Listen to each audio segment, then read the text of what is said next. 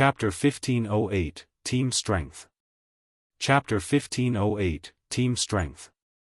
Big Brother Yifeng isn't really going to fight the bosses, is he? Blue Phoenix muttered in disbelief as she watched the live stream a subordinate had sent. Shifeng's team only had 50 players, yet they were about to face a level 60 specialized Grand Lord, 2 level 60 Grand Lords, and 9 Dragons Emperors remaining 80 players.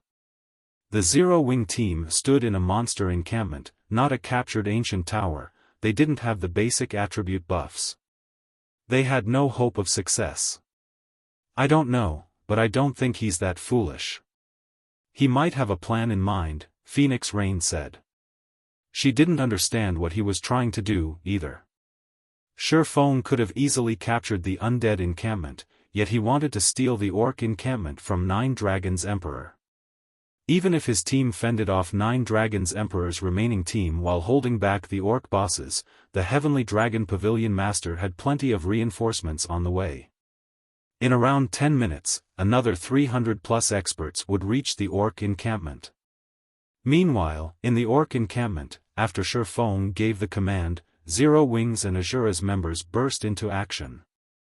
Kola, Turtledove, and Yi Wumian each took one of the 3 orc bosses, with Kola and Turtledove using the Tier 2 skill, Vengeful Judgment, and Yi Wumian using the Tier 2 skill, War Sanction. Pung! Pung! Pung! 3 heavy thumps echoed throughout the encampment. Stunned, the 3 bosses slid to an abrupt halt. At the same time, a damage of over -18,000 appeared above each of their heads. Among the 3 MTs, Kola dealt the most damage, inflicting over -20,000 damage as he stopped the specialized Grand Lord's pursuit of Xiaofan. Amazing! Solitary 9 and Dark Madness could not help but gasp when they saw this. If it were up to them, they would likely need several moves to stop a level 60 Grand Lord, yet Kola and the others had done so with a single attack, instantly dominating the boss's aggro. Moreover, all 3 MTs had accurately struck the boss's joints, enhancing their skill's impact. The 3 orc bosses promptly turned towards the 3 MTs and brandished their weapons, the orc chief swinging its battle axe and the orc generals swinging their great swords. Seeing this, the MT trio calmly raised their shields and received the incoming attacks. Boom! Loud clangs reverberated in the watching players' ears. Although Kola and the others were forced back by 2 or 3 steps, none of them showed any signs of stiffness. As the 3 bosses' chain attacks continued, the MTs continued to slide backward, damages of over -10,000 appearing above their heads. By the time the boss's chain attacks ended, the 3 MTs had lost around 40,000 HP each. This boss's strength is so high. Turtledove said as she released her shield for a second and shook her wrist, but contrary to her statement, she appeared relaxed. After her Tier 2 promotion, her HP had increased to over 65,000. Hence, -40,000 damage was within an acceptable range. Violet Cloud, who had been triple casting from the rear line, released her spells. Immediately, a healing light touched each of the 3 MTs, restoring over 10,000 HP.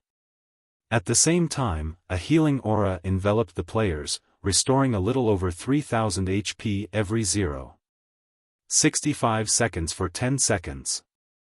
Following which, a faint, golden aura descended on every team member, increasing their maximum HP by 20% for 15 minutes. Immediately, Turtledove and Yi Wumian's HPs shot past 70,000, whereas Kola's exceeded 80,000. The buff also increased healing received by 30%. This move was none other than the Tier 2 spell, Holy Light, which Violet Cloud had learned after her Tier 2 promotion. After casting Holy Light, the team's survivability skyrocketed. However, that wasn't all. Afterward, Blackie used the Tier 2 spell, Song of Darkness, increasing the team's damage by 20% and movement speed and attack speed by 30% for 10 minutes. In the blink of an eye, the battle with the 3 orc bosses became much easier. 9 Dragons Emperor and his experts, who rushed toward Zero Wing's members, suddenly had a bad feeling.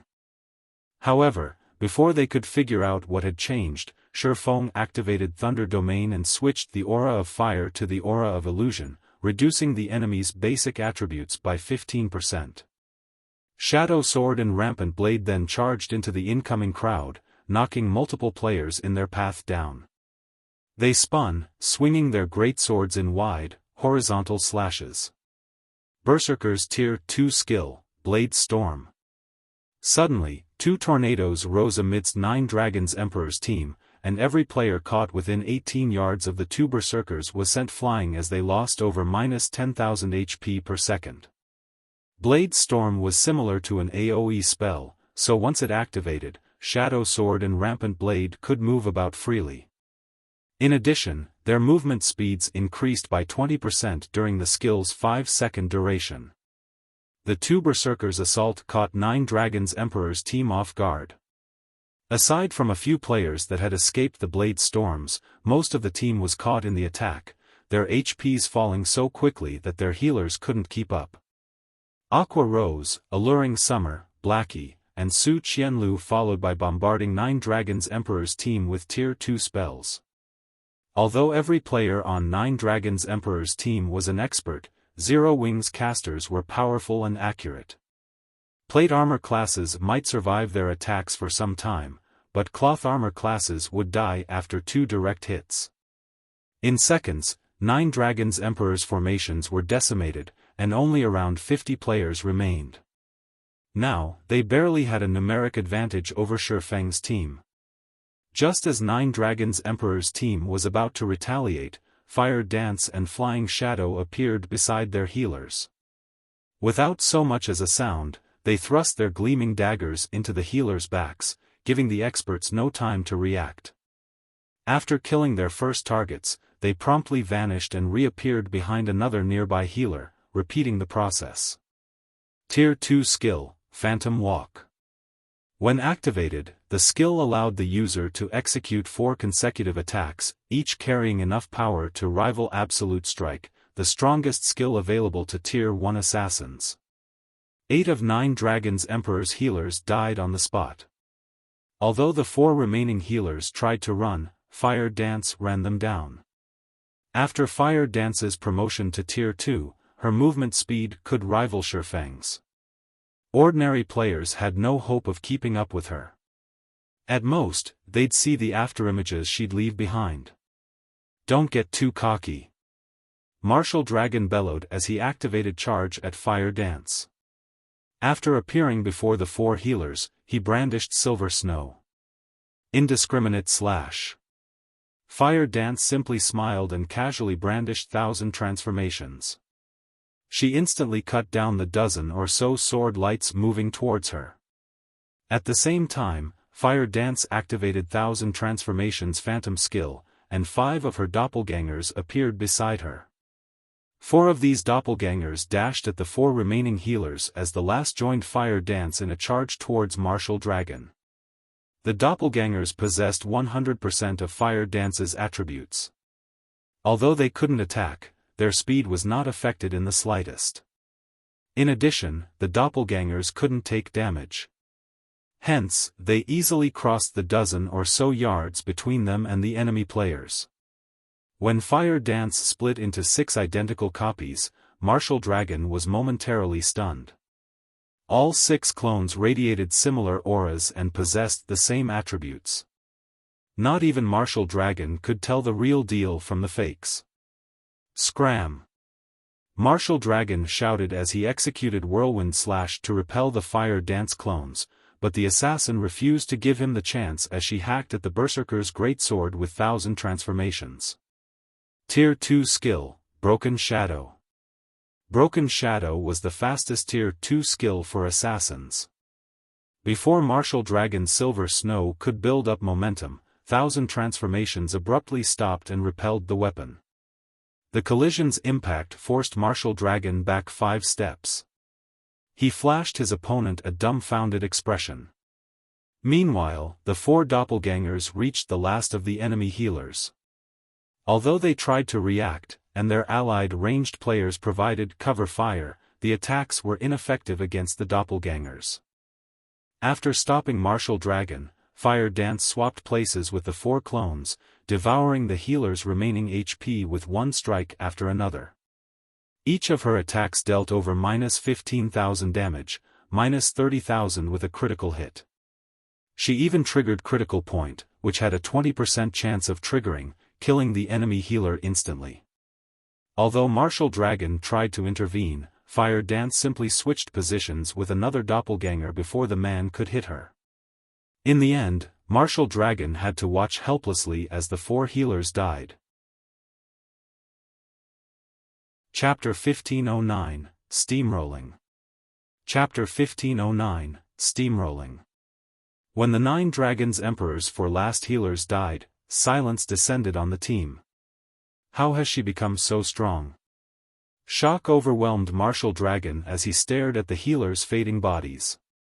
He still had a relatively clear impression of Fire Dance as he had fought her personally during the assault on Zero Wing's residence. She had been insignificant then, yet after some time, she had become powerful enough to suppress him.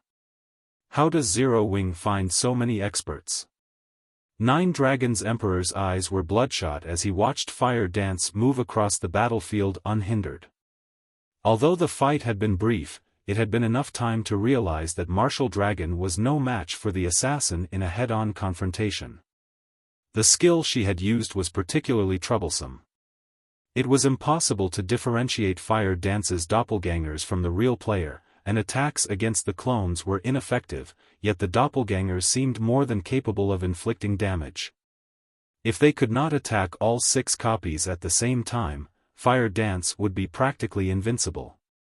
However, Fire Dance's prowess wasn't the biggest issue, his team had just lost all of their healers. This had placed his team in an overwhelmingly disadvantageous position.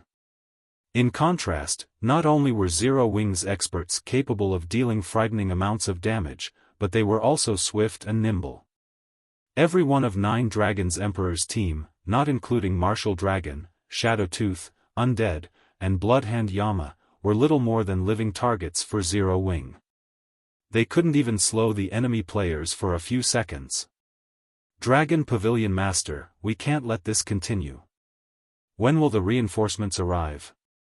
Undead asked as he attempted to keep Flying Shadow and Blackie at bay. Because of these 2 experts, he couldn't cast any of his large-scale destruction spells, which had long casting times. He was too preoccupied with dodging and defending himself with instantaneous spells. He was incredibly frustrated. In terms of combat standards, he was leagues ahead of Flying Shadow and Blackie, but the 2 experts from Zero Wing were leaps and bounds above him in basic attributes and reaction speed. Now that the team's healers were dead, it was only a matter of time before Flying Shadow and Blackie whittled him down to nothing. Undead wasn't the only player eagerly awaiting the reinforcements. The rest of the team wanted to know when they'd arrive as well. Without reinforcements, it was only a matter of time before Zero Wing annihilated their team. We retreat. 9 Dragons Emperor reluctantly shouted when he noticed that Zero Wing's team remained intact while he continued to lose members. Now, he didn't even have enough players to stop Zero Wing from stealing the orc bosses, not to mention defeating the enemy players. 9 Dragons Emperor couldn't figure out why there was such a massive difference between their teams. To make matters worse, Zero Wing had only sent around a dozen or so experts to fight his team, while the remaining 30-plus players faced the 3 orc bosses. When the team heard 9 Dragons Emperor's command, its members began to retreat. Ha ha ha. Guild leader, we've scared them away. Blackie was delighted as he watched 9 Dragons Emperor's team flee. The members of 9 Dragons Emperor's team were no ordinary experts. Any one of them could easily rank among the top in a first-rate guild. Moreover, players like 9 Dragons Emperor and Martial Dragon stood at the apex of the virtual gaming world. He had only ever been able to look up to such players, yet now, he and a few of his teammates forced these apex experts to run with their tails between their legs. Guild leader, should we give chase?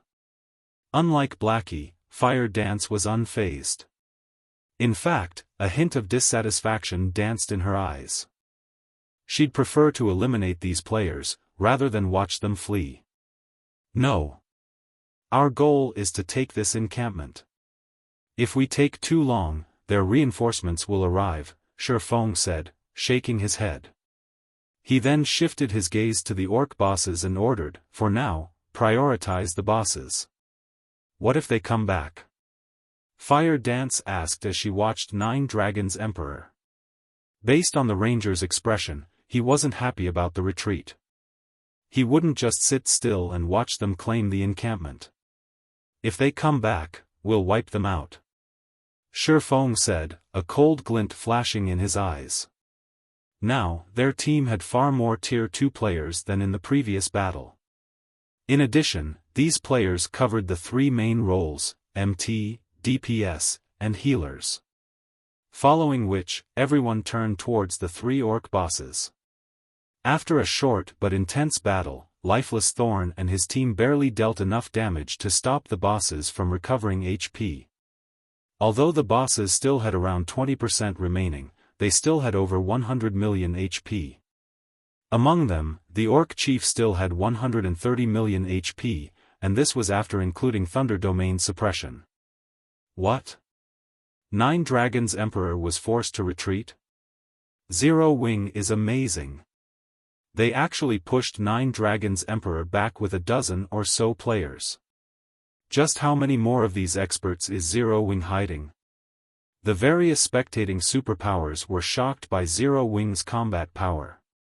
This situation also forced these superpowers, who had thus far paid little attention to the guild, to take Zero Wing seriously. Before this display, they could have afforded to ignore the fact that Zero Wing had an expert like Yifeng. After all, no guild could rely on a single player to grow stronger. This was especially true when raiding large-scale team dungeons. One player wasn't enough to clear these dungeons. But things had changed with the appearance of Aqua Rose, Fire Dance, Gentle Snow, Cola, Yi Wumian, Shadow Sword, Flying Shadow, Alluring Summer, and others. Big Sis Rain, he did it. Big Brother Yifeng actually did it. Blue Phoenix could not help but cry out when she saw Nine Dragons Emperor's team flee from the orc encampment. Zero Wing is a truly unfathomable guild. Phoenix Rain sighed as she watched Zero Wing's members raid the three orc bosses. She had to admit that the decision to ally with Zero Wing early on had been a wise one. Had she become the guild's enemy, she would have likely suffered the same fate as Nine Dragons Emperor. Meanwhile, outside the orc encampment, once Nine Dragons Emperor realized that Zero Wing's members had stopped their pursuit, rage and humiliation tore at his heart. If some super guild had decimated his team, he could have accepted it, but he couldn't accept losing to a guild like Zero Wing. The most infuriating part was that Zero Wing was using him as a stepping stone to build its fame. If he did not pay back this insult, how was he supposed to survive in the virtual gaming world in the future? Marshal, contact Miracle and have them send over a 100-man team, Nine Dragons Emperor commanded coldly. Tell our nearby teams to gather and block the encampment's entrances as well. I refuse to let any of Zero Wing's members escape. The orc bosses still had over 20% of their HP remaining. It would take Zero Wing's 50-man team at least 20 minutes to defeat the bosses. Meanwhile, he could gather his reinforcements within 10 minutes. He refused to believe that Zero Wing could come out victorious if he attacked alongside 400-plus players while the enemy team was distracted with the three bosses. Understood. Martial Dragon sensed the dense killing intent radiating off Nine Dragons Emperor. Hurriedly, he contacted Miracle and requested the 100 players. While Nine Dragons Emperor called for more reinforcements, the battle between Xiaofang's team and the orc bosses reached full swing. The orc chief's HP is below 20%. Cola, activate your life-saving skill. Xiaofan shouted as he glanced at the orc chief and orc generals. Hearing Xiaofang's warning, Cola activated Protection Blessing.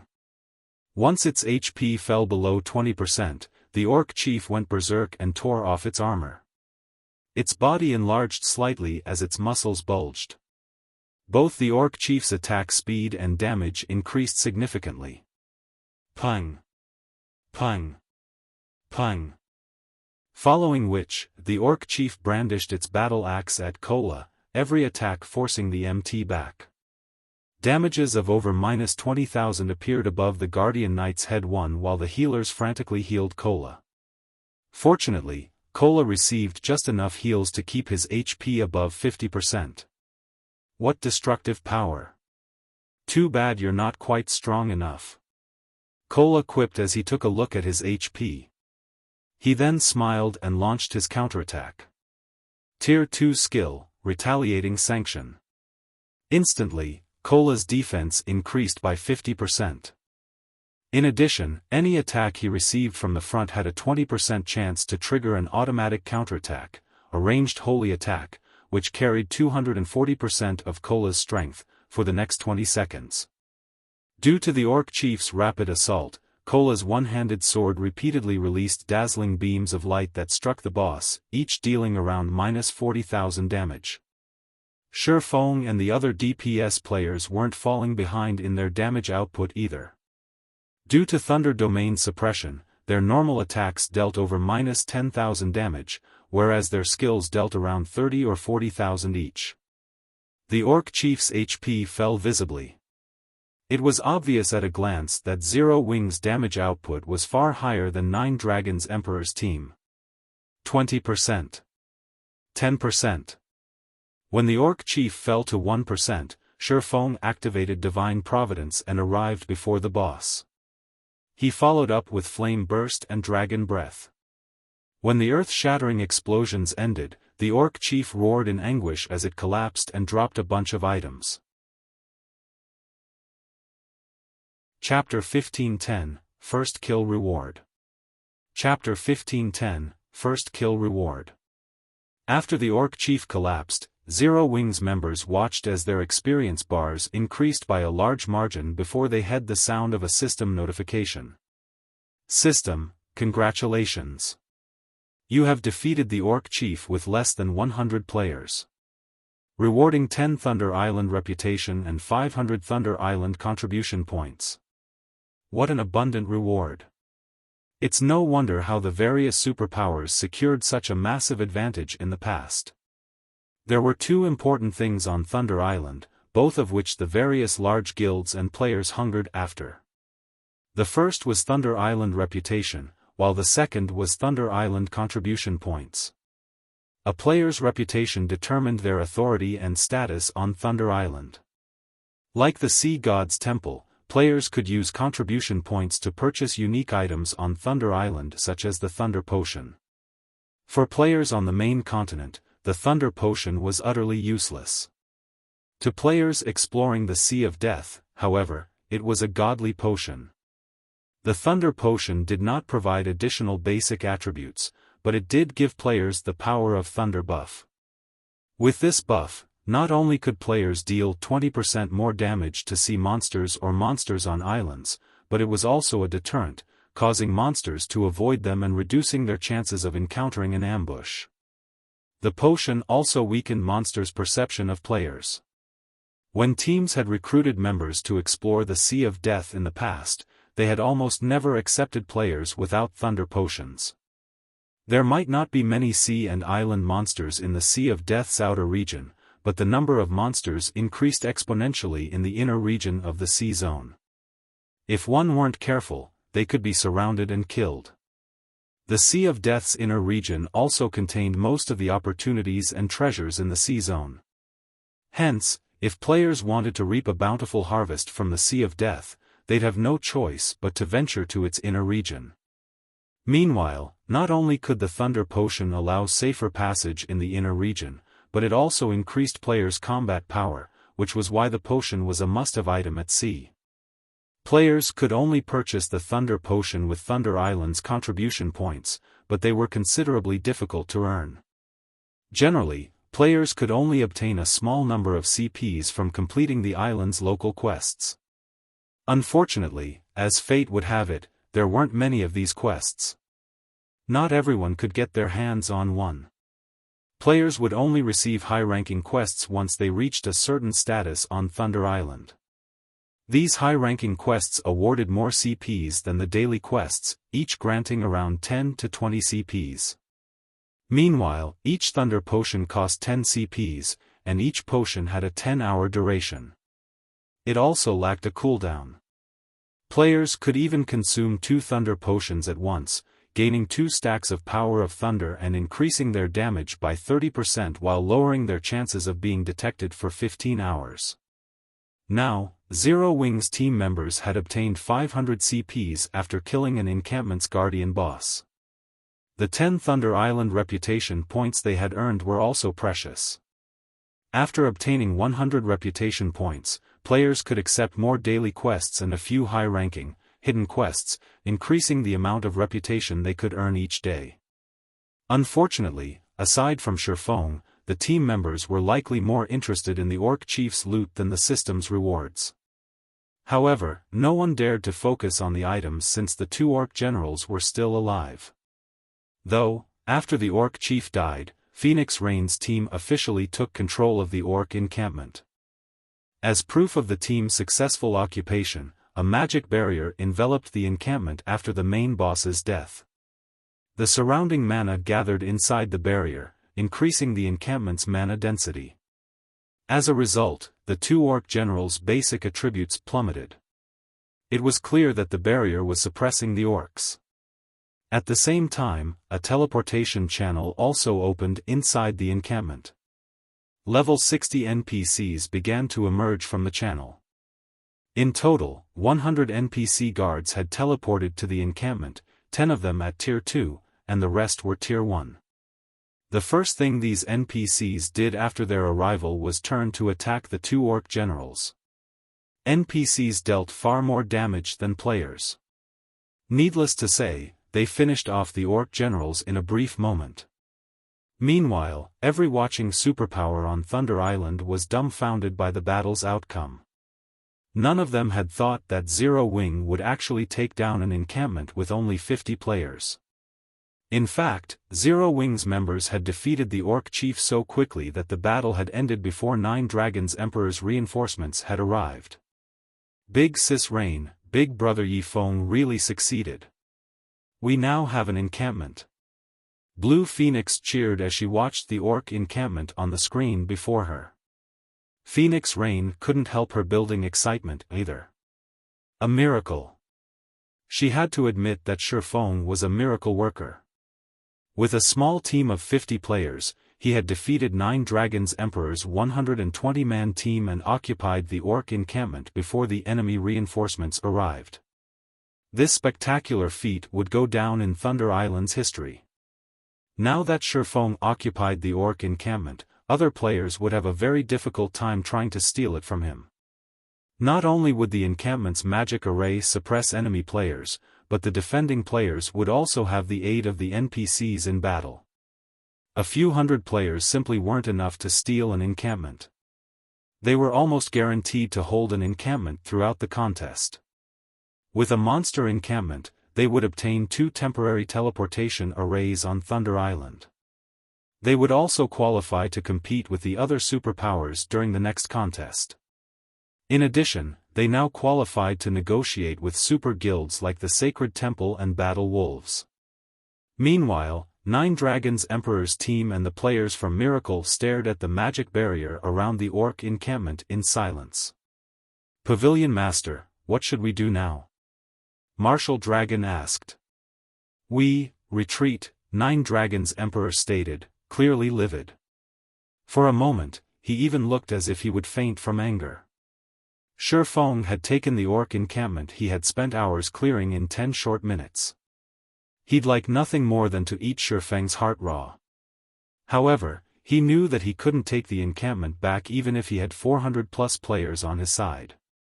Aside from the fact that Xiaofan could transport reinforcements to the encampment, the current 50 players in the barrier were a massive threat. Furthermore, if his team members entered the encampment, their basic attributes would plummet. After considering the Tier 1 and Tier 2 NPC guards, his team had no hope of taking back the encampment. Watching Nine Dragons' Emperor silently turn and walk away, Martial Dragon gave the encampment one last glance. This was the first time he had met someone who could push Nine Dragons' Emperor this far. Not even the various super guilds had ever done so, yet Xiaofan had. Moreover, Xiaofan had rendered Nine Dragons' Emperor powerless to retaliate. Back inside the orc encampment, everyone's experience bars rose by a significant chunk as the orc generals died. However, unlike the orc chief, the two orc generals hadn't dropped a single item. Blackie and the others were confused, but Xiaofan remained unfazed. On Thunder Island, only the Guardian bosses dropped any loot. After finishing off the two orc generals, Xiaofan made his way towards the pile of items the orc chief had dropped. He then began to appraise the items, and the watching Zero Wing members grew nervous. Suddenly, Xiaofan received a call from Quiet Melody. Confused, Xiaofan accepted the call. Congratulations. With this victory, Zero Wing will have an easy time traveling to and from Thunder Island, Quiet Melody congratulated. Vice Temple Master Melody, have you contacted me just to offer congratulations? Please get to the point, Xiaofan said calmly. Elder Yifeng is quite straightforward. Since that is the case, I won't mince words. My guild leader wishes to speak with you in private. May I know if you are interested? Quiet Melody said. Chapter 1511, Thunder God's Charm. Speak with me privately. Xiaofang's confusion grew. He had never expected Eternal Dead to seek a private conversation. The Sacred Temple was a bona fide super guild. It was in a completely different league than the Dragon Phoenix Pavilion. Not even the super first-rate guild, Miracle, could stand up against the Sacred Temple. This was why Phoenix Rain had wanted to work with the Sacred Temple and battle wolves. Had she gained the two super guilds' cooperation, she could have easily suppressed Nine Dragons' Emperor and Miracle. That's right. My guild leader is very interested in Zero Wing. Quiet Melody nodded. In truth, Quiet Melody was also confused as to why Eternal Dead wanted to speak with Xiaofan. Not even Phoenix Rain had elicited such a reaction from her guild leader, as he usually sent a vice temple master for such discussions. Only the Dragon Phoenix Pavilion's Great Pavilion Master qualified to speak with Eternal Dead personally. All right. When will he contact me? Xiaofan agreed. He had assumed that the Sacred Temple would wait until after the contest to contact him, but the fact that Eternal Dead had reached out now was a good thing. After all, it wasn't easy to wrestle control of Thunder Island. Despite so many superpowers struggling to claim the island for themselves, they had been forced to share its management in the past. The island had a total of 17 monster encampments. A guild could only dominate Thunder Island after they captured all 17.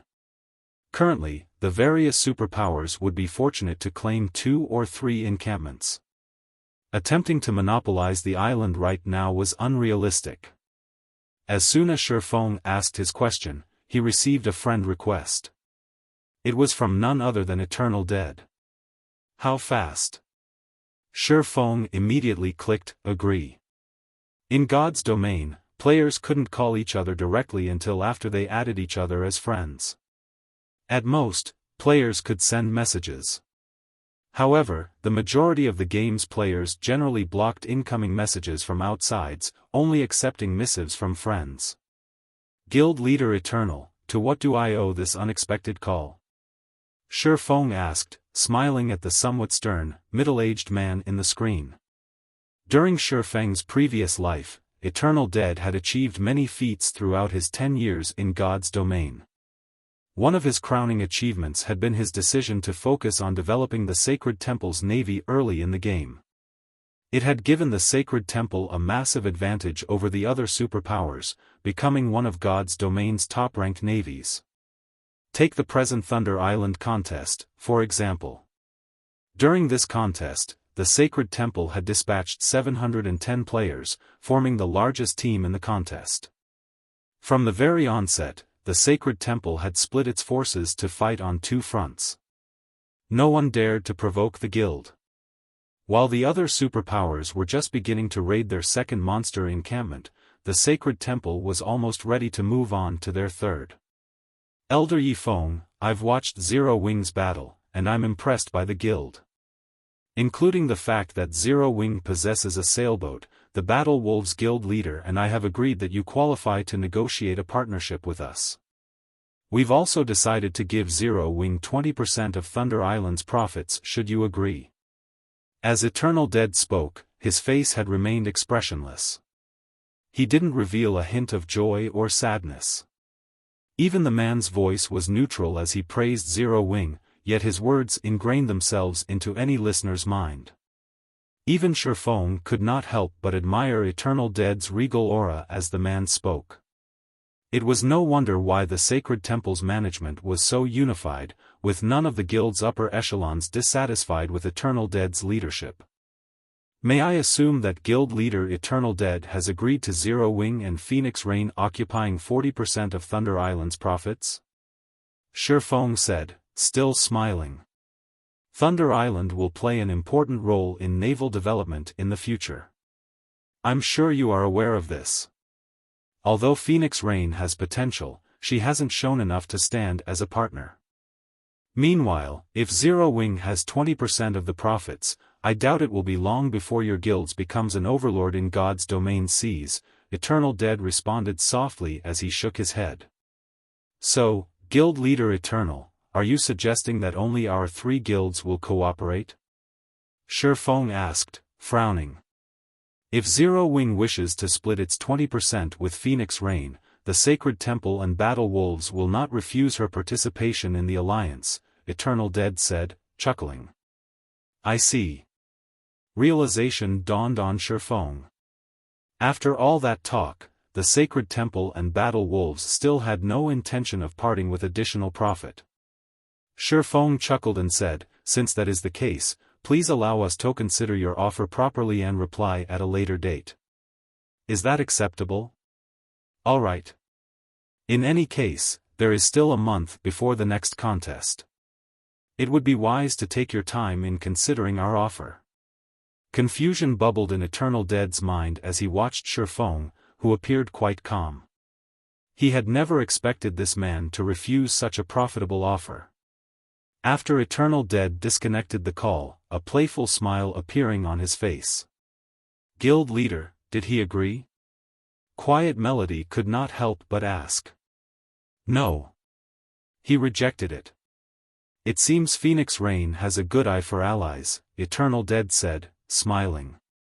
However, he is foolish to pass up an opportunity to cooperate with our guilds for the sake of a partner. The struggle for Thunder Island was more complex than he had anticipated. With the various superpowers in one's place, the Dragon Phoenix Pavilion was insignificant, much less the Phoenix Pavilion. If it had been that simple, he wouldn't have allied with Battle Wolves. Now that Zero Wing had rejected his offer, it might not even secure 5% of the island's total profits. Quiet Melody was stunned. She was surprised to learn that Xiaofan was so daring and straightforward. If it were up to her, she might have agreed without hesitation, yet Xiaofan had calmly rejected it. Although she was happy for and envied Phoenix Rain as the woman's good friend, neither Phoenix Rain nor Zero Wing would obtain any profits on their own. Following which, Quiet Melody related this news to Phoenix Rain. Big Sis Rain, Eternal Dead is really despicable. He actually tried to poach our ally midway through the contest. Fortunately, Big Brother Yifeng refused the offer. Blue Phoenix couldn't help but curse Eternal Dead when she heard about the deal. Although Eternal Dead's offer was underhanded, he wasn't wrong about us lacking naval strength. Phoenix Rain smiled bitterly. At the same time, she also felt lucky and touched. If not for Zero Wing, she would have been eliminated from this contest. Meanwhile, in the Orc encampment, Xiaofan didn't react to the previous conversation with Eternal Dead, continuing to appraise the Orc chief's loot. It's no wonder why the various superpowers had been so eager to obtain the Guardian boss's loot in the past. They drop quite an abundance of good items. Xiaofan excitedly gazed at the items in his bag. The orc chief had dropped 32 items, 20 of which were various rare materials. 7 of the remaining 12 were level 55 and 60 weapons and pieces of equipment, and the weakest of which was fine gold rank. The orc chief had also dropped the tier 2 skill book, Holy Prayer, a skill for healers. Holy Prayer was one of the rare tier 2 AoE healing spells. It could easily go for several thousand gold on the market. The loot also included a bronze speedboat and 2 dark gold ranked tools, the magic rain gun and thunder beast skin. The magic rain gun could replace a speedboat's weapon and would display the power of a peak tier 2 attack. The gun's attack speed was very high, and its attacks would inflict the poison debuff, causing targets to lose HP over time and reducing movement speed. As for the thunder beast skin, it was similar to the magic whale skin. When used on a ship, the thunder beast skin increased the ship's magic resistance by 10%, movement speed by 4%, and durability by 10 points. These items were all worth a fortune. However, even added together, they weren't worth as much as the simple necklace the Guardian boss had dropped. The Thunder God's Charm. Chapter 15:12, Strategic Tool. Guild Leader, what did the boss drop? When Aqua Rose and the others saw Xiaofan's joy, they knew that something amazing had dropped. The loot consists mainly of materials and equipment, but we also got lucky enough to obtain a bronze speedboat and a skill book for the tier 2 healing spell, Holy Prayer, Xiaofan said, smiling. On top of that, the boss dropped something that will help us take another monster encampment. Everyone gasped and they heard Xiaofan's reply. They could not believe that the loot would be so frightening. Even the various superpowers had only obtained a limited number of bronze speedboats thus far. If this matter went public, the other guilds would die with envy. As for the tier 2 Holy Prayer, it could rival a dozen or so healing spells when used in a team. It could easily sell for several thousand gold on the market. But none of these items were worth the attention compared to an item that could help them secure another encampment. Although they were confident of claiming another encampment with their 50-man team, that was assuming they had enough time. With less than half of the contest's duration remaining, it would be very difficult for them to finish another raid in time. This was because their opponents wouldn't be limited to monsters, but players as well. The various superpowers had already begun to raid their second encampments. Meanwhile, Thunder Island only had 17 monster encampments available. This limited how many they could raid. Moreover, as time passed, the superpowers that successfully secured a second monster encampment would try for a third. If their team could not clear out an encampment fast enough, the other teams on the island would target them. They'd face far more powerful opponents than Nine Dragons Emperor. Yet, despite knowing this, Xiaofan had determined that they could secure another encampment with the help of a particular item. One could just imagine how valuable this item was. Alright, we've had enough rest. Aqua, contact Phoenix Rain and tell her to send 50 players to defend the orc encampment. We'll prepare to secure another encampment in the meantime, Xiaofan hurriedly instructed. He had no intentions of explaining the Thunder God's Charm in detail. The Thunder God's Charm was an extraordinary item. Xiaofan didn't expect them to be lucky enough to obtain it from their first Guardian boss kill. Even after raiding the encampments numerous times, only a few superpowers had secured a Thunder God's Charm in the past. Meanwhile, the superpowers that had Thunder God's Charms had banded together and monopolized Thunder Island. After which, only superpowers with Thunder God's Charms qualified to join the island's co-managers. Unlike the Thunder Emblem, the Thunder God's Charm would not suppress enemies' basic attributes. In fact, it was a dark gold necklace without any basic attribute bonuses. The necklace only had one skill, Thunder God's Blessing. When activated, Thunder God's Blessing would give all allies within a 30-yard radius the Thunder God's power buff, allowing everyone's attacks to deal 100% lightning damage to the island's monsters. At the same time, monsters would receive a stackable electrified debuff when struck. Each debuff stack would reduce monsters' reaction speed, attack speed, and defense by 3% for 6 seconds, stacking a maximum of 10 times. The Thunder God's Blessing had a 2-hour duration and 4-hour cooldown. With the Thunder God's Charm, a team's overall combat power would rise to a whole new level when raiding monster encampments. This was also why the superpowers with Thunder God's Charms had an absolute advantage over those who did not. Now, Xiaofan had both the Thunder Emblem and the Thunder God's Charm. Even if he had a small team and had wasted a lot of time earlier, he could secure another encampment with these 2 items. You still want to raid another monster encampment? Phoenix Rain was stunned when Aqua Rose contacted her. For a moment, she did not even know how to react. There are only 2 monster encampments left, but they're pretty far away from your location. Those monsters are also the most difficult of any of the island's encampments. Are you really intending to raid one of them? In her opinion, Xiaofang's successful procurement of one encampment was already a miracle. She was satisfied with the result. As for securing another encampment, she didn't even dare to consider the option. MHM, Phoenix Pavilion Master, please tell your players to hurry. If we wait any longer, other guilds might try to raid those 2 encampments, Aqua Rose said, nodding. She then disconnected the call. Big Sis Rain, isn't this a little too risky? Ignoring the fact that they'll disrupt the other guilds, those 2 encampments' guardian bosses are level 60 Grand Lord ranked archaic species, they're impossible to raid. In addition, each of the guardian bosses has the protection of 2 specialized Grand Lords. With a 50-man team, Blue Phoenix said worriedly. The difficulty of dealing with those 2 encampments' guardian bosses was precisely the reason that the other superpowers, even those who had spawned close to the encampments, had decided to save them for last.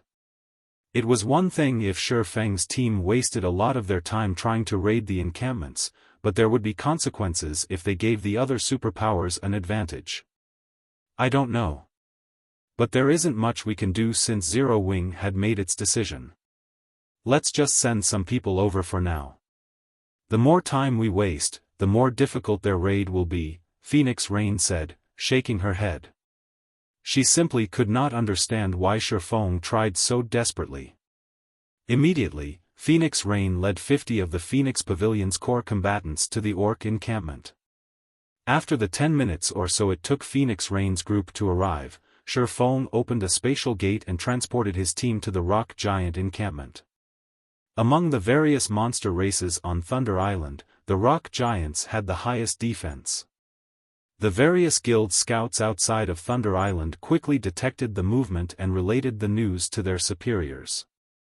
Zero Wing's members are wildly arrogant. Just because they defeated 9 Dragons Emperor, they think they can raid an encampment that the superpowers have hesitated to challenge? They want to take on the Rock Giant encampment with only 50 players? Do they really expect the raid to be so easy? Once we secure our second encampment, we'll teach Zero Wing a lesson. The various superpowers merely laughed at Zero Wing's attempt to raid the Rock Giant encampment. A level 60 Grand Lord ranked archaic species was no laughing matter. Even with the 5 ancient tower buffs, it was impossible to raid the Guardian boss without a 200-man team. Furthermore, 2 specialized Grand Lords protected the Guardian boss. In other words, raiding the Rock Giant encampment would require at least 300 players. Rock Giants possessed immense strength, HP, and defense. If one wished to raid the encampment safely and swiftly, they'd require a minimum of 400 players. This was also why the various superpowers had left this encampment for last. The various superpowers welcomed the news of Zero Wing attempting to clear out the monsters around the Guardian boss. It would save them a lot of time. Meanwhile, when Eternal Dead received the news, he could not help his sneer. As far as he was concerned, Xiaofan was simply trying to prove zero-wing strength to their super guilds in hopes that they'd change their minds. This was undoubtedly a childish move. It was a joke to think that zero-wing could raid an encampment that even the various superpowers found challenging with only 50 players. Meanwhile, inside the rock giant encampment, Xiaofan activated the Thunder Domain upon arriving. He then equipped the Thunder God's Charm and activated Thunder God's Blessing. Suddenly, a dark blue magic array formed beneath everyone's feet. The Thunder God's power then infused every player in range, arcs of blue electricity flicking around their bodies. Kola, Turtledove, Yi Wumian, you three will lure everything except the three bosses. We'll finish them all in one go. Xiaofan ordered after glancing at the time. Chapter 15:13, Godspeed Clearing. Chapter 15:13, Godspeed Clearing. Everything? When the team heard Xiaofang's strategy, they stared at the monster encampment before them. As they watched the rock giants in the encampment, they hoped they had misheard their commander. Although the rock giant encampment wasn't protected by watchtowers like the orc encampment, the rock giants were difficult enough to deal with. They became even more powerful when they gathered. The weakest rock giant was a level 55 chieftain, while the majority of them were level 56 and level 57 lords. There were also quite a few level 58 high lords and level 59 great lords. All of these rock giants had high HP and defense. In addition, their attacks had a chance of triggering armor break, allowing their attacks to ignore their target's defense. Though, depending on their ranks, the chances to trigger armor break varied. Even without armor break, the rock giants could deal a significant amount of damage to players. If they happened to trigger the effect, a lord-ranked rock giant could likely kill an MT of the same level in 2 or 3 hits, not to mention the high lords and great lords. If they just charged into the rock giant encampment, it wouldn't take long for the monsters to pummel them to death. That's right. We'll get rid of the surrounding rock giants altogether. Although the rock giants have high HP, defense, and armor break, their movement and attack speeds are quite low. As long as we don't let them too close, they won't pose much of a threat. The main problem is how much aggro you three can hold, Xiaofan said as he looked at Kola, Turtledove, and Yi Wumian. As for the rest of you, wait for my command to attack. He had chosen the rock giant encampment because of the monsters' slow reactions. These monsters would struggle to hit moving targets, and with the Thunder Emblem and Thunder God's Charm, the rock giant's HP and defense wouldn't be an issue. Furthermore, without the aid of archers or ballistas due to the lack of watchtowers, the rock giants, which were melee attackers, would have to face players' DPS and stamina. However, Kola, Turtledove, and Yi Wumian were now Tier 2 players. Both their stamina and their reaction speed had undergone qualitative transformations. They could last much longer in battle than Tier 1 players. The MT trio quickly realized what Xiaofan wanted them to do. Rather than clashing with the rock giants head-on, they just needed to hold the monsters aggro. For them, that was considerably easy. Following which, the 3 MTs separated and ran around the encampment, luring the monsters. As elemental creatures, the rock giants' perception range exceeded ordinary monsters. The instant Kola and the other 2 set foot in the encampment, a patrol squad of rock giants noticed them and charged into the MT trio. However, Kola and the others didn't change their course. Instead, they charged deeper into the encampment to lure the other patrol squads. The MT trio moved very quickly. Despite the numerous blockades, the 3 of them maneuvered through the crowds easily. A few times, they took a wrong path and came within attack range of a few rock giants, but they reacted quickly enough and defended themselves with their shields. Even when a great lord landed a hit, they only received around -5,000 damage. To these 3 players, that was nothing.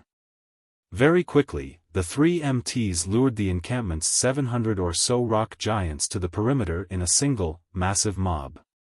The scene of hundreds of rock giants in a single group was even more terrifying than an army of 10,000 players. When they moved, the earth shook beneath their feet. Alright, everyone with a large-scale destruction spell, get ready. Xiaofan moved his team into position when he saw the rock giant army approach. However, when his teammates saw the monsters, a sliver of fear pierced their hearts. Even the chieftains had 4,500,000 HP, whereas the strongest great lords had 50 million HP. This was definitely not an army that they could defeat with a few large-scale destruction spells. When the rock giants came within 30 yards of Xiaofan, who stood at the forefront of the team, their HPs suddenly plummeted thanks to the Thunder Domain. These monsters' basic attributes had fallen by 30%. Now, the Great Lords had only 35 million HP, the High Lords had 21 million, the Lords had 13 million, and the Chieftains had 3,150,000. Kola, Turtledove, Yi Wumian, hold their aggro. Attackers, on my mark. Xiaofan commanded. Understood. Immediately, the MT trio turned and faced the approaching rock giant army. They then used the Guardian Knight's Tier 2 skill, Punishing Light, and the Shield Warrior's Tier 2 skill, War Rage. Both skills were AoE taunts and would temporarily force monsters to ignore everything but the skill's user.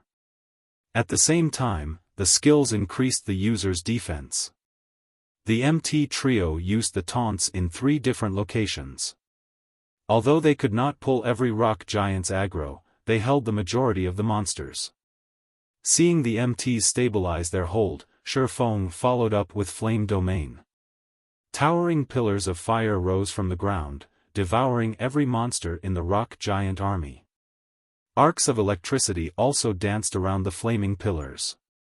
Not only did the first attack deal over -400,000 damage to each of the rock giants, but it had also inflicted the monsters with 4 stacks of the electrified debuff, decreasing their defense and reaction speed. By the time Flame Domain's 7-second duration ended, quite a few chieftain-ranked rock giants were dead. Xiaofan then followed up with Lightning Edge, dealing over -300,000 damage to the remaining rock giants every second for 5 seconds. None of the chieftain-ranked rock giants had survived the 2 AoEs, reducing the monster army's numbers by half. As a result, Kola and the others had an easier time gathering the remaining rock giants in a single location. Good. DPS, attack. Xiaofan commanded. Zhao Yueru, Blackie, Aqua Rose, Alluring Summer, and Violet Cloud immediately released their large-scale destruction spells. Although none of their attacks did as much damage as Xiaofan's, when combined, the damage was astounding. Moreover, the rock giants now had 10 stacks of the electrified debuff, which eased the burden on Kola and his fellow MTs. After the wave of large-scale destruction spells, the battlefield was void of Lord-ranked rock giants. Now, only 40 plus half HP High Lords and 6 Great Lords with 2/3 of their HPs remained. With this, the impossible task of clearing the encampment became a reachable goal. Everyone, prioritize the High Lords. All MTs, separate them. Kite them, and don't let them near you. Xiaofan commanded. With 10 stacks of the electrified debuff, even Tier 1 MTs could easily evade the Great Lord's attacks. As long as they maintained the 10 stacks, they could kite the monsters without issue. Solitary 9 and Dark Madness dashed forward and pulled some of the rock giants' aggro, which was currently chaotic due to the previous bombardment. They then kited their monsters around the team, allowing the ranged players to attack. Zero Wing and Azura's members were treating the rock giants, which other teams had deemed impossible to defeat, like target practice. After suppressing the rock giants' defense, they were no more difficult than orcs of the same level. In addition, with Aqua Rose and the others' Tier 2 skills, the team took less than 30 seconds to finish off a half HP High Lord. Time passed quickly. Every 5 minutes, Xiaofan would cast Flame Domain. Every 10 minutes, Xiaofan executed Lightning Edge and the others used large-scale destruction spells like Frost Flame Hell. In less than 30 minutes after the battle had begun, the rock giants in the encampment's perimeter had been annihilated, feeding the team members EXP bars. Tier 1 players like Gentle Snow and Zhao Yueru had even gained a full level from the abundant EXP. Meanwhile, the various superpowers who were raiding their second encampment finally eliminated the monsters in their encampment's perimeters. Chapter 15-14, Powerful Combination. After Zero Wing's team swiftly cleared out the rock giant encampment's outer area, news of its success soon reached the various superpowers. They took out the outer area's rock giants in less than half an hour? How is that possible? They kite everything in the perimeter at once? Aren't they just a 50-man team? How is their DPS so high? I've really underestimated Zero Wing's members. They might actually capture the rock giant encampment. The various superpowers were shocked. These superpowers had unanimously agreed that the rock giant encampment would be the most difficult to deal with. The rock giant's armor break ability, in particular, posed a huge threat. If MTs tried to tank the monsters, they'd likely die. Hence, when fighting these monsters, the players would need to dodge as many attacks as possible. However, the rock giants were massive, which gave them a larger attack range than ordinary monsters. This made it very difficult for MTs to dodge the rock giants' attacks. Even if a player were a refinement realm expert, constant evasive maneuvers would tax their bodies, yet if one relied on small evasive maneuvers, they'd fail to escape the monster's attack range. Relying on large evasive maneuvers for a short period wouldn't be a problem for heavily armored MTs, but as fate would have it, the rock giants had both high HP and defense. It would take a considerable amount of time to kill them. On the off chance that the MTs ran out of stamina midway through the fight, the team would have to flee and start all over again. The amount of time a team would waste in dealing with the rock giants was only a small part of the problem. The bigger issue was the levels players would lose when they died. If players lost too many levels, they might not be able to use their current weapons and equipment, forced to use old items or retire from combat completely. Unlike in team dungeons, MTs could only afford to die a very small number of times on Thunder Island. Compared to the other superpowers, when Nine Dragons' Emperor, who was in the middle of an encampment raid, heard the news, his expression twisted with fury. First, Zero Wing had stolen his orc encampment, wasting the time and effort his team had put into their first raid. Now, before he had even cleared out the new encampment's perimeter, Zero Wing had cleared out the rock giant encampment's perimeter. If this news reached the Dragon Phoenix Pavilion's guild elders, their estimation of him would plummet. Pavilion Master, now that Zero Wing's team has cleared the perimeter, we can organize a team to harass them. Even if we can't eliminate Zero Wing's team, we can at least prevent them from securing a second encampment, Martial Dragon suggested. There was a huge difference between a monster encampment's inner region and its perimeter. Although more monsters patrolled the perimeter, the monsters in the inner region were, on average, much stronger. Take the rock giant encampment, for example. The weakest rock giant in the inner area was a lord. Although there weren't as many of them, they were more difficult to defeat. If they sent a force to the rock giant encampment now, it'd arrive within 30 or so minutes. It was highly unlikely that Zero Wing would reach the Guardian boss before the force got there. They definitely had a chance of disrupting the troublesome guild's raid. No, we can't afford the risk. Don't forget that they still have a teleportation gate that allows them to travel across the island instantly. If we split our forces, they might come to steal our encampment again. Besides, do you really think that the rock giant encampment is that easy to raid? Don't forget that the Guardian boss is a Grand Lord ranked archaic species. Although Nine Dragons' Emperor hated to admit it, his current team could not afford to provoke Zero Wing. For now, tell all of our available forces to gather here.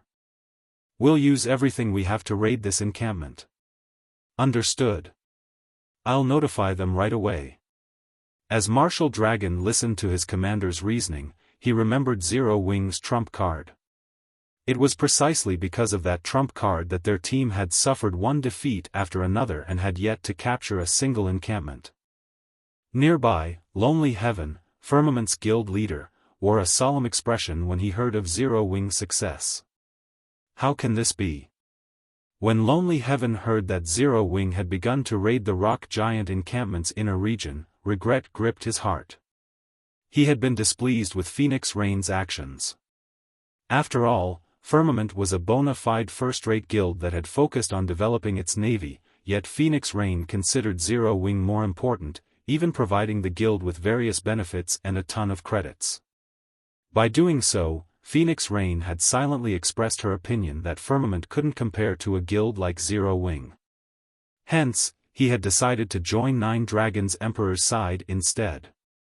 By doing so, not only would Firmament secure a temporary teleportation array on Thunder Island, but Nine Dragons' Emperor would invest in the guild, allowing Firmament to develop far more quickly. Yet, his decision had backfired. Even if Nine Dragons secured a monster encampment, Firmament wouldn't get a temporary teleportation array.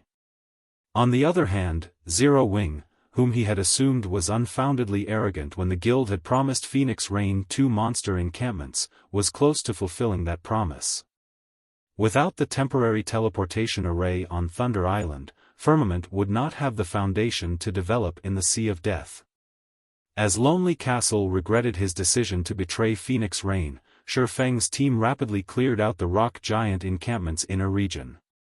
Xiaofan was more careful in the inner area than he had been in the perimeter.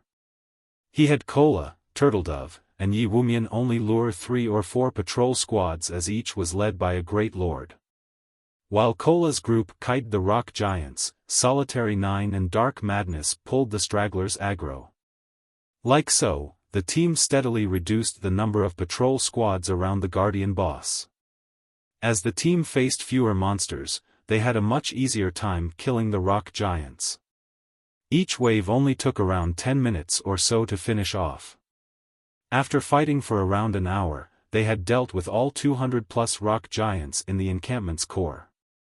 The only monsters remaining were the level 60 Rock King and 2 level 60 Rock Guards in the center of the encampment. Rock King, Elemental Creature, Archaic Species, Grand Lord. Level 60. HP 200 00000/200 0000000. Rock Guard, Elemental Creature, Specialized, Grand Lord. Level 60. HP 150 00000/150 0000000. Zero Wing and Azura's members shuddered when they saw the 3 bosses' HPs. Each Rock Guard had 3 HP bars. Meanwhile, the Rock King had 5. Players' HP bars were an indicator of how much HP they had at any time. HP bars had a different meaning for monsters. Each HP bar a monster possessed signified their combat standards. A monster with more than one had higher combat standards than a monster of the same rank and level with a single bar. A monster with 3 HP bars could exhibit combat standards on par with players who could reach the Trial Tower's 3rd floor, while a monster with 5 HP bars could reach the Trial Tower's 5th floor. Although this evaluation method was not necessarily accurate, it was not that far off the actual numbers. Reaching the Trial Tower's 5th floor meant that one had the standards of an expert. No matter how they looked at it, fighting an expert with 200 million HP was suicidal. Besides which, their team only had 50 players. Guild leader, how should we fight it? Aqua Rose asked as she watched the Rock King. She had no idea how they should raid this guardian boss. Kola, Yi Wumian, and Solitary switch shields with each other. Kola will use Solitary's, Yi Wumian will use Kola's, and Solitary will use Yi Wumian's. Kola will tank the Rock King, and I'll support you from the sides. Turtledove and Yi Wumian will tank the two specialized bosses with solitary and dark support. When the fight begins, lure the two specialized bosses away. Everyone else, focus your attacks on the Rock King. If no one has an issue with that plan, let's begin. Although Xiaofan had never raided any of the monster encampments on Thunder Island during his previous life, he had watched plenty of raid videos. Hence, he, more or less, knew how to raid the Rock King. However, at the end of the day, the Rock King was an archaic species. For safety's sake, it would be best if Cola used the Titan Guard. Switch shields. Cola was confused. He currently had the epic-ranked Dragon Scale shield equipped, yet Xiaofan wanted him to use Solitary 9's shield.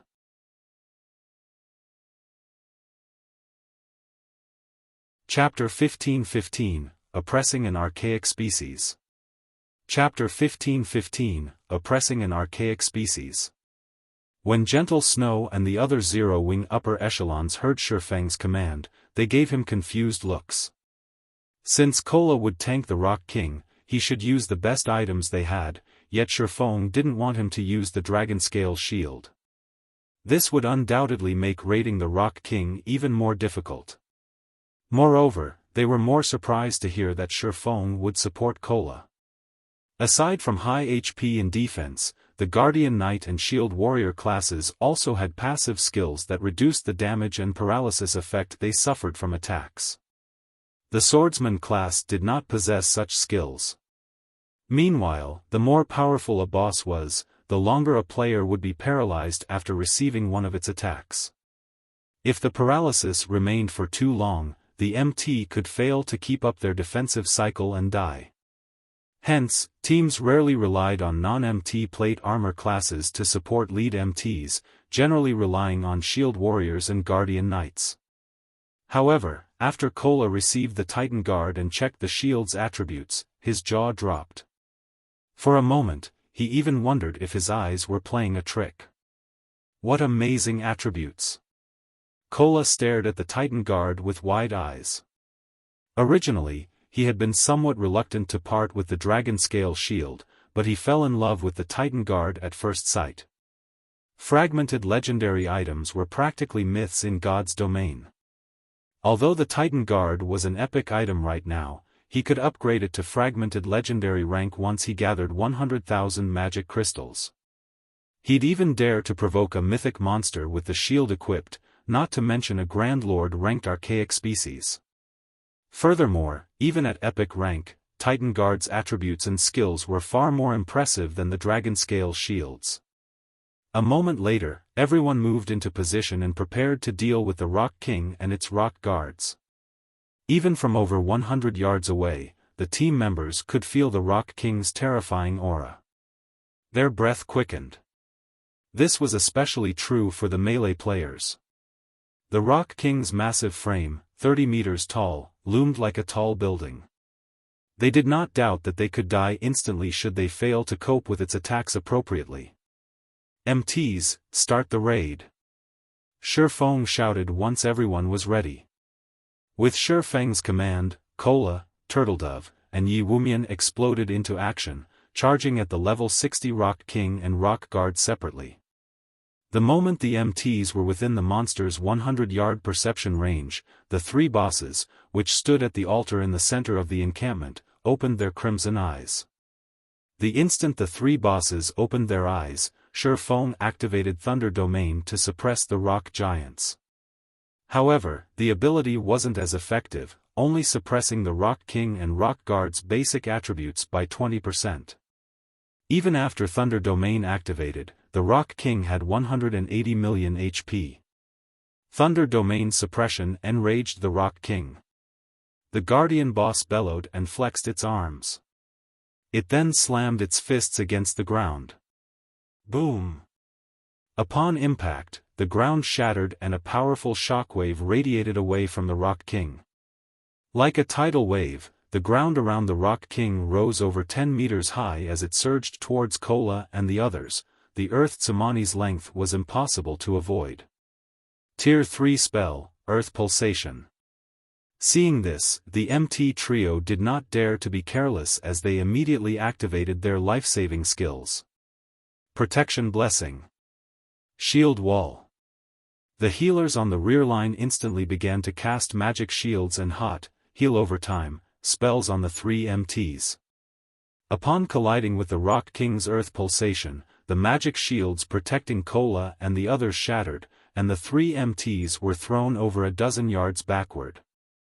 When their bodies slammed into the ground, their HPs began to decrease rapidly. Only after falling past the 50% threshold did their HPs stop. Seeing this, Gentle Snow and the others gasped. A single hit had devoured over half of their three MTs' HP. Moreover, this was after they had activated their life-saving skills. Without their life-saving skills, the MT trio would have died. Fortunately, Xiaofan had only sent these three first. MTs, secure aggro. Healers, use everything you have on the MTs. Everyone else, only attack after the MTs have the aggro. Xiaofan remained unfazed. After all, this was merely the Rock King's opening attack.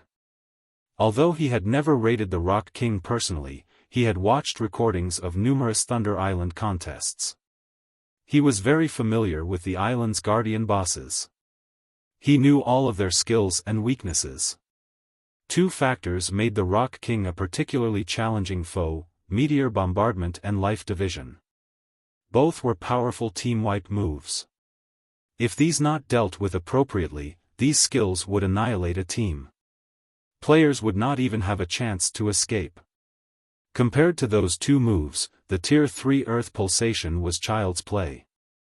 Otherwise, the Rock King would not have been publicly acknowledged as one of the three strongest bosses on Thunder Island.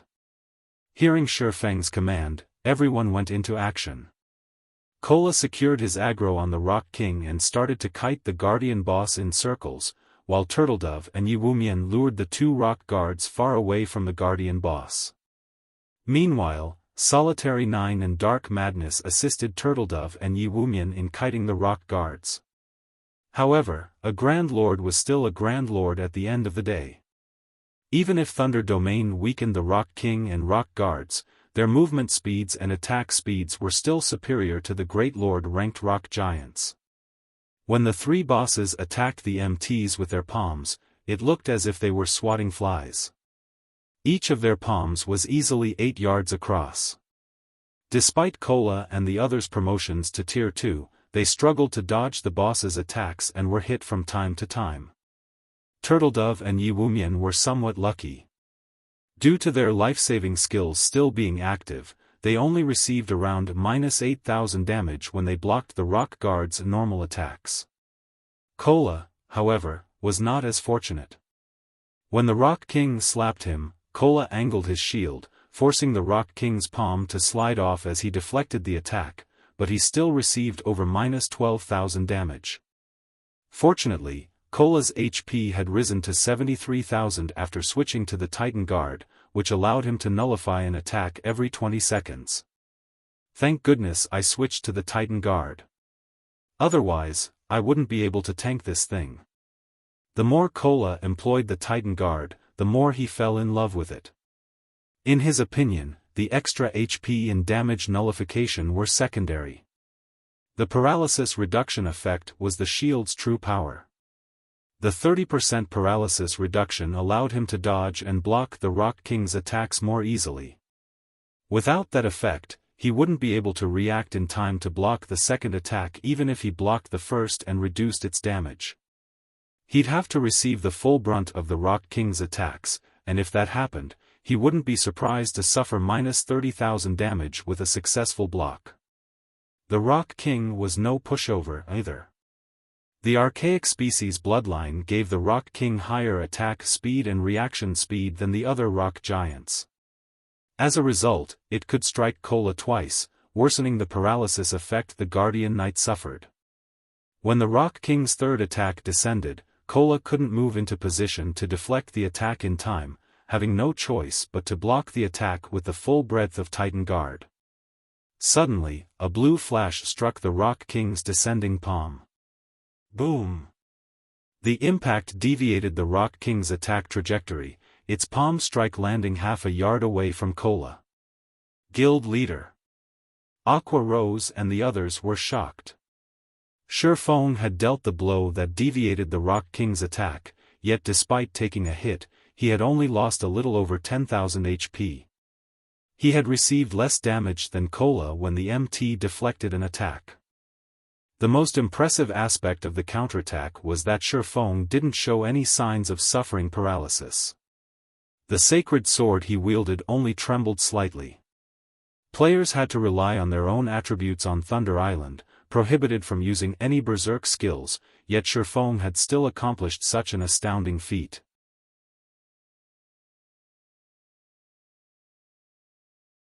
Chapter 15-16, Slaying the King. What tremendous strength!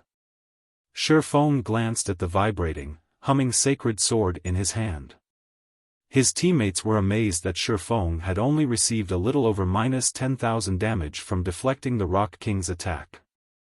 However, only Xiaofan understood how high the damage truly was. Currently, he was a level 60, Tier 2 Blade Saint. In addition, he had multiple epic weapons and pieces of equipment on top of 3 fragmented legendary items. Although rings and capes provided a much lower boost than weapons, they were still precious fragmented legendary items. Epic items simply couldn't compare.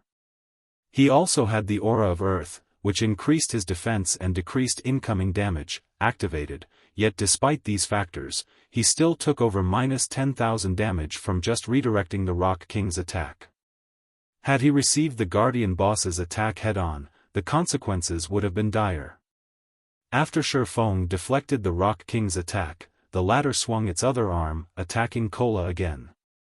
However, since Xiaofan had bought Cola a moment's peace, he had recovered from the paralysis effect. He immediately turned and leaped backward, his shield angled to deflect the Guardian boss's attack while using the resulting impact to propel himself towards the Rock King. When Cola returned to the ground, he stood next to the Rock King's feet. He then brandished his sword, a streak of golden light smashing into the boss's massive foot. Tier 2 skill, Divine Strike. Suddenly, a high amount of damage appeared above the Rock King's head. -52,497. But Cola wasn't satisfied.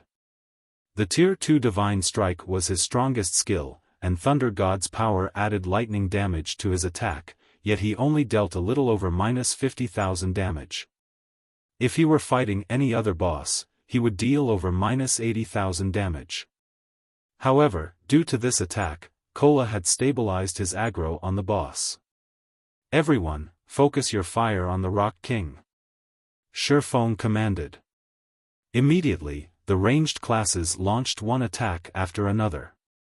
Unfortunately, most of the damages weren't particularly high. On average, Tier 1 skills only dealt around -14,000 damage to the Guardian boss, whereas Tier 1 players' normal damage hovered between 5,000 and 6,000. Moreover, this was including the bonus damage from Thunder God's power. Just how high is this Rock King's defense? Everyone winced when they saw their meager damages. Their damage and levels currently ranked at the very peak of God's domain, yet against this boss, their damage was pitiful.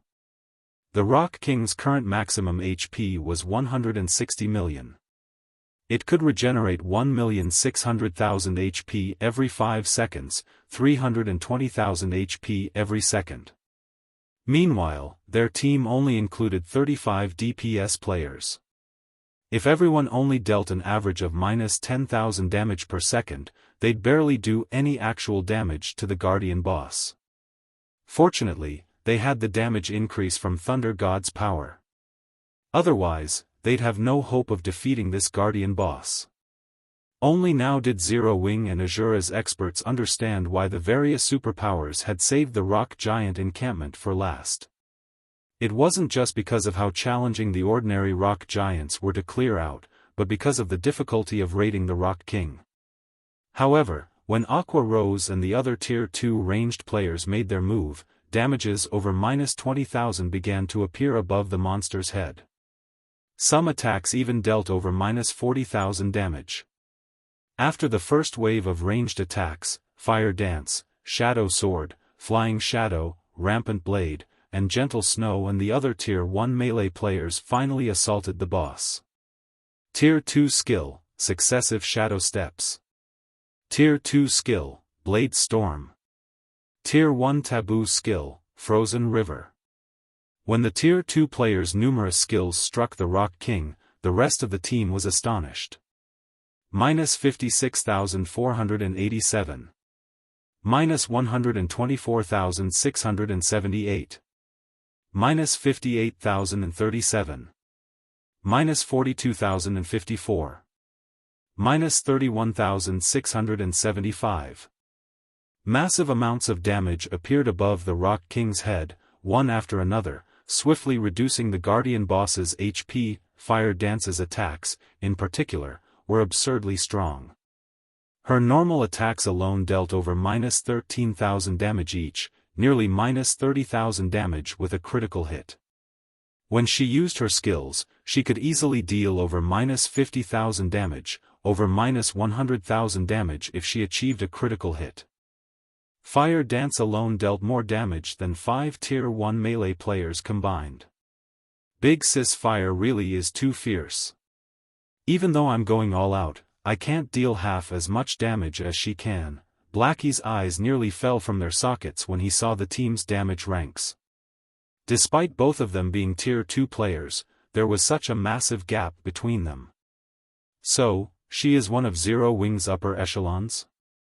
Lifeless Thorn was at a loss for words as he looked at Fire Dance's consistent damage. Cleansing Whistle and the other Azura members were similarly stunned. Back in Cold Wind City, Lifeless Thorn's DPS had ranked at the very top. Now, however, they encountered so many players that far surpassed his DPS. They had even met a player like Fire Dance, whose DPS was simply monstrous. However, the most impressive player among them was still Xiaofan. Despite helping Cola fend off the Rock King from time to time, he ranked first on the team in total damage dealt. Moreover, there was a massive gap between him and the second-ranked Fire Dance. With a casual swing of his sword, Xiaofan dealt over -20,000 damage to the Rock King, over -50,000 with a critical hit. When he used the Tier 2 skill, Shadow Blade, each of the 9 shadows dealt over -60,000 damage. When he used Flame Burst, each of the 15 attacks dealt over -200,000 damage. In addition, Xiaofan had the doppelganger he summoned with Phantom Kill. Although the doppelganger only wielded 90% of Xiaofan's attributes, it still dealt about the same amount of damage as Fire Dance. The team continued to chip away at the Rock King's HP. Even after Cola's protection blessing ran out and the Guardian Knight began to take around -26,000 damage when deflecting the Rock King's attacks, he was able to keep his HP above a safe threshold with Xiaofang's timely help in deflecting attacks. Time passed quickly. When the Rock King's HP fell to 50%, its body abruptly curled. A magic array with a 500-yard radius appeared beneath its feet, and the surge of mana moving towards the array gave everyone a moment of discomfort. A second later, crimson meteors began to rain from the sky. This move was none other than the Rock King's team wipe move, Meteor Bombardment. "Everyone, gather to me!" Xiaofan shouted when he saw the descending meteors. Although none of them knew what Xiaofan intended to do, they did as they were told. Just before the meteors struck the team, Xiaofan activated the aura of Earth's only activatable skill, Absolute Domain. When activated, the skill gave Xiaofan immunity to all damage for 10 seconds and his allies within 50 yards immunity for 5 seconds. Suddenly, a golden glow enveloped the team. Even when the 2 rock guards bombarded Turtledove and Yi Wumian with attacks, the MTs took no damage. As the first wave of flaming meteors crashed into the ground, towering mushroom clouds rose up around the Rock King. The ground shook as if Armageddon had come. Not even the rock guards were spared as a meteor struck each of them, shattering their bodies into countless fragments. Unfortunately, the rock guards were elemental creatures. Even after they had shattered, they quickly gathered the broken pieces and reconstructed themselves. Only, as soon as they reformed, another wave of meteors crashed into them, shattering them once again. Each meteor wave dealt millions of damage to the two Grand Lords. In the end, the rock guards' bodies had been destroyed 9 times throughout meteor bombardments for second duration. When the smoke and dust settled, it revealed the utter disaster the rock giant encampment had become. Massive craters littered the encampment. Meanwhile, the Rock King had lost over 10 million HP in its own attack. Seeing this, the players nearly lost their footing. Fortunately, they had been protected by Xiaofan's absolute domain. Otherwise, they would have all died. Good. The meteors have forced the boss into a weakened state. Attack with everything you've got. Xiaofan commanded when he saw the Rock King, who remained immobile after its spell had ended. Hearing Xiaofan's command, everyone quickly resumed with their assault, bombarding the Rock King with every skill and spell they had. The weakened Rock King's defense was at an all-time low, doubling everyone's damage. Since the Rock King was immobile, they didn't need to worry about it blocking their attacks either. A series of damages appeared above the Rock King's head, draining its HP like flowing water. In less than a minute, the Rock King's HP fell to 20%, at which point the Guardian boss stood and bellowed in rage. Cracks formed across its body before numerous fragments began to fall off. These fragments then formed Lord-ranked rock giants, the exact same number as the team's players, 50. This sudden change also decreased the Rock King's HP to 10%, but it had entered a defensive state, significantly increasing its defense. Now, the team members' attacks dealt less than 20% of what they did originally. This was the Rock King's other team-wipe move, Life Division. If players couldn't defeat the Lord-ranked rock giants in time, these rock giants would be reabsorbed and restore the Rock King's HP, each rock giant healing the Guardian boss for 1% of its HP. Meanwhile, if the Rock King's HP recovered to 50%, it would use meteor bombardment again. The team nearly succumbed to despair at this turn of events. The only thing preventing them from thoroughly falling into despair was the fact that the 50 Lord-ranked rock giants only had 9 million HP each. After including the 30% suppression from Thunder Domain, each rock giant only had 7,200,000 HP. Xiaofan, however, had long since prepared for this moment. Relaxed, he commanded, "Cola, aggro the mobs. Blackie, give Cola a Guardian of Light. Everyone with large-scale destruction spells, use them." Hearing the command, Cola dashed into the monster crowd and used the Tier 2 AoE taunt, Punishing Light. Immediately, all 50 rock giants set their sights on Cola. At the same time, Blackie cast Guardian of Light, rendering the Guardian Knight immune to all magic damage and reducing incoming physical damage by 80%. At the same time, the skill healed Cola for 5% of his HP every second for 20 seconds. With Cola's defense and Guardian of Light's damage reduction, he only took around -300 damage from the level 60 Lord's attacks. Even when he received a direct hit, he only took -1000 damage. With Guardian of Light's healing, he easily endured the rock giant's attacks. After Cola used Tier 1 Devotion, another AoE taunt, Xiaofan, Blackie, Aqua Rose, Alluring Summer, and Zhao Yueru simultaneously cast their large-scale destruction spells. Despite the numerous spells raining down on him, Cola received no damage, but the same could not be said for the rock giants. By the time every large-scale destruction spell ended, the 50 rock giants were no more. Once the team annihilated the rock giants, the Rock King was forced out of its defensive state and sustained another 20-second weakened period. Attack with everything you've got. Don't let it split a second time. Xiaofan shouted. Shadow Blade. Phantom Kill. 9 Dragon Slash. Dragon Breath. As Xiaofan executed these skills, he sacrificed 20 units of life force and activated the strongest divine providence. When the Rock King's HP fell below 1 million, he followed up with Flame Burst. In the end, he only needed 3 hits to destroy the Rock King's final strand of HP.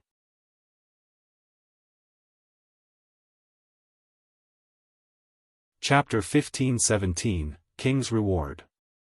Chapter 1517, King's Reward. We won. The boss is finally dead. Zero Wing cried out in excitement as they watched the Rock King crumbling into a pile of rubble. The Rock King's death, it meant that they now owned the Rock Giant encampment. Now that they had secured 2 of Thunder Island's monster encampment, they would secure nearly 1/8 of the authority over Thunder Island, becoming one of the island's main rulers. When the Rock King's corpse began to fade out of existence, a pillar of light rose from it and shot into the sky. Even players outside Thunder Island could see the pillar of golden light. What's going on over there? What's up with that light pillar? The light pillar seems to be coming from the Rock Giant encampment's direction. Quick, have our scouts investigate the area. Players both outside of and on Thunder Island turned towards the golden light pillar almost simultaneously. When the various superpowers observers adjusted their magic mirrors to scout the situation over at the Rock Giant encampment, what they saw dumbfounded them. Only 2 rock guards were left alive in the encampment the various superpowers abandoned. The archaic species Rock King was nowhere to be seen. Why is the Rock King gone? Could they have? Impossible. How can they possibly defeat it with just 50 people? Although no one could bring themselves to believe that Zero Wing had managed to defeat the Rock King with only 50 players, they couldn't find any signs of the Guardian boss's massive figure regardless of how hard they searched the encampment. The only noteworthy thing in the encampment was the golden pillar extending from a pile of rubble. With this, they had no choice but to accept the fact that Zero Wing's 50-man team had secured the Rock Giant encampment. The various observers reported what they saw to their superiors on the island. What? How is that possible? Zero Wing managed to secure a second encampment before we did? Just what did they do? Although Zero Wing's clearing speed surprised them, they were still confident that they could claim their second encampment before Zero Wing was anywhere close to defeating the Rock King. Then they would be able to secure their third encampment with little effort. After all, the Guardian boss there couldn't be defeated easily, especially not with a 50-player team. Not only did Zero Wing manage to clear the monsters in the inner and outer areas, but it defeated the Rock King quickly. This outcome exceeded their expectations. When Phoenix Rain received this shocking news, she, too, was astonished. They actually succeeded? Phoenix Rain looked at the Rock King's remains with an indescribable sense of shock.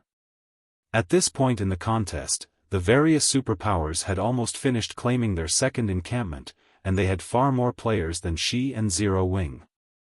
However, these superpowers had many more players than she and Zero Wing did. If not for their lack of manpower and Nine Dragons Emperor's interference early on, they could have secured more than just 2 encampments. In contrast to the reactions of Phoenix Rain's team, Nine Dragons Emperor's players wore grim expressions when they heard the news. How did they defeat the boss so quickly? Was the Rock King actually an easy raid? Right. That must be it. How else would Zero Wing's 50-man team have cleared out an encampment faster than us? When Nine Dragons Emperor's team members looked at the distant light pillar, they were envious. Despite fighting desperately, they had yet to clear out the monsters in the encampment's inner area.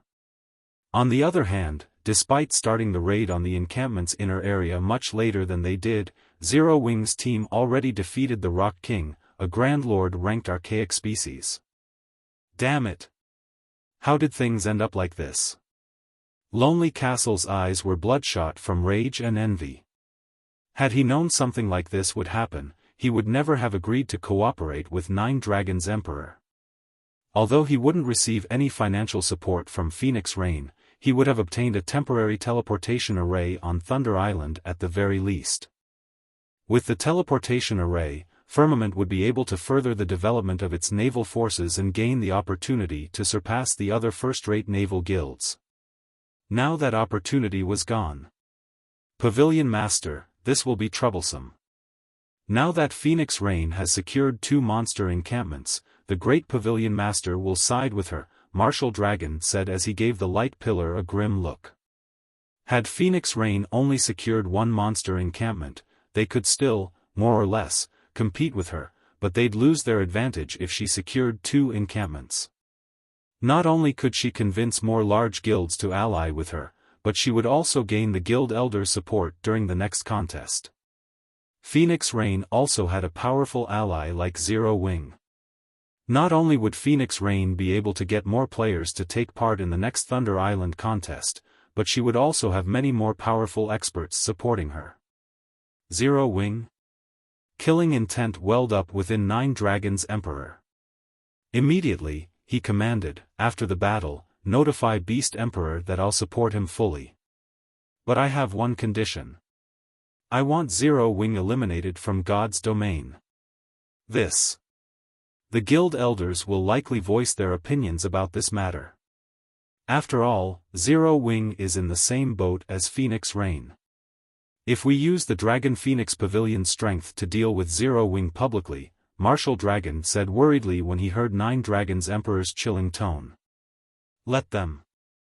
As long as Phoenix Rain loses Zero Wing support, we'll have a chance to struggle onward. Nine Dragons' Emperor stated, determined. His voice radiated killing intent. He had always treated Zero Wing as one of Phoenix Rain's chess pieces and had never placed any importance on the guild. Now he fully understood that Zero Wing was no mere chess piece. Instead, it was Phoenix Rain's lifesaver. He would be eliminated from the competition for the Great Pavilion Master's position sooner or later if he didn't disregard his reputation and destroy Zero Wing while it was still developing. Even if he had to earn the Great Pavilion Master's displeasure, he was determined to destroy Zero Wing thoroughly. Understood. Martial Dragon looked at Nine Dragons' Emperor's determination in shock. Nine Dragons' Emperor would normally only place such great importance on super guilds and super first-rate guilds, yet he was doing the same for Zero Wing now. In fact, this was the first time he had ever seen Nine Dragons' Emperor willing to go to such lengths to defeat a foe. Zero Wing's members received a system notification while the various superpowers were shocked by their successful capture of the Rock Giant encampment. System, congratulations. You have defeated the Rock King with less than 100 people. Rewarding 15 Thunder Island reputation and 800 Thunder Island contribution points. System, congratulations. You have defeated the Rock King during the first struggle for Thunder Island. Rewarding 20 free mastery points, 5 legacy skill points, and 1000 Thunder Island contribution points. 2 system notifications appeared consecutively, stunning the team. While they might not know the value of Thunder Island's contribution points, they knew the importance of mastery points and legacy skill points. When one had enough mastery points, their base damage would increase. As for legacy skill points, players typically received some when they leveled up. With the 5 points they just received, they could easily learn an additional Tier 1 legacy skill. They could even learn a Tier 2 legacy skill if they obtained some more points, greatly enhancing their combat power. It was true that Shifeng's leadership had allowed them to defeat the Rock King so easily this time, but another reason that quite a few players in the team possessed Tier 2 skills, which allowed their team's overall damage to exceed the Rock King's battle recovery. After the system notifications ended, the light pillar rising from the center of the encampment began dissipating gradually. Dazzling items of various shapes and color then rained down from the sky, forming a small mountain where the Rock King's corpse had previously lain. The brilliant glow and powerful aura the mountain of items radiated moved the team members' hearts. The reward for the first kill of Thunder Island's 3 great bosses is tremendous. Xiaofan was also quite surprised. Although he had expected the Rock King's loot to be extraordinary, he hadn't expected this much. The amount of loot here could already rival the loot from killing 3 or 4 Grand Lord ranked archaic species of the same level.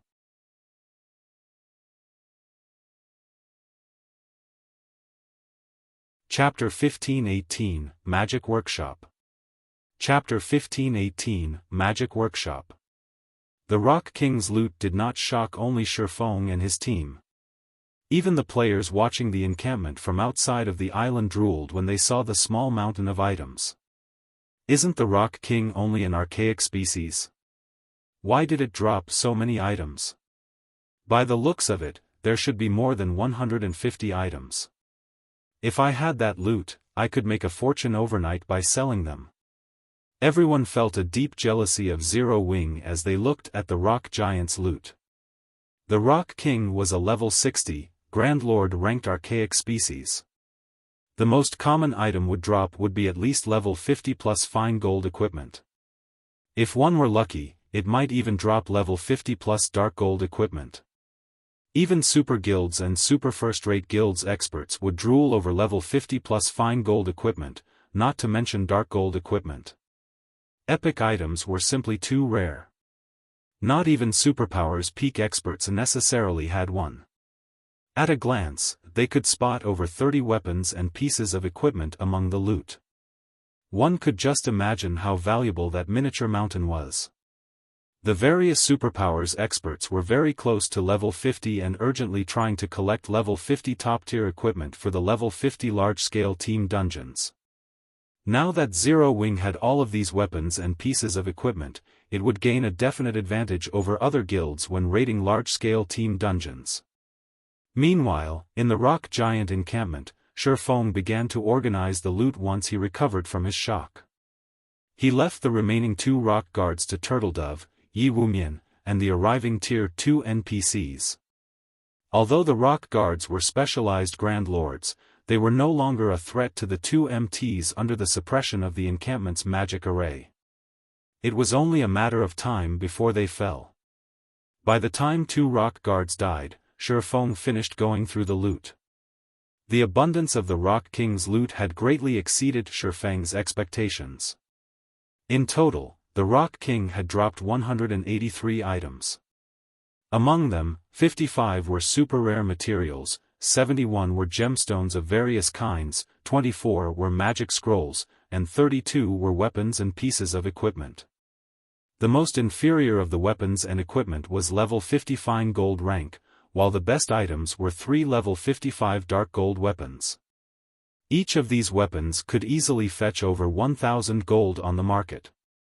However, what surprised Xiaofan most were the 3 pieces of the Breaker set, a level 55 dark gold set equipment. The Breaker set was an 8-piece set equipment for the Berserker class. Normally, it only dropped in super large-scale team dungeons. Xiaofan had never expected the Rock King to drop level 55 dark gold set equipment. Moreover, the Breaker set was a unique dark gold set equipment. If players collected 2 or more pieces of the set's level requirement would decrease by 5 levels. This meant that level 50 players could equip the items. In terms of basic attributes, the individual pieces of the Breaker set were only slightly weaker than level 50 epic equipment. The Guardian boss had also dropped a piece of epic growth type equipment called the Soul Robe. The Soul Robe wasn't restricted to a specific class, although its skills and attributes were suited for healers. When equipped, the robe increased the potency of the wearer's healing spells by 5%. The robe also offered the passive skill, Soul Fluctuation. This passive skill would recover the wearer's mana even when in combat. This skill was akin to an everlasting mana recovery potion during battle. With this skill, a healer could support their allies without worrying about mana. When Xiaofan shared the Soul Robe's attribute panel with the team, it earned a round of gasps. During the game's early stages, players didn't place much importance on their mana, but as they reached higher levels, their skills and spells increased in both quantity and quality. As a result, their mana consumption increased as well. The higher tiered a skill or spell was, the more mana it consumed. Hence, If players wanted to raid bosses, the Soul Robe was a must-have item. Following which, Xiaofan handed the Soul Robe to Violet Cloud.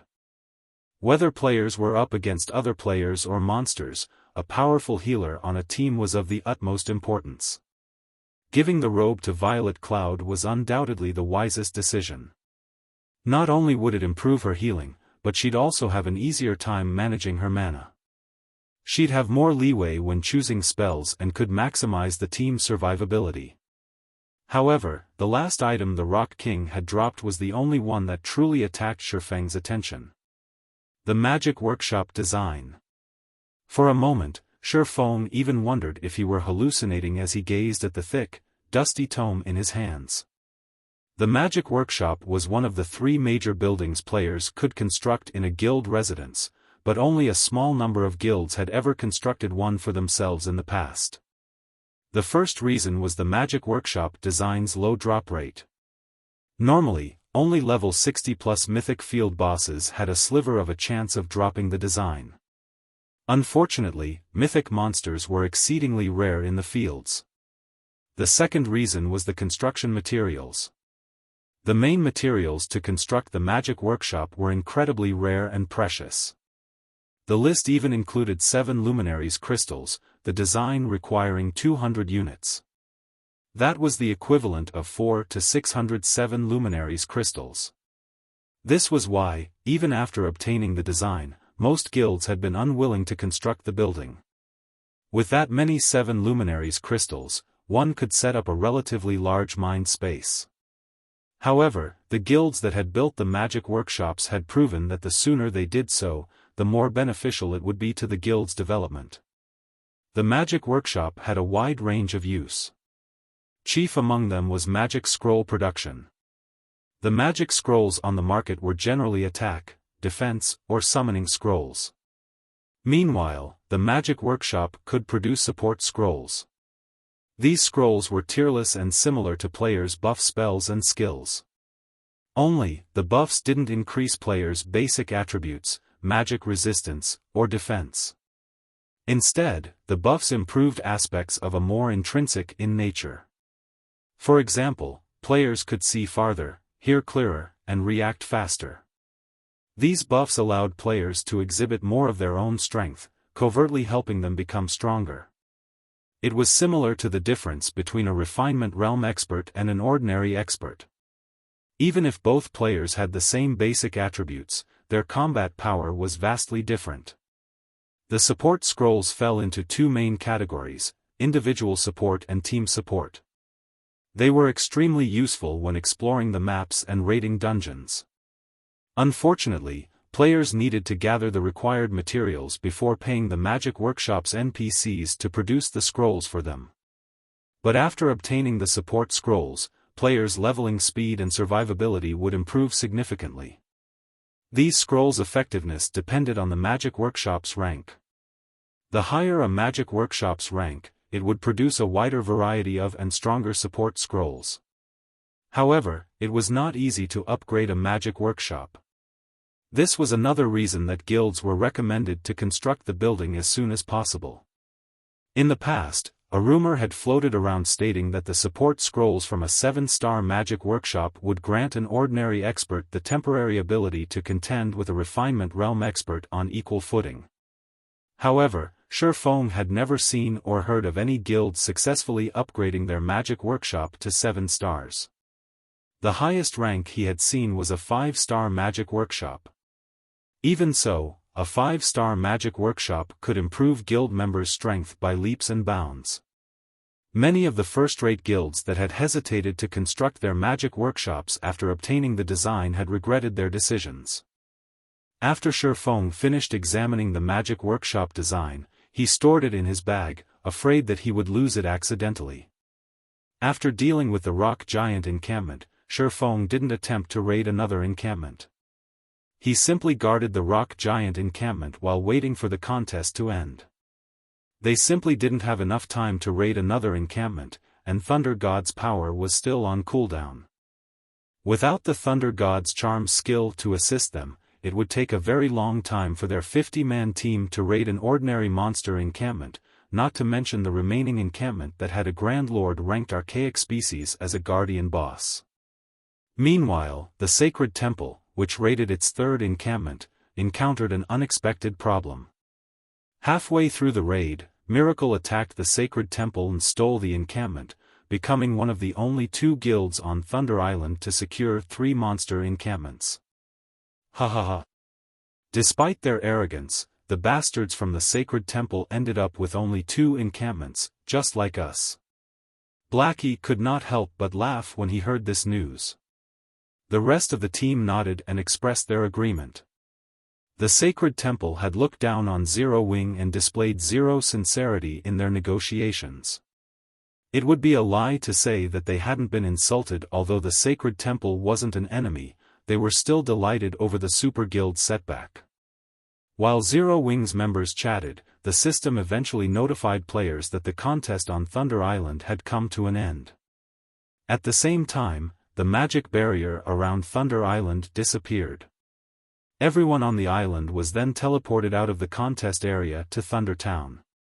Yet, even after arriving in Thunder Town, no one showed any signs of relaxing.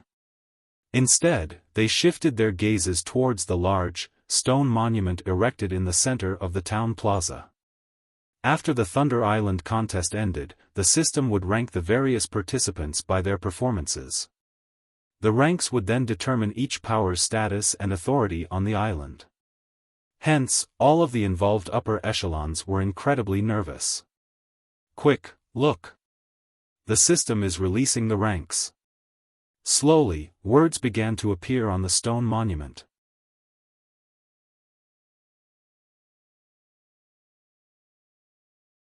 Chapter 1519, Thunder Island Rankings. I wonder who will get first place. I've heard that first place gets to control the only large shipyard on Thunder Island. Whoever gets that shipyard will definitely have an easier time developing in the Sea of Death. That's right. I've heard that the large shipyard on Thunder Island can produce unique speedboats and cargo ships. Anyone that gets the shipyard will easily be able to expand their naval forces. All of the rewards for the top 5 ranks are pretty good. The top 5 guilds will share authority over a large repair yard, giving them easy access to ship repairs. As words began to appear on the stone monument, players in the plaza and waiting outside of Thunder Island watched with building excitement. Even players who didn't belong to the various superpowers were paying close attention to the ranking because the powers on the list would be in control of Thunder Island for some time. If one had a rocky relationship with the ruling superpowers, they'd likely have to avoid Thunder Island and the Sea of Death until the next contest. It was incredibly difficult to avoid damage to a ship in naval combat, and as ships' durability decreased, players would need to repair them. If one were an enemy of the powers controlling Thunder Island's shipyards or repair yards, this contest's results could deal a devastating blow to their naval development. Thunder Island was the only location that offered repairs in the Sea of Death, and traveling to and from this zone was troublesome and time-consuming. As for obtaining a temporary teleportation array, that was impossible. There weren't even enough teleportation arrays for all of the participating superpowers. All minor characters like themselves could do was stand by and watch from the sidelines.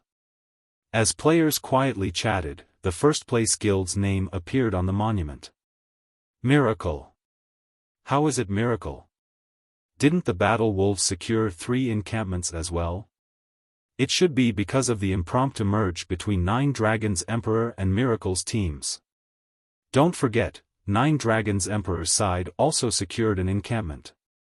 With this, Miracle technically has 4 encampments under its control. Naturally, it secured first place.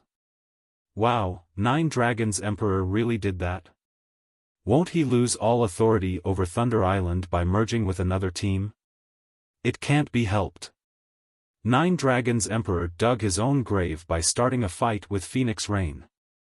Had he not done so, he could have easily gained a share of authority over Thunder Island. While the watching teams were slightly surprised by Miracle's success, they also sympathized with Nine Dragons Emperor. There was a massive difference between those who had authority over the island and those who did not. With this authority, even controlling a fraction of the island, allowed these powers to decide Thunder Island's development model. At the same time, they would have control of a repair yard. Had Nine Dragons Emperor secured a monster encampment under his own name, although he wouldn't have obtained a large repair yard, he could have obtained a smaller repair yard. He wouldn't have to borrow one from another power. With the advent of the first place, the name of the second place guild soon followed. Unsurprisingly, the Battle Wolves secured second place. It was the only other guild that had occupied more than 2 monster encampments. By coming in second place, the Battle Wolves had gained complete control over a medium shipyard, 25% of the shares of a large repair yard, and full control of a small repair yard. The various superpowers were jealous. Like the large shipyard, Thunder Island only had one large repair yard. In addition to the large shipyard, first place only received 30% of the large repair yard's shares and a small repair yard. I wonder which guild will come in third.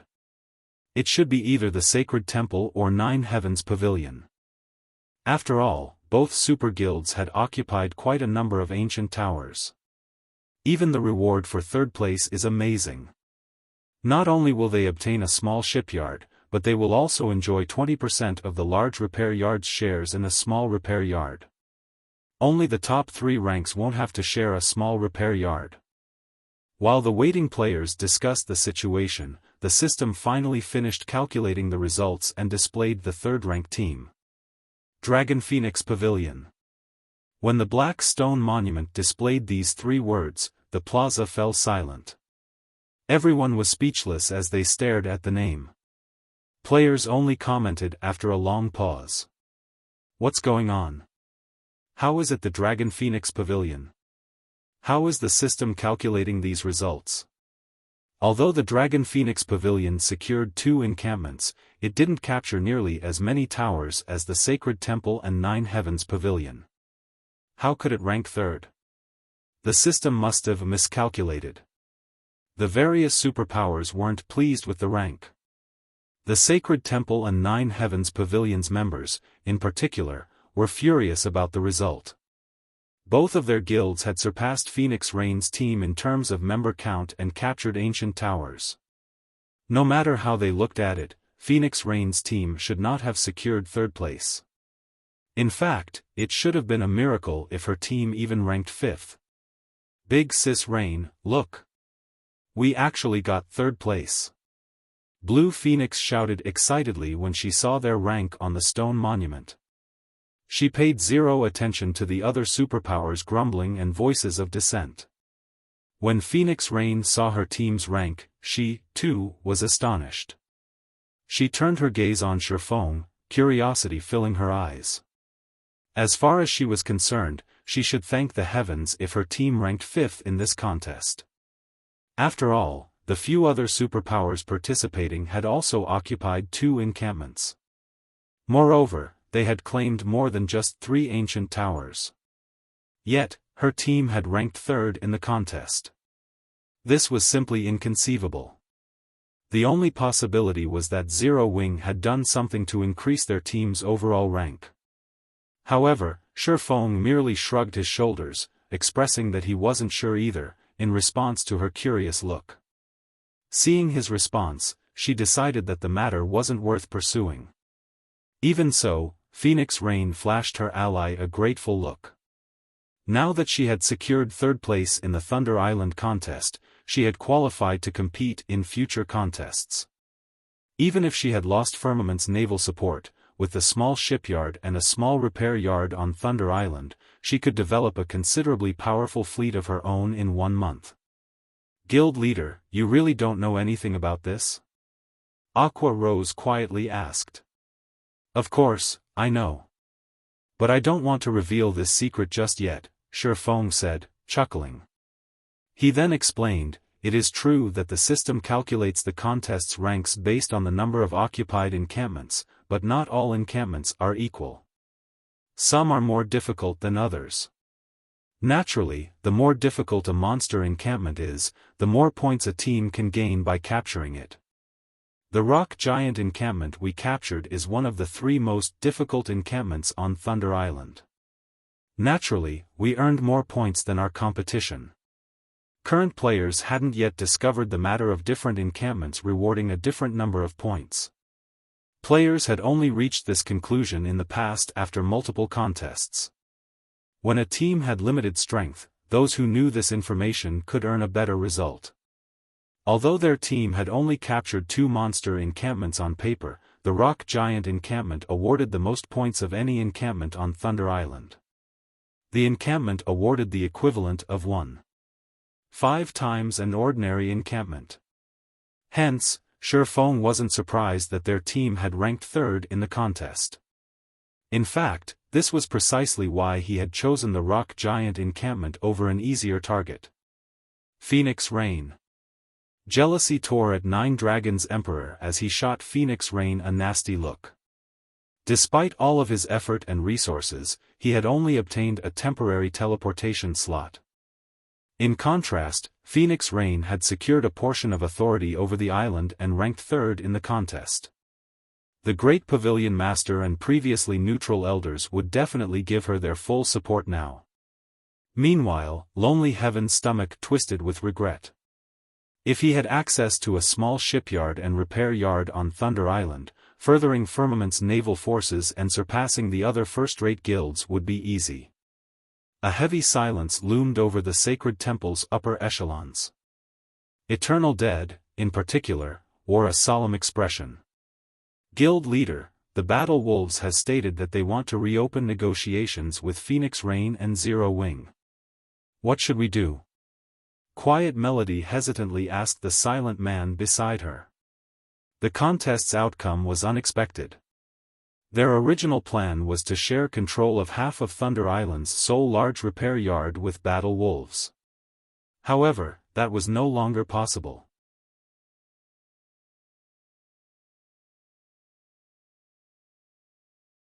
Chapter 1520, Change in Positions.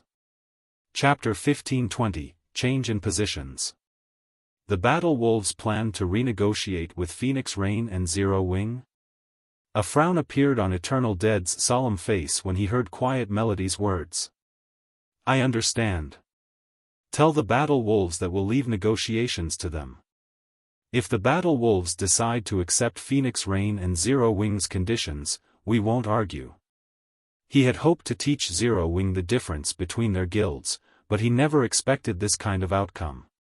Together, Phoenix Rain and Zero Wing had actually outperformed the Sacred Temple. Now, he had no choice but to lower himself and reopen negotiations with Xiaofan. Understood. Quiet Melody nodded. Eternal Dead's reply didn't particularly surprise her. After all, he had climbed to the guild leader's position with the unanimous support of the previous guild leader and various elders because he always kept the guild's best interest in mind.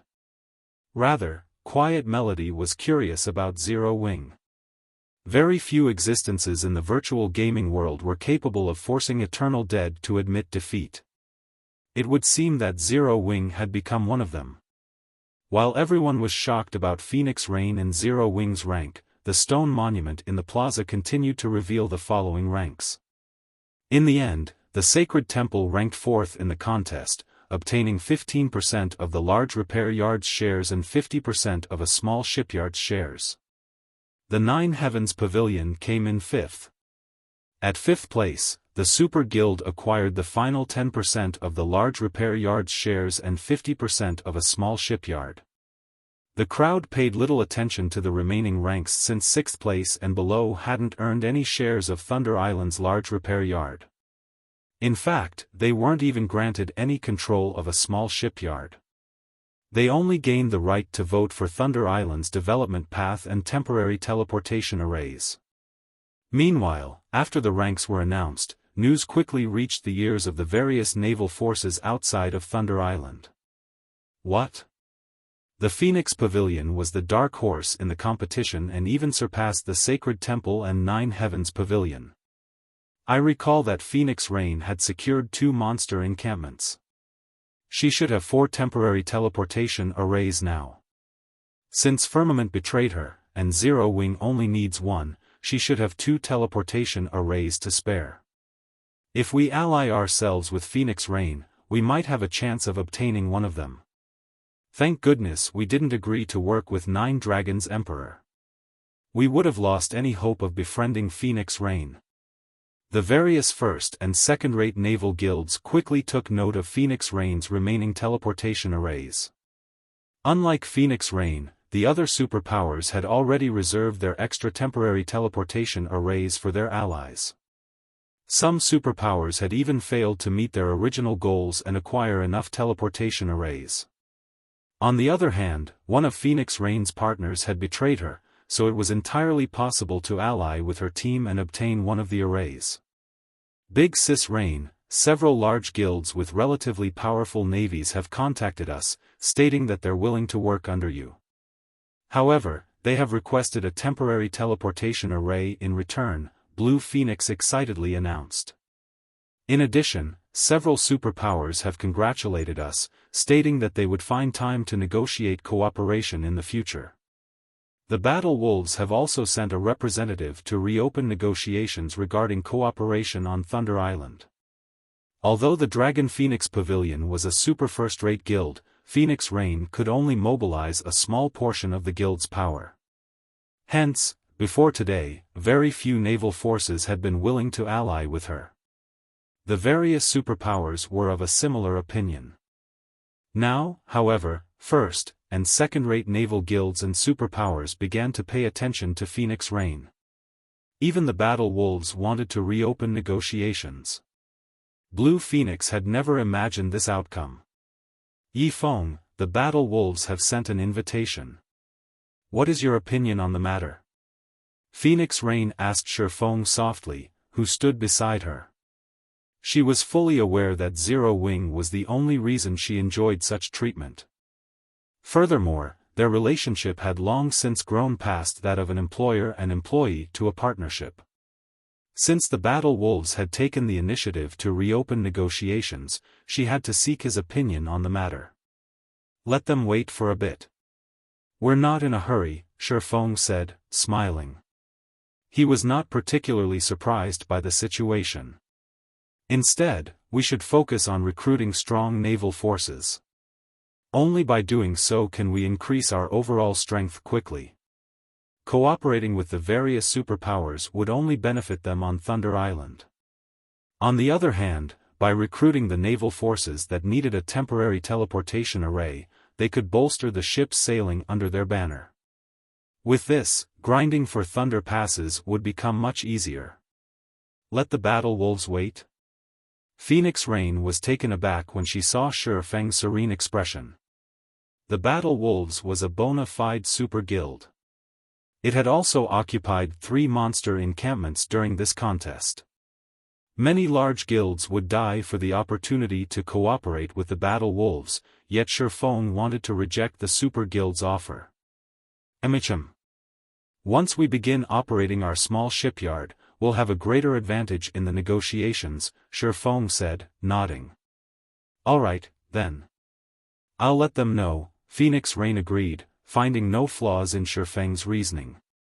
To forge iron, one needed a sturdy hammer. Even if they proposed the conditions they deserved, the Battle Wolves wouldn't necessarily agree.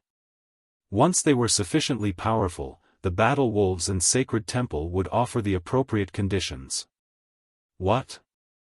She rejected the offer? She's even told the Battle Wolves to wait for her answer? What is she trying to do? When he read the report containing Phoenix Rain's reply, Eternal Dead was confused. Has she lost her mind? In his opinion, the fact that he and the Battle Wolves had even agreed to reopen negotiations was incredibly generous, yet Phoenix Rain and Zero Wing had rejected the offer. Guild leader, what should we do? Quiet Melody asked. We wait. If they don't come looking for us, we won't seek them out, either. I refuse to believe that Phoenix Rain and Zero Wing will sit by and do nothing, Eternal Dead replied seriously. While the various powers chatted about the contest, Phoenix Rain and Xiaofan's group ventured to Thunder Island's town hall and selected their small shipyard and small repair yard. They also registered their guilds for the respective temporary teleportation arrays. Guilds that had registered their teleportation arrays could teleport members between Thunder Island and their guild residences for a small fee. They wouldn't have to waste the time traveling by ship. In addition, although the small shipyard and small repair yard were not as effective as their large counterparts, they were more than enough for current players. Once they finished dealing with those issues, Xiaofan used a return scroll, leaving Thunder Island. The most important thing he needed to deal with was the magic workshop's construction. Although constructing the magic workshop would put a dent in the guild's coffers, the building would quickly pay for itself. Moreover, the magic workshop's value to the guild would grow as the game progressed. Now that he had the design for the building, he had to erect it as soon as possible. While Phoenix Rain and Xiaofan had completed the necessary procedures, Nine Dragons' Emperor had watched from a short distance away, glaring daggers at the two players. After Xiaofang's group left from the town hall, Nine Dragons' Emperor opened his mouth and asked, "Marshal, have you made contact with Beast Emperor yet?" "Rest assured, Pavilion Master, Beast Emperor has guaranteed that Zero Wing will soon be removed from God's domain," Marshal Dragon said. "Good. Once his people are ready, we'll take action. I can no longer stand to watch Zero Wing survive." Nine Dragons' Emperor hissed, a cold glint flashing in his eyes.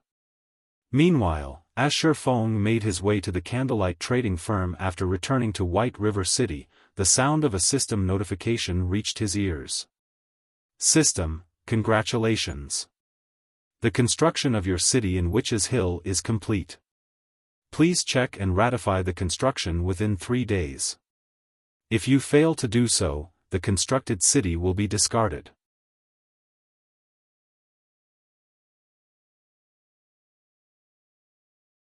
Chapter 1521, Materials of Astronomical Value.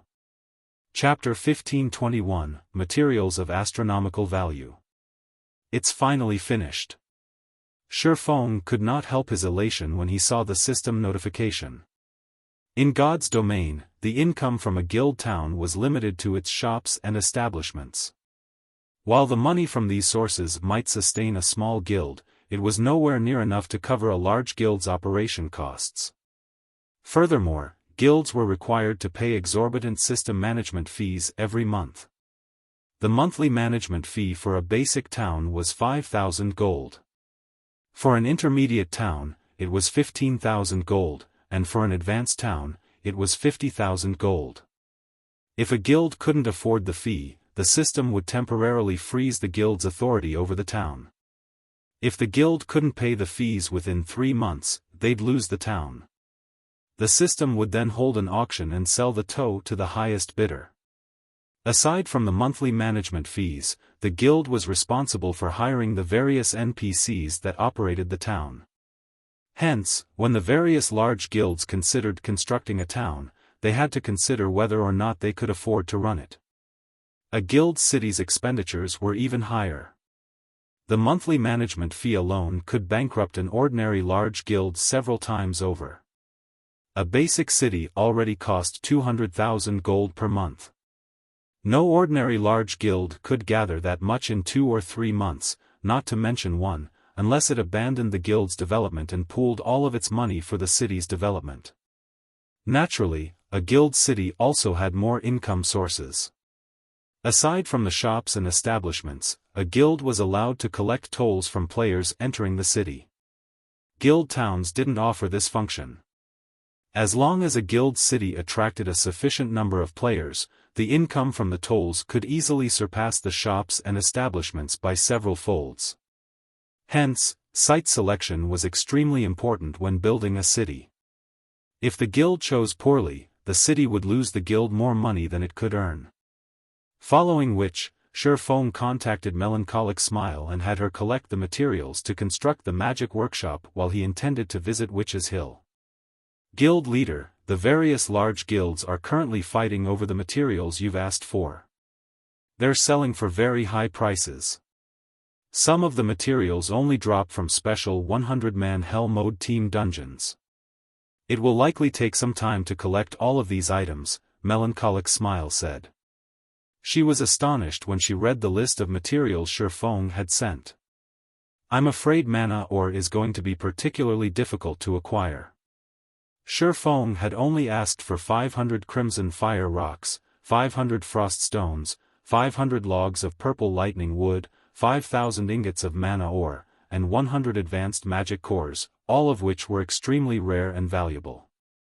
Mana ore was particularly rare since it dropped randomly when mining with an incredibly low drop rate. It was also useful in many aspects, such as construction, furnishing, forging, alchemy, and engineering. Although Zero Wing frequently purchased mana ore, it only had a stock of a little over 1,300 ingots. As for the advanced magic core, it only dropped from the final bosses in 100-man Hell Mode team dungeons. Although the guild had consistently raided Hell Mode team dungeons, it had only collected a little over a dozen cores. With the amount of money it would cost to purchase the materials Xiaofan had requested, they could buy golden lands in multiple NPC cities. Are a lot of guilds collecting mana ore right now? Xiaofan asked curiously. If it's too difficult to acquire in Star Moon Kingdom, try Black Dragon Empire or other kingdoms. Although mana ore was very rare, guilds weren't the only ones capable of acquiring the ingots. Many independent players spent their time mining ores in the fields, and a few were bound to get lucky, obtaining a few ingots. With how many independent players there were in the kingdom, it should not be very difficult to collect 1,000 pieces. Among the materials he listed, the mana ore should be the easiest to obtain. The list he had given Melancholic Smile hadn't even included the 7 luminaries crystals. Had he added that to the list, Melancholic Smile would have fainted from shock. Rather than a building, it seemed like he intended to construct a display of pure gold. Guild leader, the ore is very difficult to acquire. Searching other kingdoms and empires won't change that. The various large guilds have already purchased every ingot on the market, and any new mana ore will be highly contested over, Melancholic Smile said, smiling bitterly. Why? Xiaofan asked curiously. As far as Xiaofan could remember, while mana ore had been rare and in high demand, guilds hadn't necessarily fought over it. Even in the past, mana ore hadn't been cheap, each ingot selling for 30 to 40 silver. It's due to the Orc Empire's sudden rise. The Orcs have affected several kingdoms and 2 empires already, and these countries have dispatched their armies to hold the Orcs back. As a result, an exchange system activated on the front lines. So far, many items are available for purchase, including the common mounts, which most guilds have been searching desperately for. There are even bronze mounts available. To purchase these mounts, players have to complete all sorts of large-scale quests and earn contribution points. However, these large-scale quests are extremely difficult. They either required players to reinforce or capture towns. Meanwhile, not only are there a lot of orcs, but their combat standards are also quite high. In addition, when the orcs show up, a strange mist covers the area, driving players' mana into chaos and decreasing their combat power. Players are only able to stabilize their mana with mana charms, a consumable tool that's crafted with mana oregon. Aside from that, a lot of ancient ruins have appeared because of the fog. The monsters in these ancient ruins have very high drop rates. There have been rumors that claim that these ruins contain siege tools from ancient times.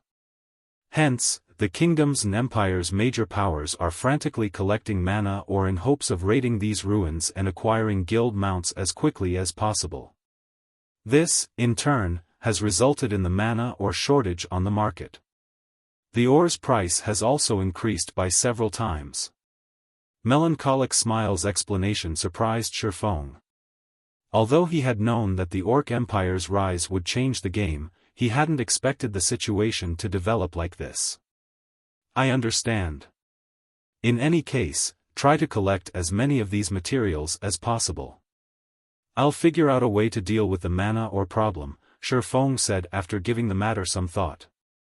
The magic workshop was of the utmost importance to Zero Wing. The sooner he constructed it, the sooner he could improve the guild's overall strength by a large margin. Moreover, it would help guild members' survivability. Currently, Zero Wing's combat power relied on its peak experts and siege weapons. Without these factors, Zero Wing wasn't even on par with a first-rate guild, much less super first-rate guilds or super guilds. If he could construct the magic workshop, however, he could shorten this gap and attract more powerful players to join Zero Wing. He had to collect these materials. Following which, Xiaofan disconnected the call and made his way to Witch's Hill. He intended to deal with the guild city before worrying about the mana ore issue. After all, once Zero Wing had its own city, the guild would transform yet again.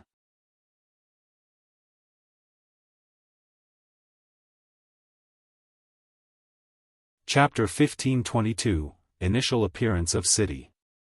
After reaching White River City's teleportation hall, Xiaofan teleported to Bewildering Forest Town. In seconds, Xiaofan arrived in another, crowded teleportation hall. Not only was the hall crowded, but he also noticed that all of these players were above level 40. Many wore guild emblems on their chests and grim expressions on their faces. The rest of the players had already formed teams of over 20 players. Xiaofan only spotted a few solo players throughout the hall. Why are so many people here? Xiaofan watched the players around him curiously. Bewildering Forest Town was one of the more remote towns in Star Moon Kingdom. Moreover, most of the leveling maps around it were below level 30. Although it was the closest NPC town to the Witch's Hill, even with a mount, it would take players over 7 hours to reach the map. Furthermore, Witch's Hill wasn't the most resource-rich map in this level range, and Star Moon Kingdom's largest forest separated Bewildering Forest Town and Witch's Hill. The Maze Forest. The monsters in the Maze Forest were between level 40 and level 50. Although the entire forest was not particularly dangerous, its inner sanctum was a maze. Players who weren't familiar with the terrain could easily lose their way.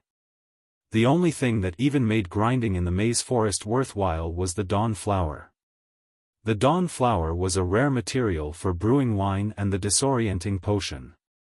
Currently, however, neither of these items were useful to players. Logically, there should not be that many high-leveled players in Bewildering Forest Town. Starting a 1,000-man expedition to an orc fortress. Players who are interested in the raid can register with me. Selling cheap mana charms. Interested players can come find me. As soon as Xiaofan left the teleportation hall, he was greeted by the sight of quite a few expedition teams recruiting members. In addition, merchant players stood by the busy street, hawking their wares. Of the numerous times Xiaofan had visited the town during his previous life, he had never once seen the town this lively. The orcs have already reached this area? Xiaofan was surprised as he watched the various players recruiting for 1,000-man team expeditions. The Orc Empire was southwest of Star Moon Kingdom, but although Bewildering Forest Town was the closest town in the kingdom to the Orc Empire, it didn't border the empire. Moreover, these players weren't mobilizing 100-man teams, but 1,000-man teams. It was rare in God's domain, much less Star Moon Kingdom. Normally, players would only form such large teams when venturing into dangerous regional dungeons. As Xiaofan turned away from the crowd, intending to head to a bar to collect some intel, he heard the sound of a regional announcement. Bewildering Forest Town Region System Announcement. An army of orcs has broken through the defensive line of Star Moon Kingdom's Third Army and is currently making its way to Bewildering Forest Town. Bewildering Forest Town will enter a defensive state and garrison quests will activate in Bewildering Forest Town. The Orc Army's estimated time of arrival is 10 hours. Please prepare. Crap. Aren't the orcs moving too quickly? They're already heading our way? Ha ha ha. This is wonderful. I'll be able to earn even more CPs. Upon hearing the system announcement, a commotion broke out among the players in town. Some were excited for the event, while others were surprised. However, the one thing these players had in common was their anticipation of the orc army's arrival. They were clearly interested in participating in the town's defense. It wasn't long before the teams that had been recruiting for an expedition changed their goal to the town's defense. Members of the various large guilds and adventurer teams immediately contacted their superiors, notifying them of the sudden development. "Boss, orcs are going to attack Bewildering Forest Town. Guild leader, the Orc Empire you asked me to keep an eye on has broken through the defensive lines and will attack Bewildering Forest Town in 10 hours.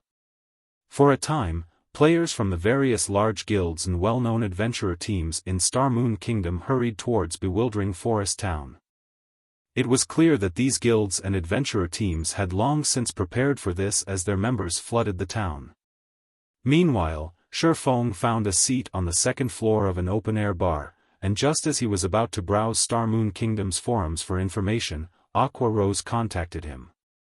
"Guild leader, the Orc army has started its invasion of Star Moon Kingdom's Bewildering Forest Town. I just received the news, but it seems that many guilds have already dispatched their armies to the town. Should we do so as well?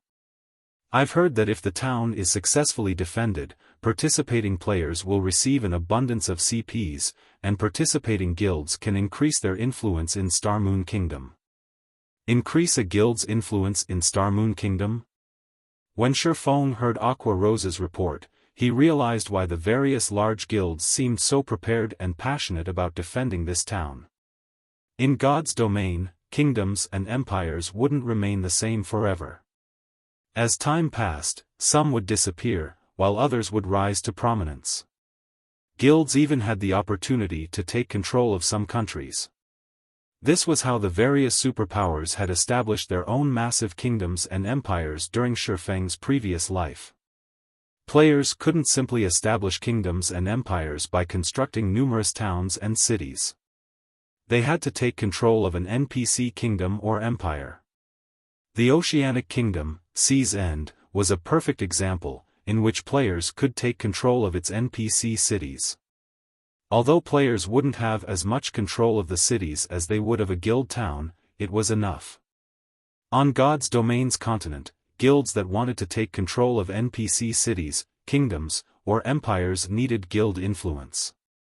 Of course, influence wasn't the only thing guilds needed to take control of NPC cities and countries.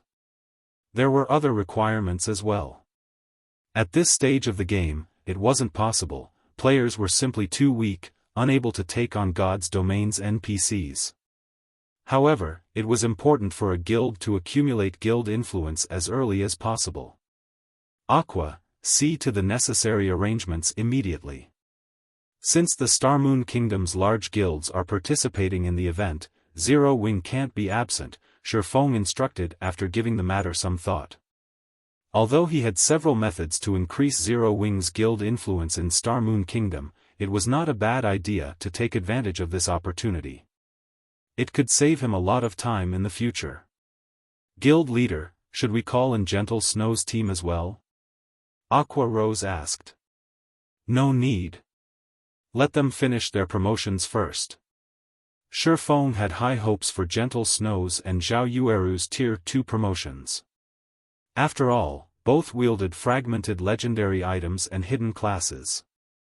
Once the two completed their Tier 2 promotion, their combat power would be extraordinary. Following which, Xiaofan disconnected the call and departed from Bewildering Forest Town. After finding a secluded location, he summoned the demonic flame tiger and made his way to Witch's Hill. He still had 10 hours before the orc army arrived, it was more than enough time to deal with the guild city and return to command the guild's army in battle. With the demonic flame tiger, Xiaofan completed his journey to Witch's Hill, which normally required over 7 hours of travel time on a common mount, in less than 4 hours. As Xiaofan reached the massive waterfall near Witch's Hill, the sight of a towering city rose before him.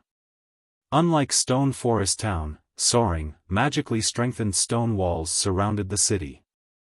Although it wasn't visible to the naked eye, a magic barrier also enveloped the city.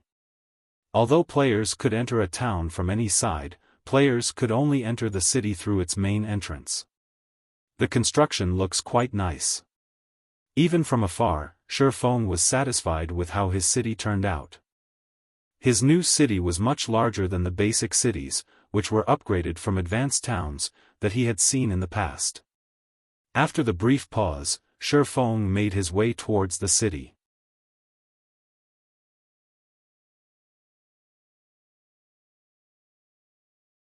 Chapter 1523, Power Source Improves. Chapter 1523, Power Source Improves. When Xiaofan stopped before the city's main entrance, an imposing pair of tightly shut gates greeted him. Pitch-black runes had been carved into the gates, forming multiple magic barriers that protected them. The magic barriers here were much stronger than the barrier his movement-type defensive magic array created, as it could even withstand Tier 4 attacks. As for the magic barrier around the city, the entire city, although it was not as powerful as the one on the gates, it wouldn't have any issue blocking Tier 3 attacks. This city was a perfect guild fortress. It was definitely worth spending all those coins to build this thing. Xiaofan could not help his rueful sigh as he observed his surroundings. The city occupied a mountain peak, so the mountain scenery remained unobstructed. In addition, an impressive waterfall fell by the hillside. Occasionally, Xiaofan saw birds of various kinds fly past the mountain and below the city. He felt as if he had just arrived in paradise. Setting aside Witch's Hill's unique circumstances, this grand scenery would attract many lifestyle and entertainment players. During his previous life, Shadow hadn't even had a guild town at this stage of the game, yet his Zero Wing already had its own basic city. Not even super guilds had achieved this feat currently. Only CZN's major powers controlled cities. Unlike CZN's major powers, however, he had complete control of his city. The city's development path wouldn't limit his options. Meanwhile, when Xiaofan arrived, a dozen or so NPC guards came down from their posts along the city walls to open the gates. Esteemed City Lord, we have completed your city's construction. If there are no issues, we may begin the transfer procedures, a middle-aged man with a cross-shaped scar on his face respectfully reported as he came forward to greet Xiaofan. The man wore a luxurious suit of armor with a white cape draped over his back. He also carried a long sword embedded with several pieces of 7 luminaries crystal at his waist. Although the man didn't radiate an aura, he was a level 180, Tier 3 Knight Captain. In a minor NPC city, he could even serve as the magistrate. At this stage of the game, he could kill any ordinary player in a single move. I'm fine with that. However, before we begin, I'd like to visit the city's core magic array, Xiaofan said, nodding. He had previously obtained an evil god crystal after killing a Grand Lord-ranked evil demon under the Beast Emperor's command. To a guild city, the item's value was astronomical. The evil god crystal could be used as a power source for a city. Although it couldn't compare to a Titan core, the power source was very difficult to come by. It was definitely much stronger than the freebie power source that was included in a city's construction. Esteemed City Lord, please follow me, the Knight Captain Yared said as he led the way for Xiaofan, the dozen or so knights previously guarding the gate following close behind. As Xiaofan walked through the city, he could easily tell it was many times larger than Stone Forest Town. Not even an advanced town could compare to its grandeur. Despite the city's basic rank, it should easily accommodate over 300,000 permanent residential players. Moreover, this was assuming that he built the city's basic infrastructure. If he used advanced buildings, he could double the city's capacity, at which point the city wouldn't even feel cramped with over 1 million players. In contrast, players would likely walk shoulder to shoulder in an advanced town with a 1 million player population. However, it was due to the city's large size that it required a lot more resources to develop. Take the street Xiaofan was currently on, for example. Although the NPCs had already built quite a few essential buildings, Xiaofan passed large plots of empty land. He'd have to spend a lot more to fill these gaps. Based on Xiaofan's initial estimates, the initial resources to construct the necessary infrastructure would be enough to drive any first-rate guild mad, not to mention constructing buildings like the battle arena. The buildings in cities were allowed to have far more floors than those in towns. The battle arena in Stone Forest Town, for example, could only have 8 floors. In a basic city, however, a battle arena could have up to 16 floors. Though, players had to have enough money to build them. Under Yored's lead, Xiaofan quickly reached the 3rd underground floor of the City Lord's mansion. Esteemed City Lord, this is the city's main control room. Here, you may control the magic arrays all over the city, Yored explained as he gestured to the mammoth ball of water floating in the center of the hall. Numerous golden runes decorated the wide hall's walls, while the water ball in the center felt like an inhaling whale as it absorbed the mana from outside of the city, transferring the mana to the city's various areas. Meanwhile, a black crystal floated within the core of the magic water ball. This black crystal was the power source the system granted when players constructed their own cities. This crystal was the city's lifeblood, created by dozens of high-tiered wizards. It was a better power source than those that formed naturally or those the gods had created. Without hesitation, Xiaofan went up to the magic water ball and replaced the black crystal with the evil god crystal. The moment he placed the evil god crystal in the magic water ball, the mana in the hall rampaged. The hovering water ball began to grow. As it did, the mana density in the hall increased. The knight captain and his entourage were afraid. Fortunately, after a few minutes, the hall's mana calmed. Everyone was dumbfounded as they stared at the evolved water ball. The previously mammoth water ball had tripled in size, and the hall's mana density had at least doubled. As I expected, a basic city can only use 60% of the evil god crystal's power. Xiaofan was somewhat disappointed when he saw the evil god crystal's utilization rate the system had displayed.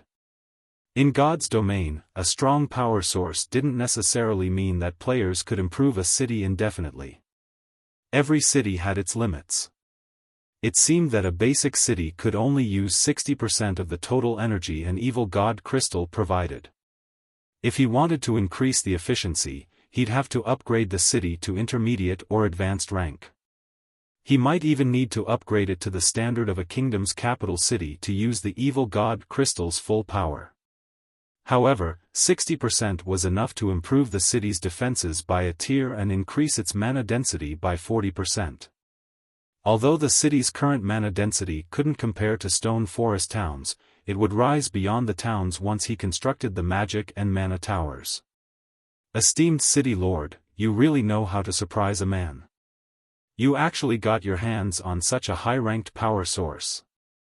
Your city is guaranteed to become famous in Starmoon Kingdom, Yared said in admiration. In Starmoon Kingdom, one could count the number of cities with such a high-ranked power source on one hand. Only the kingdom's capital was more powerful. After Yared finished speaking, the sound of a system notification reached Xiaofan's ears. System, you have earned a reward. Please name your city within 1 hour, or the reward will be discarded. System, you have 59 minutes, 59 seconds remaining. Thank you for your praise, Knight Captain. I am very satisfied with this city. Let's complete the transfer procedures right away, Xiaofan said.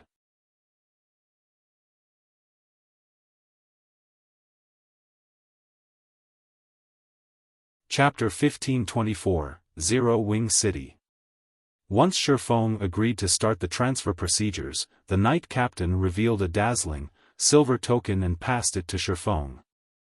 The token itself wasn't ornate, but the moment the Knight Captain revealed the item, the hall's mana began to gather around it, forming a magic barrier around the token.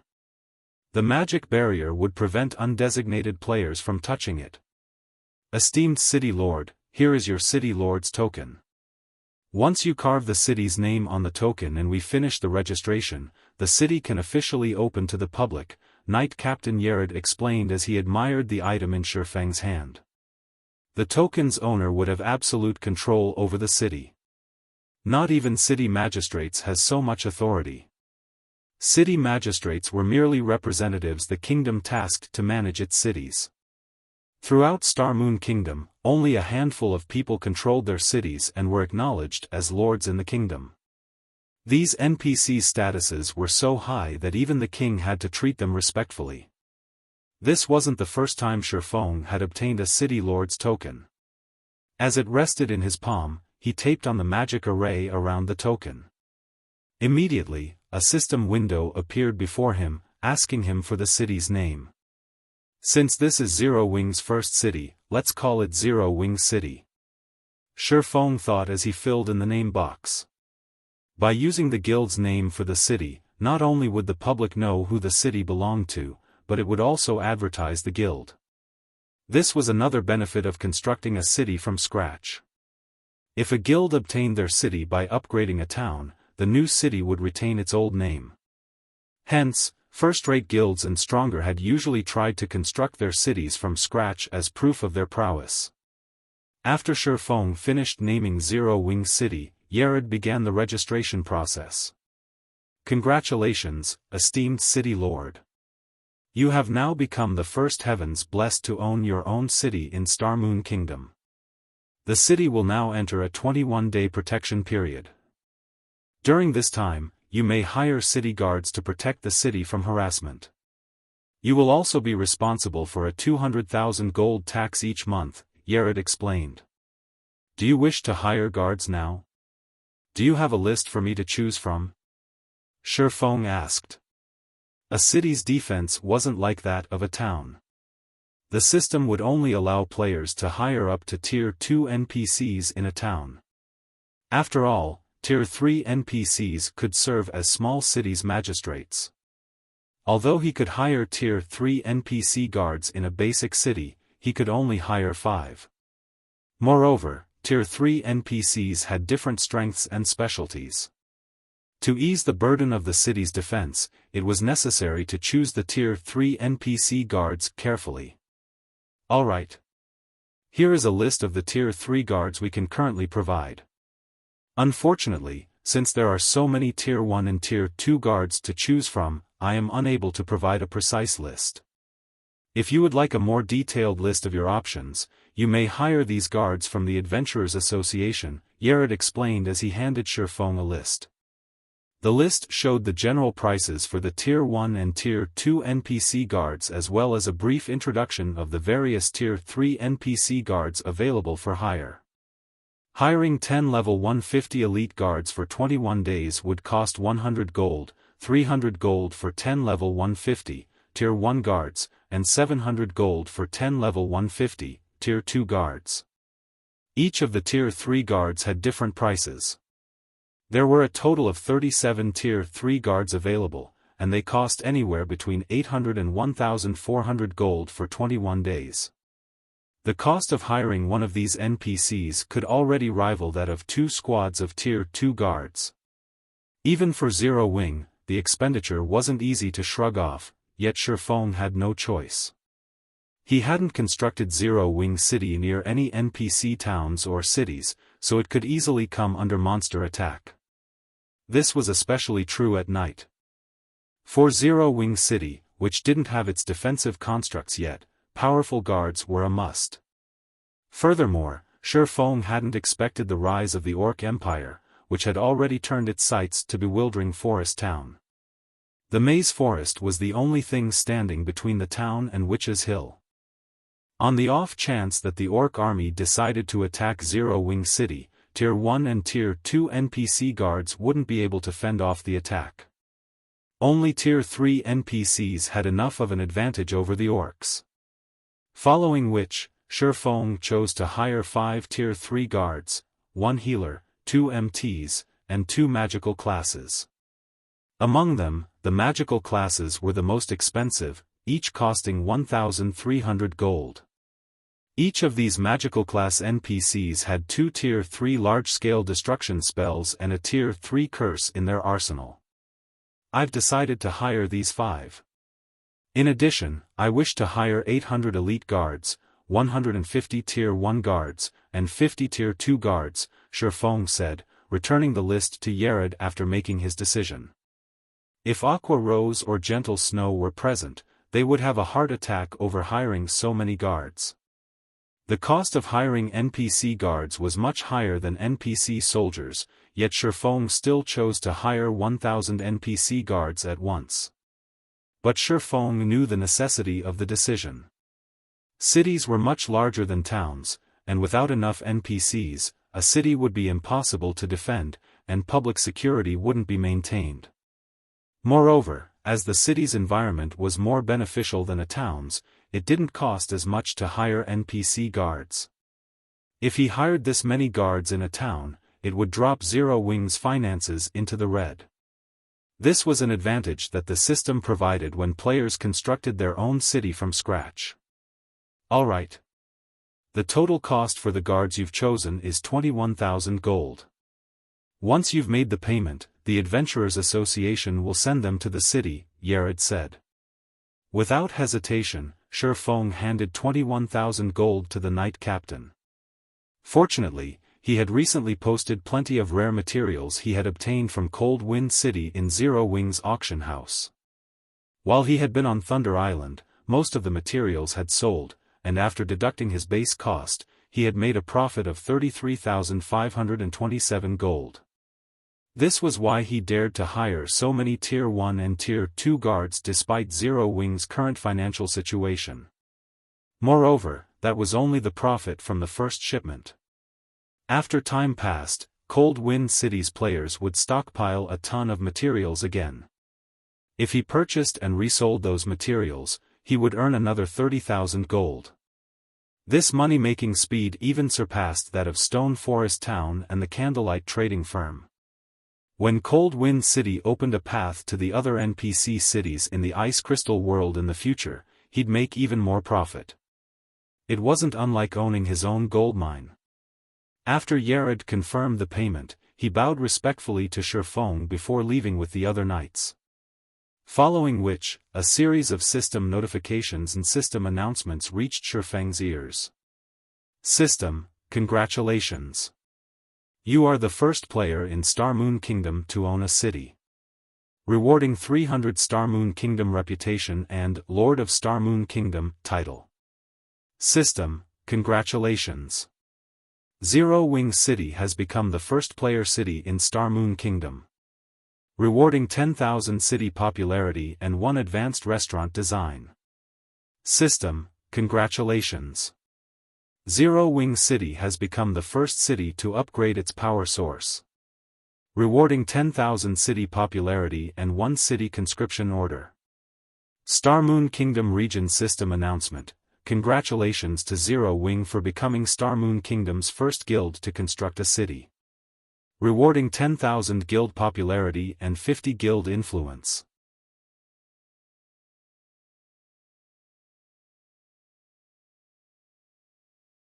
Chapter 1525, Uproar.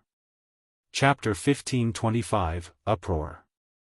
The regional announcement repeated for several times, the mechanical voice of the system echoing in the minds of Star Moon Kingdom's players continuously. For a moment, whether they were players currently resting in towns and cities or players out grinding in the fields, they all fell into a daze when they heard this announcement. What's going on? Constructed a city? How is this possible? The various large guilds are still working on getting their towns upgraded to the intermediate rank. Even super guilds have just begun trying to upgrade their towns to the advanced rank. How could there be a guild city already? Did Zero Wing manage to upgrade Stone Forest Town into a city? All hail Zero Wing. That might really be possible. After all, the player population in Stone Forest Town right now is really insane. The population there is not one bit lower than an NPC city's. This is impossible. I'm standing inside Stone Forest Town right now, and nothing about the town has changed whatsoever. Practically everyone on Star Moon Kingdom's official forums was discussing Zero Wing and the city it built right now. Although the players of God's Domain currently did not have any concrete information about guild cities, they could generally guess how amazing a guild city would be just by looking at the various guild towns currently in the game. Setting aside the various other functions a guild city would possess, just the amount of land it occupied would definitely exceed that of a town by a large margin, which would, in turn, allow it to accommodate more players. However, compared to the fact that Zero Wing was now in possession of a guild city, everyone was much more interested in finding out about the city itself, particularly its location. Currently, mainstream players were starting to outgrow Stone Forest Town. If Zero Wing had built its city at a high-level resource map and replicated the facilities it had in Stone Forest Town in its new city, players would both be able to complete high-level quests without traveling long distances and easily improve their combat standards inside the city, killing two birds with one stone. Zero Wing has a guild city now. This is a good opportunity for our adventurer team. A new city? I wonder where it's located. If its location is good, it might not be a bad idea to buy a shop there and settle down. In the eyes of most independent players, Zero Wing's new city was merely a potential rest area. To the various adventurer teams and merchant players, however, the city was a huge opportunity for them. Currently, both the private houses and shops of Stone Forest Town were becoming increasingly valuable. Many wealthy adventurer teams and merchant players were already regretting their decision not to purchase one for themselves before. At the same time, the various large guilds of Star Moon Kingdom also became busy, holding internal meetings to restructure their future development plans in the kingdom. Zero Wing's acquisition of a guild city might be good news for ordinary players, but there was nothing good about it for large guilds like theirs. In God's Domain, maintaining and protecting a guild town entailed a lot of manpower. Hence, whenever a guild was thinking of conquering a new guild town, said guild would have to expand and recruit new members. Naturally, a guild city would need even more players to maintain and protect a city. Meanwhile, once Zero Wing began increasing its member count, it would also require more resource maps for these new members to develop in. Yet, as players reached higher levels, the resource maps available in Star Moon Kingdom also grew increasingly scarcer. As a result, competition between guilds also intensified. In the future, there would definitely come a time when their guilds would have to compete against Zero Wing. Hence, they naturally had to plan for such situations in advance. For a time, due to this system announcement, Zero Wing once again became the focus of the entire Star Moon Kingdom. Players within the kingdom were practically talking about Zero Wing non-stop.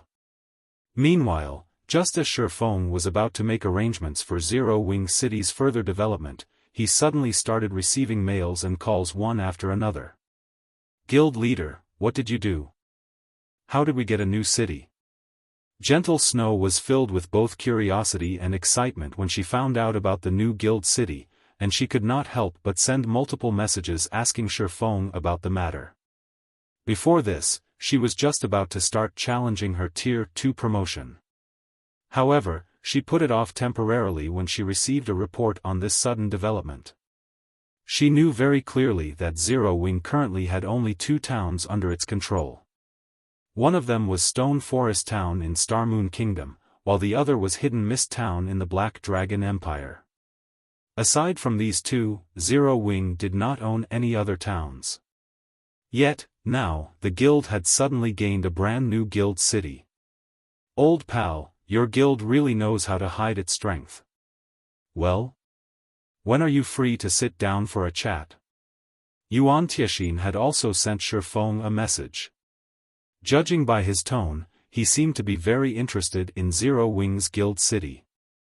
In fact, the Secret Pavilion wasn't the only guild that sent Xiaofan a message.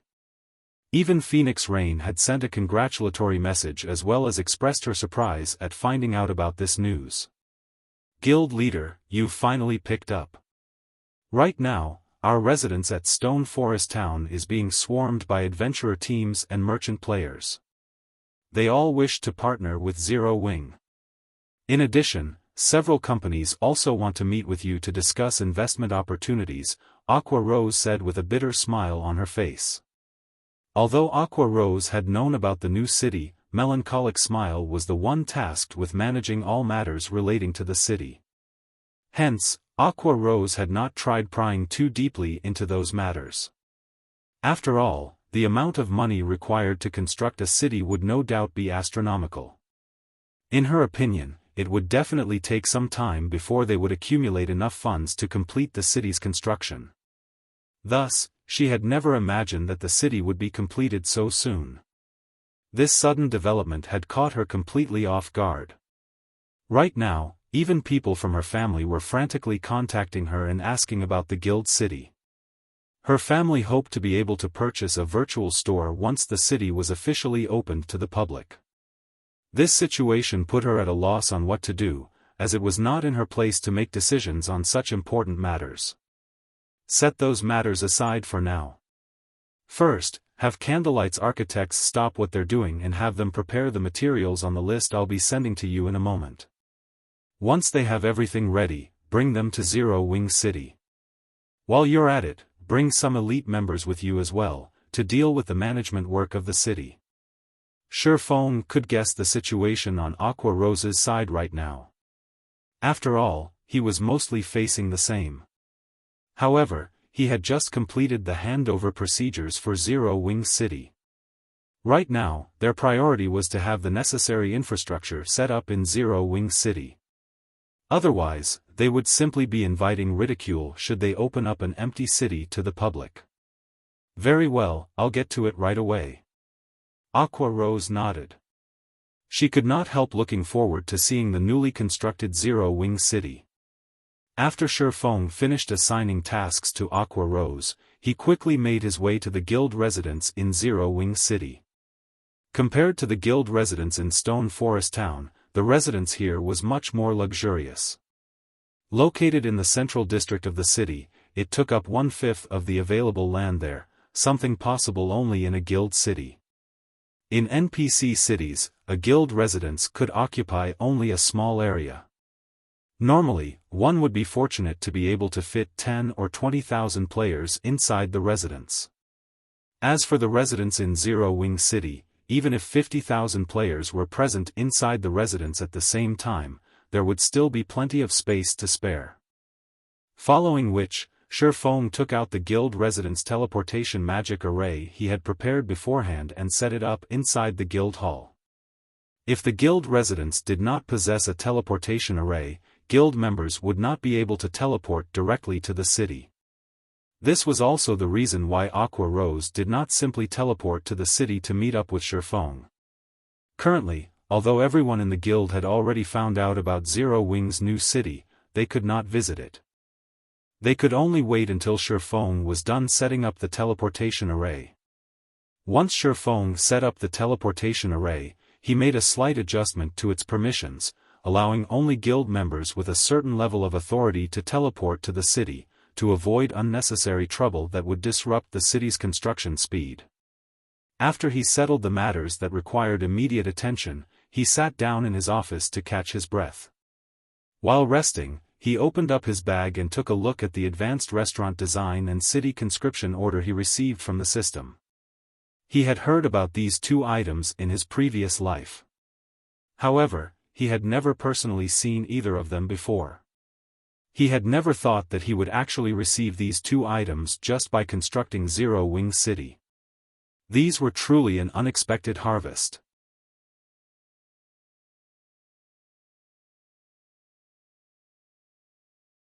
Chapter 1526, Strengthening Players. Chapter 1526, Strengthening Players. It's no wonder these things can help a guild improve quickly. They actually possess such effects. Xiaofan was astonished as he inspected the advanced restaurant design and city conscription order in his bag. The city popularity the system awarded was already quite beneficial to the city's development, as it would lure many more NPCs to the city. However, when compared to the 2 items in his bag, the amount of city popularity he had gotten paled into insignificance. Similar to the advanced auction house, the advanced restaurant was an extremely rare advanced construction in God's domain.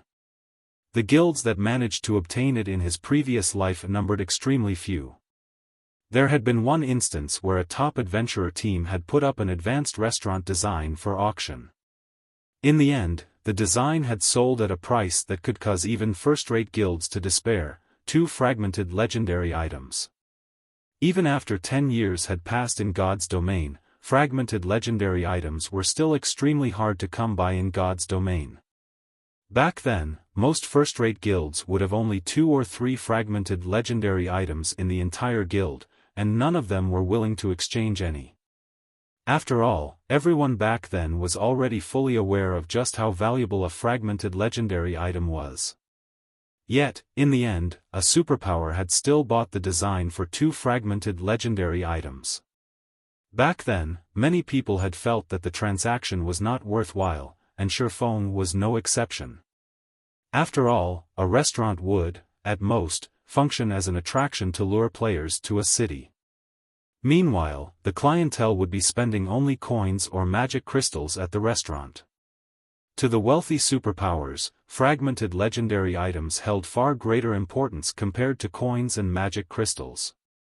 Nevertheless, the various superpowers back then had still gladly competed over the advanced restaurant design. Now that Xiaofan saw what functions the advanced restaurant possessed, however, he immediately realized why the various superpowers had been eager to buy the design back then. Not only was the advanced restaurant much more spectacular than a basic restaurant in terms of size and appearance, but it also had various modes of transactions available. In addition, players could even hire Master and Grandmaster Chef NPCs for the restaurant. In God's domain, no matter which subclass a lifestyle player possessed, they would have great difficulty reaching even the Master rank, not to mention the Grandmaster rank. Meanwhile, any lifestyle player that managed to reach the Master or Grandmaster rank in their subclass would be capable of taking on a role that exceeded one's imaginations. This was especially true for those that managed to become Grandmaster lifestyle players. They would become existences that could single-handedly affect an entire guild's strength. Take a Grandmaster Chef for example. Aside from being able to cook up unimaginably delicious food and beverages, a Grandmaster Chef was also capable of producing special cuisines that could permanently improve a player's attributes or even physique. There was a limit to how many times a player could improve through consuming such cuisines, but, even so, the capability was already plenty amazing. After all, aside from upgrading to better weapons and equipment, players had almost no other method to improve their attributes and physique significantly.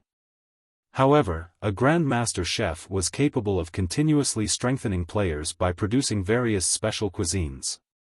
Although there was a limit to how much one could improve through consuming special cuisines, according to the rumors, when a player reached that limit, the additional attributes and physique they obtained could rival even that of a fragmented legendary item. Of course, the requirements to construct the advanced restaurant were also very high. At the very minimum, the advanced restaurant had to be built in a basic city. Aside from that, the architects building the advanced restaurant needed to be of sufficiently high standards, as they had to inscribe various kinds of runes.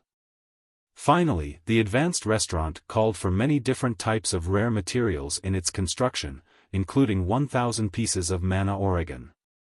By Xiaofang's estimates, the total construction cost would be around 10,000 gold. As for the city conscription order, it was also a very valuable item. When used, it allowed a city to recruit a powerful NPC soldier with high growth potential. Meanwhile, the better developed a city was, the greater the city conscription order's effects would become. In the past, there was one guild that actually managed to recruit a Tier 4 Great Wizard through a city conscription order, when it was normally extremely rare for a city to manage to get even a Tier 2 NPC soldier. As for Tier 3 NPCs and above, it was practically impossible to recruit one without external aid such as the Heroes Chapter and the City Conscription Order. Not to mention, a Tier 4 Great Wizard was much more powerful than other classes when it came to defending a city. It should be appropriate to use this thing once Zero Wing City is set up properly and the total population stays at 1.5 million long-term. Xiaofan grew a little excited as he looked at the city conscription order. If he really managed to recruit a Tier 4 NPC to protect the city, it would truly be perfect. Meanwhile, over at Stone Forest Town, Aqua Rose was rapidly gathering elite members and architects. When Aqua Rose announced that she would be bringing some players to garrison the guild's new city, the entire guild had gone into an uproar. Vice Guild Leader, I want to apply. Crap. It's actually true. Our guild really does possess a city. Fortunately, I joined Zero Wing early on. Had I waited to do so only after the guild obtained a city, the requirements to join the guild would definitely have been much higher. I know, right? Previously, a friend of mine was debating on whether he should join Zero Wing or King's Return. In the end, he chose to develop himself in King's Return. If he finds out that Zero Wing already has a city, something not even super guilds like King's Return possess, he will definitely die from regret. When Zero Wing's members heard Aqua Rose's announcement, they immediately started applying to join the new city's daily maintenance workforce in a frenzy. In reality, though, they were trying to use this opportunity to take a look at the new city as well as find out where it was located. In less than 10 minutes, Aqua Rose managed to gather 3,000 elite members and 200 architects. I've already provided you all with the permission to transfer to the new city. After you arrive there, start the daily maintenance work and manage the NPCs that are coming into the city. If you can't manage some of the incoming NPCs, notify the nearest NPC guard. If none of you have any problems, you may transfer over right away, Aqua Rose said after talking about the tasks everyone would be doing once they arrived at the new city. Whether one constructed a new town or city, the first thing they needed to do was deal with the influx of NPCs. After all, players were not allowed to stop NPCs from entering guild towns and cities. Only in the event where players had managed to catch an NPC in the commission of a crime or could identify them to be wanted criminals could they expel said NPC from their town or city. Meanwhile, there would also be plenty of NPCs belonging to the dark forces mixed among the ordinary NPCs entering the city. If the guild could properly manage the security of the city's popularity would rise at a faster rate. Conversely, if it failed to maintain the security of the city's popularity would decrease. Hence, maintaining the security of the city during the city's early stages required a large number of players. Only after stabilizing the city's security could the guild open the city to players. After Aqua Rose was done speaking, the players she gathered inside the guild hall began purchasing the guild transfer scroll for Zero Wing City before promptly disappearing from the hall. This scene inspired strong envy in the other guild members present inside the guild hall. Although it was said to be city maintenance work, it was similarly a quest. If players could capture a dark NPC inside the city, they would receive plenty of EXP and GCPs. Doing this quest was much more profitable than grinding monsters out in the fields. Elsewhere, when the upper echelons of the various major powers of Star Moon Kingdom learned of the movements of Zero Wing's members, their expressions turned indescribably grim. Immediately have people look for Zero Wing City. Find out where it's located no matter what. To the various major powers of Star Moon Kingdom, the whereabouts of Zero Wing's new city was critical. If its location was somewhere close to them, they would have no choice but to shift their focus of development. At the same time, there were also some guilds that began having designs on Zero Wing's new city. For a time, the various major powers all began dispatching a large number of people to locate Zero Wing's new city. Meanwhile, inside the guild residence in Zero Wing City, numerous flashes appeared inside the guild hall as a large group of players teleported into the city. Zero Wing City? This place is our guild city? When everyone exited the guild hall, they were momentarily dumbfounded by what they saw. Although they knew that the new city would definitely be much better than Stone Forest Town, they never thought the city would be such a spectacular sight. The difference between Zero Wing City and Stone Forest Town was like the difference between heaven and earth.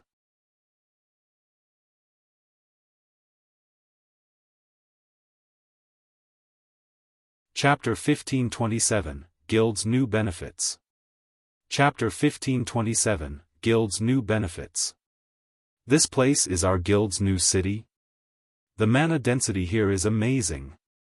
Although it's still no match for Stone Forest Towns, with this place being so large, at least the city won't be as crowded as Stone Forest Town. Wait, something's not right. Look around. There doesn't seem to be any magic towers here.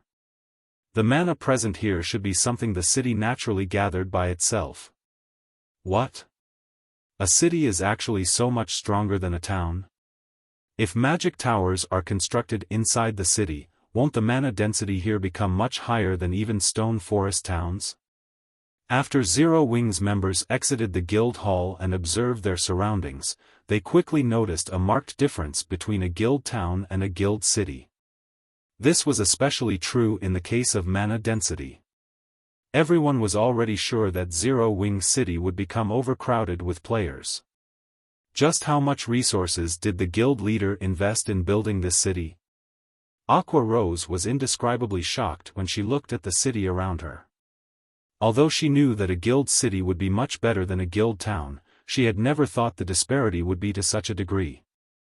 With the high mana density in the city would attract not only a large number of expert players to visit but also lifestyle players. In the future, there would be no need to worry about Zero Wing being unable to recruit capable experts and lifestyle players. After a moment of shock and awe, Aqua Rose had the elite members she brought begin accepting the city's patrol quests. As for herself, she took the 200 architects to meet up with Xiaofan at an empty plot of land in the city. Guild leader, I've brought all the available architects in the candlelight trading firm over already, Aqua Rose reported quietly as she looked at Xiaofan, who was currently surveying the terrain of the city. They're all here? Xiaofan muttered to himself as he sent a glance at the architect standing some distance behind Aqua Rose. Nodding in approval, he continued, Advanced architects, come forward. Immediately, 40-odd players stepped forward nervously. Among them, nearly 30 were male and over a dozen were female. Although the levels of these players ranged between 24 to 35 only, if placed in a first-rate guild, any one of these players would definitely receive VIP treatment. In the candlelight trading firm, however, they were merely normal members. After all, the candlelight trading firm already had master lifestyle players at the helm. Compared to them, advanced lifestyle players were insignificant existences. Meanwhile, when these advanced architects looked at Xiaofan, who had disguised himself using the demon mask, their eyes were filled with reverence and excitement. After all, the man before them was none other than Black Flame, the guild leader of Zero Wing. At the same time, he was also the #1 expert of Star Moon Kingdom. They might have the qualifications to act proudly in front of the guild leaders of any other guild. After all, those guild leaders were definitely no match for themselves in terms of subclass development. However, it was a different story for their own guild leader. Even in terms of subclass development, their guild leader was an existence they had no choice but to look up to. The reason for this was their knowing that their guild leader had already become a master forger some time ago.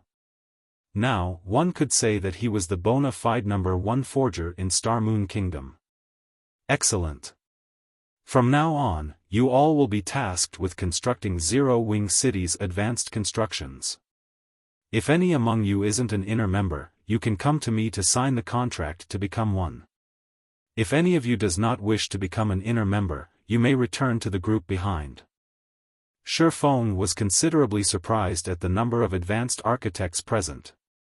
He had not expected that after not seeing Melancholic smile for some time, the woman had actually recruited many more advanced architects. Moreover, among the advanced architects present, he managed to spot 3 familiar figures. One of them was a middle-aged man named Happy Mo, who looked to be in his 40s. He wore a monocle and radiated an indescribably calm feeling. The second person was a muscular youth named Boiled Fish, who carried a scimitar on his back. As for the last one, she was a short-haired beauty named Wind Chimes. In the past, all three of these players were very famous architects in Star Moon Kingdom. To be precise, they were part of the top 10 architects in Star Moon Kingdom. Only, these three players all belonged to first-rate guilds. Xiaofan had never imagined that these three people had actually joined Zero Wing this time.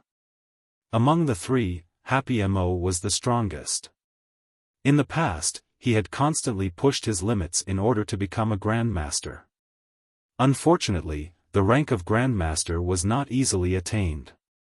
At the very least, the amount of help a first-rate guild could provide towards reaching this rank was minimal. Happy Mo had never managed to become a Grandmaster Architect. After everyone heard Xiaofang's words, most of the advanced architects that had joined the Candlelight trading firm recently chose to sign the contract right away. Only Happy Mo, Boiled Fish, and Wind Chimes remained hesitant, exchanging glances with each other. After a moment, as if having come to an agreement, they nervously turned to look at Xiaofan. Guild leader, if we become inner members, can we use our GCPs to exchange for a private house inside the guild city? Happy Mo, who was the eldest among the three, stepped forward and asked carefully.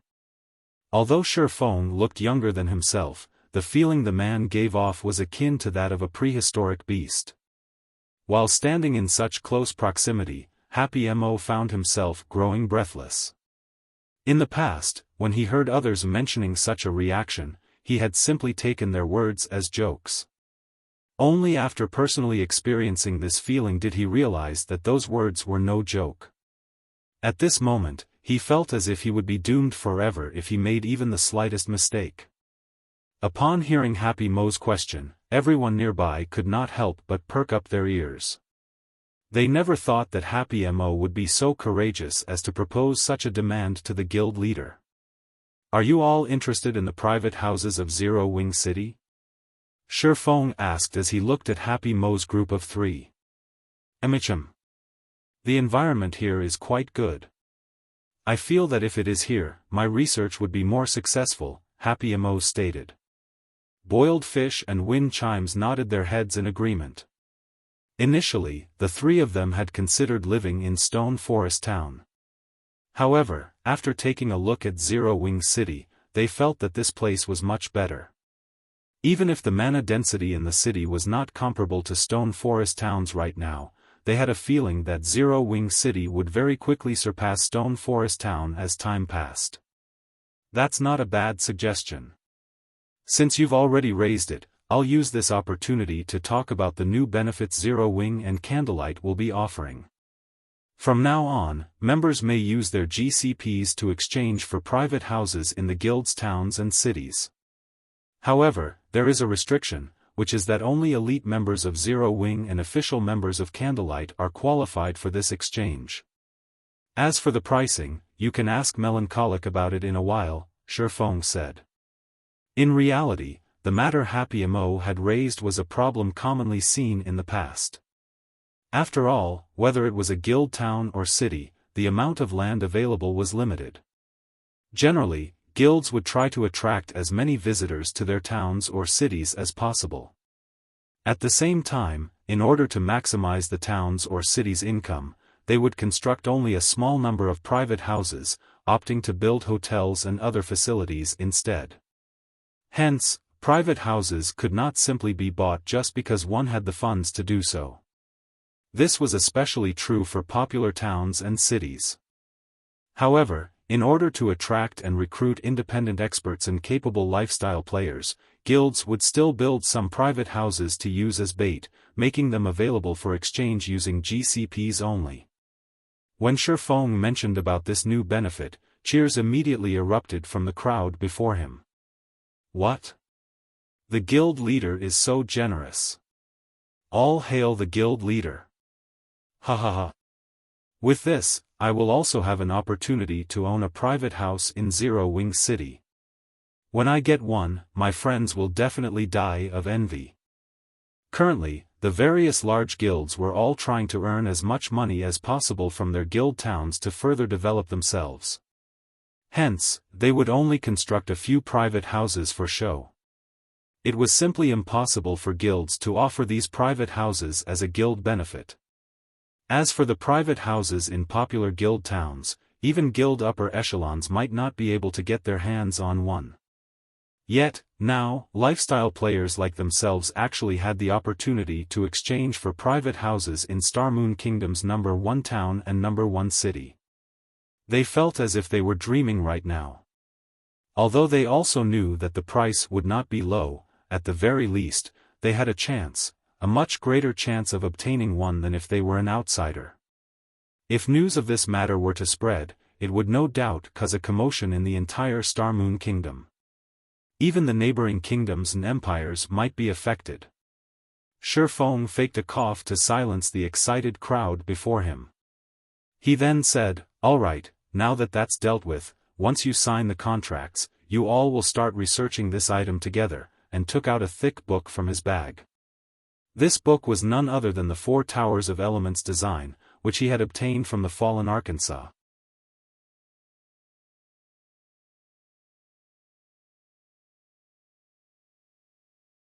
Chapter 1528, Hidden Promotion Condition. Chapter 1528, Hidden Promotion Condition. When Xiaofan revealed the thick tome, the architect's eyes glowed. This is an advanced construction design. Ordinary players might not understand what kind of design Xiaofan had shown them, but these weren't ordinary players, they stood at the apex of Starmoon Kingdom's architects. An ordinary construction design only consisted of several sheets of paper. Meanwhile, designs with enough pages to become books were advanced construction designs. The thicker the book was, the more difficult the design would be to construct. Unlike the buildings in the real world, God's domain's advanced constructions required secret runes and magic arrays. If these were imperfect in the slightest way and couldn't connect, they wouldn't function and would have to be redrawn. Fortunately, the entire pattern wouldn't need to be redrawn if mistakes occurred with some runes or arrays. Players simply needed to rework the failed symbols and sacrifice a few extra materials. However, since the necessary materials were precious, the guild would feel a slight sting in its pockets if an architect failed too many times. Meanwhile, what truly excited these architects was the fact that every advanced construction design had a unique set of secret runes for players to learn. Learning these secret runes would help them when they designed their own in the future. They would then have an easier time climbing to the master rank. Guild leader, while we can complete the foundation of the 4 Towers of Elements, I'm afraid the magic arrays for the core part are too complex. They are at least advanced magic arrays. We aren't capable of drawing them right now. After taking a look through the Elemental Towers design, Happy Mo discovered the design's most challenging aspect. Although they frequently researched magic arrays, they were only capable of completing basic magic arrays at the moment. They were still some time from being able to draw intermediate magic arrays. Meanwhile, the 4 Towers of Elements core required advanced magic arrays, which were used to harvest energy within the 7 luminaries crystals. Architects of their rank weren't yet capable of achieving this feat. Your task is to build the tower's foundations. I'll draw the magic arrays for the cores. You just need to deal with the secret runes and magic circuits, Xiaofan explained. You'll draw them, guild leader? The lifestyle players were stunned when they heard Xiaofang's plan. They stared at the man as if he were a monster. Not only was Xiaofan a master forger, but he could also draw advanced magic arrays. How were they supposed to compare to someone like this? What these players didn't realize was that players had to learn to draw magic arrays to develop their subclasses. In the past, players had only discovered this fact after reaching level 100. Regardless of the subclass, players would encounter magic arrays as they increased their lifestyle ranks. Only, the difficulty varied depending on the subclass. For example, forgers, alchemists, and engineers needed to be able to draw intermediate magic arrays at the very minimum if they wanted to reach the master rank. The requirement was even higher to become a grandmaster. When crafting a higher quality item, the production process would require more mana. Without a magic array to help guide the mana to the item, the production process would fail. Because of this, the various large guilds fought over the rare magic array designs, particularly the high-ranked ones. This was also why powerful lifestyle players preferred to join powerful guilds. As an individual, not only was it difficult to obtain high-quality materials in large quantities, but it was also extremely difficult to collect a large variety of magic array designs. Such a task required sufficient strength and a large number of players. This was the reason that the various kingdoms and empires restricted the circulation of magic array designs. Aside from the 4 Towers of Elements design, Xiaofan had also revealed the advanced restaurant design and instructed the advanced architects to research it together. With this, they could improve their secret rune standards far more quickly and complete the 4 Towers of Elements with more precision. Seeing this, the other architects present could not help their envy. Now, they were even more eager to reach advanced rank. After all, there was a massive difference between the amount of GCPs they could obtain from constructing an advanced construction and a basic construction. Moreover, Xiaofan had stated that as long as they qualified and had enough GCPs, they could purchase a private house in Zero Wing City. Following which, every architect went into action. While the advanced architects focused on the 4 Towers of Elements, the other architects focused on the hotels, bars, private houses, shops, the battle arena, and other basic constructions. Elsewhere, Xiaofan published the news of Zero Wing City on Starmoon Kingdom's official forums. After all, the city wouldn't remain a secret for long, and with how massive Zero Wing had become, the guild certainly had quite a few spies among its ranks. Rather than letting only the other guilds in on the secret, it was more beneficial to announce it to the kingdom, increasing the city in guild's fame. When the information went public, a sensation swept through the kingdom. The spectacular view from the city alone was mesmerizing, not to mention its functions. However, players were more excited about the city's mana density. The city's mana density is so high even without any magic towers. With this, Zero Wing will definitely rise in God's domain. Once Zero Wing finishes constructing magic towers, the city's mana density will be even higher than in Stone Forest Town. But why is Zero Wing City constructed in Witch's Hill? Although the average levels of the area's maps are quite high, their resources are average at best. They chose a far better location for Stone Forest Town. Zero Wing might have other reasons. Just look at Witch's Hill. It has the high-level resource map, Shadow Forest, and the Hell Mode regional dungeon, Mournful Ruins. When players reach level 60, Witch's Hill will be a prime leveling spot. I wonder when Zero Wing will open its city to the public? That's right. When is Zero Wing going to open the city? It would be great if our adventurer team can garrison in Zero Wing City. Hopefully, the private houses won't be too expensive. Although Xiaofan had only released a small amount of information, it was enough to stir players' interest. When the various large guilds saw Xiaofan's post, some celebrated, while others wept. Those who celebrated were the guilds whom the city couldn't threaten right now. After all, God's Domain's mainstream players were still some distance from level 40. It would still be some time before mainstream players would head to level 50 to 70 areas like Witch's Hill to develop. Once players reached level 50, Zero Wing City would become a disaster.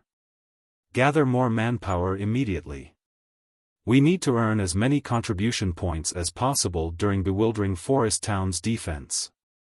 For a time, the various large guilds assembled and dispatched their forces to Bewildering Forest Town. If their guilds wished to develop quickly, they had to deal with their lack of mounts as quickly as possible. Bewildering Forest Town's defense was the best opportunity to do so. As a result, more players flooded to the already crowded town. Among the new arrivals, the lowest level was level 40, while the majority were level 42 and 43. As one large guild after another arrived with its forces in bewildering Forest Town, many of the independent players, who were there to earn some contribution points, were amazed. Expert players, which were normally difficult to encounter, swarmed the town. Their equipment was simply blinding. Normally, players in full level 40 dark gold equipment attracted a lot of attention, but now, these players were a dime a dozen. In fact, they barely attracted any attention. Many of the players who had come to bewildering Forest Town wore full sets of level 45 dark gold equipment, but some even wielded weapons and equipment that radiated the epic rank glow effect. Among the various large guilds that had arrived, one guild stood out. Upon this guild's arrival, the other guilds in the teleportation hall opened a path for its members. Not only were these guild members' levels quite high, but the other guilds' upper echelons also drooled over their equipment. In addition, every one of these players sat comfortably atop their mounts, with the majority riding pitch-black warhorses. These players also wore a black cape draped over their shoulders. As they moved, they looked like a well-trained army. The several dozen players leading this group even rode bronze rank and above mounts. Compared to these players, the other guild's members looked like hoodlums. What guild is that? It's so amazing. Have you never been to a neutral map outside of Starmoon Kingdom? You don't know about Heaven's Burial? Heaven's Burial? How is this possible? I remember that Heaven's Burial suffered a devastating defeat when it tried to compete with Zero Wing for the position of number 1 guild. How does it have so many high-level members? They even have mounts. You must have never been to a neutral map before, then. After Zero Wing defeated the guild, Heaven's Burial shifted its focus. Now, it thrives in neutral maps. Have you heard of Bonewind Town? I've heard of it. I think it's one of the 3 orc towns players captured after the Orc Empire's rise. Let me tell you, then. Heaven's Burial is the guild that captured Bonewind Town. Because of that, a large corporation decided to invest in the guild. Heaven's Burial used those investments to recruit a large number of experts and well-known workshops from other kingdoms and empires. Now, the guild's strength has reached a new level. If Heaven's Burial clashed with Zero Wing in the fields now, it might have a chance of victory. As the crowd discussed Heaven's Burial, another series of flashes illuminated bewildering Forest Town's teleportation hall. Unlike Heaven's Burial's members, however, none of these players rode mounts. But despite standing there quietly, the crowd couldn't help but turn towards them. Look! Zero Wing's members are here.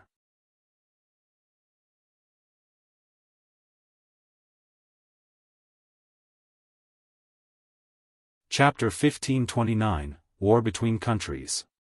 Chapter 1529, War Between Countries. As Zero Wing's members teleported into bewildering Forest Town, their arrival caused a commotion that swept through the town. Zero Wing's members have arrived? What a powerful aura. As expected from Starmoon Kingdom's number 1 guild. What? Black Flame is here, too? As bewildering Forest Town's players watched Zero Wing's team approach the town's ramparts, they unconsciously moved aside, opening a path for these experts. Guild leader, Zero Wing's members are so high-leveled. They're all level 45 and above. The Star Alliance's Flourishing Willow couldn't help but gape at Zero Wing's team. Wait, look! There are level 50 players among them. Aqua Rose and the other dozen or so core members are actually over level 50. Flourishing Willow was a top-tier expert in the Star Alliance, and she had been leveling quickly in a neutral map, reaching level 47. Based on her calculations, she could rank among Starmoon Kingdom's top 20 players, and that included the players who hid their levels. However, she had never imagined that the Zero Wing would have several dozen players that had higher levels than hers. Among them, over a dozen players were above level 50. Level 50? Galaxy Past, who stood beside Flourishing Willow, turned to look at Xiaofan and his team. This news was truly surprising. What about Black Flame's level? He did not doubt Flourishing Willow's words in the slightest. Although Zero Wings members wore black cloaks and hid their levels, Flourishing Willow had learned a super-rare identification skill that could see through a black cloak's concealment. Level 50 was a significant threshold for players. Not only would weapons and equipment's quality spike, but players could also challenge their Tier 2 promotion quests. There was no doubt that Zero Wings members had already begun to challenge these quests. Given enough time, they could even start raiding level 50, 100-man Hell Mode team dungeons and super large-scale team dungeons. It was what all the various large guilds focused on right now. It was relevant to their guild's development due to the various special construction designs and construction upgrade orders that dropped from these dungeons. I can't see it, Flourishing Willow said, shaking her head. I don't know why, but when I try to inspect him with my skill, all I get is an unknown. Black Flame must have a high-rank concealment tool on him. At most, my skill can see through ordinary concealment tools. As expected of the individual, even the secret pavilion takes care around, but at least we know a portion of Zero Wing strength. Galaxy Past could not help his rueful sigh. He truly found it hard to imagine that in just a few short months, Black Flame and Zero Wing would transform from unknown existences into Starmoon Kingdom's current giant. He shot Heaven's Burial's members a glance as they took their positions on another section of the town's ramparts. Galaxy Past had to admit that Starmoon Kingdom was an ominous area. Not only had it given birth to an existence like Zero Wing, but it had also been the birthplace of Heaven's Burial. For a while now, Heaven's Burial had enjoyed great success in the Orc Empire's neutral maps. Now that it had the financial support of a large corporation, its overall strength even exceeded first-rate guilds like the Star Alliance. With Zero Wing and Heaven's Burial fighting over Starmoon Kingdom, Galaxy Past had been forced to give up on his endeavors in the kingdom, shifting his focus to different kingdoms. If the Star Alliance had continued to compete with these two guilds, it might not even retain its status as a first-rate guild by the end of the year. Meanwhile, on Heaven's Burial side of the rampart, Guild Leader Singular, is that the Zero Wing you mentioned earlier? A muscular man with a blood-red cape and a white-bone scimitar on his back asked as he watched Xiaofan and the others. Emicham. Singular Burial nodded. It's no wonder why Zero Wing can thrive in Starmoon Kingdom. It has so many level 45+ players. Their team can practically rival a super first-rate guild's main force, the muscular man said, smiling. Guild Leader Singular, why don't we use this opportunity to annihilate their group? If Starmoon Kingdom's players heard this muscular man's question, he'd be labeled a fool. However, when Heaven's Burial's members heard the man's words, their response was matter-of-fact. Young Master Lei, please don't act so rashly. The city's defense is our current goal. We'll have plenty of opportunities to take care of Zero Wing in the future, Singular Burial hurriedly stated. Zero Wing won't be able to continue prancing around for much longer. The muscular man before him was none other than Lei Jingyang, the heir of the corporation backing Heaven's Burial. He was also the virtual gaming world's famous young Master Lei. Lei Jingyang had established the Thunder Workshop, one of the top workshops in the virtual gaming world. Super first-rate and super guilds even commissioned the Thunder Workshop's help on occasion. Although the Thunder Workshop only had several hundred members, every member was an expert Lei Jingyang had personally poached from various organizations. The Thunder Workshop had also performed miracles in multiple virtual reality games and stood against super guilds. At one point, numerous super first-rate and super guilds had even entertained the idea of taking out the workshop. However, Lei Jingyang's identity was extraordinary. Considering that and how powerful the Thunder Workshop was, these superpowers eventually dismissed this notion. Once Lei Jingyang had joined God's domain, he had become unstoppable. With the support of his corporation, he quickly increased his workshop's member count to several thousand and achieved plenty of feats in the Fire Dragon Empire, one of the 4 great empires in God's domain. Naturally, Lei Jingyang earned his arrogance, even when facing Zero Wing. Singular Burial was absolutely certain that if he didn't stop Lei Jingyang now, Bewildering Forest Town would become a bloodbath later. Alright. But if Zero Wing gets too close, don't blame me for killing a few of them, Lei Jingyang said, fighting spirit flashing in his eyes as he scanned Xiaofang's group. Singular Burial was speechless when he saw Lei Lingyang's excitement. He knew that this man wasn't specifically targeting Zero Wing. He simply wanted to fight its experts. His attitude was well known in the virtual gaming world. In fact, Lei Jingyang had even challenged a super guild's guild leader in the past.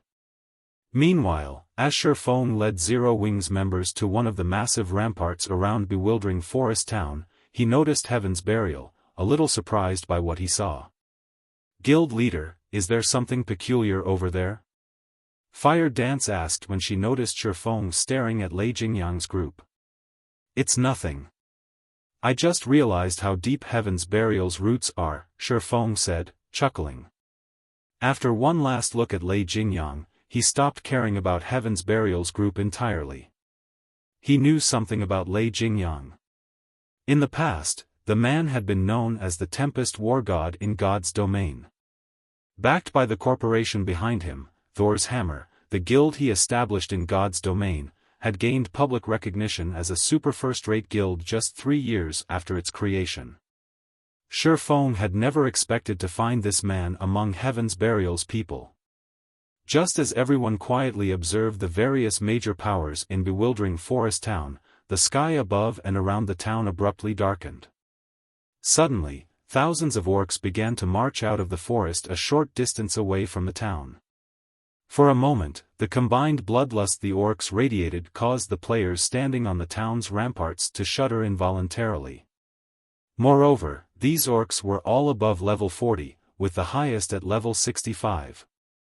There was no lack of Grand Lord-ranked orcs amidst the army, either. What is this?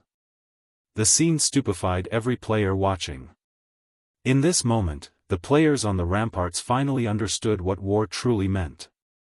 Even Zero Wing's members, who had taken part in multiple siege wars, could not help their shock. The siege wars they had experienced were a joke compared to the force they were about to face. In the face of this orc army, even 500,000 evil beasts would be child's play. Unlike the evil beast army, these orcs moved in well-organized rows. Even from afar, one could see the clear division between the orcs' frontliners, healers, and ranged attackers.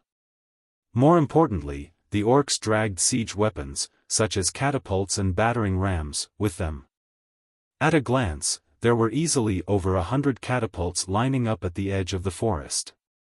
Such a force even surprised Aqua Rose and Zero Wing's other main force members, who had experienced hundreds of fierce battles. This was nothing like the monster siege they had imagined. Before the defending players could wrap their minds around the situation, sounds of war horns rang out from the forest. Immediately, the orcs began to surge from the forest's edge fervently. Every one of them had gained a status buff.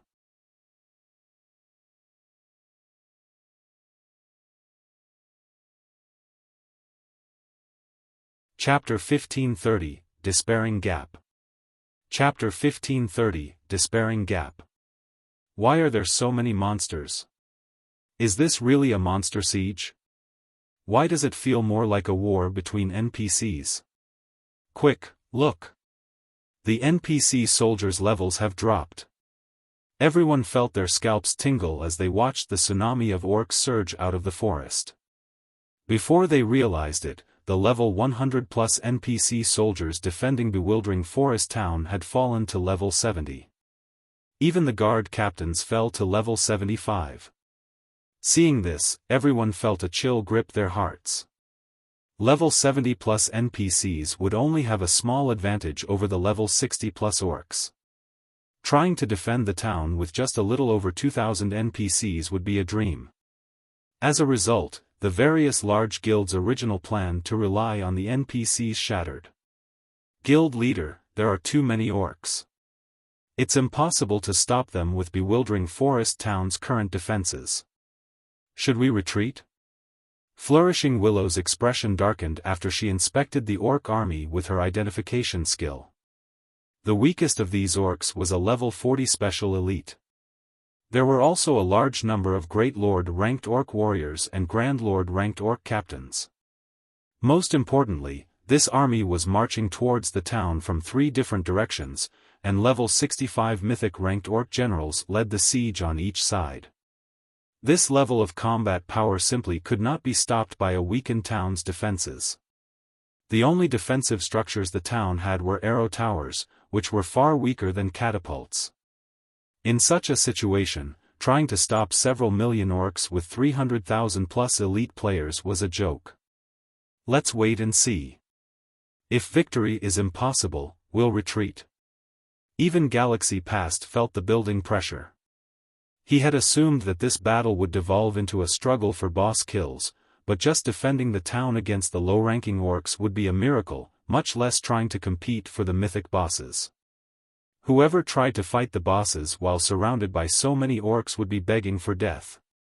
The other guilds also adopted a wait-and-see attitude. Suddenly, over 100 massive fireballs began to rain down on bewildering forest town. Crap! Dodge the attacks, the various guilds' upper echelons shouted, their expressions darkening when they saw the fireballs. The fireballs had come from the distant catapults. If players were struck by the catapult's attacks, there would only be one outcome: death. Although players tried to move out of the attack's trajectory, over 300,000 players had gathered in bewildering forest town.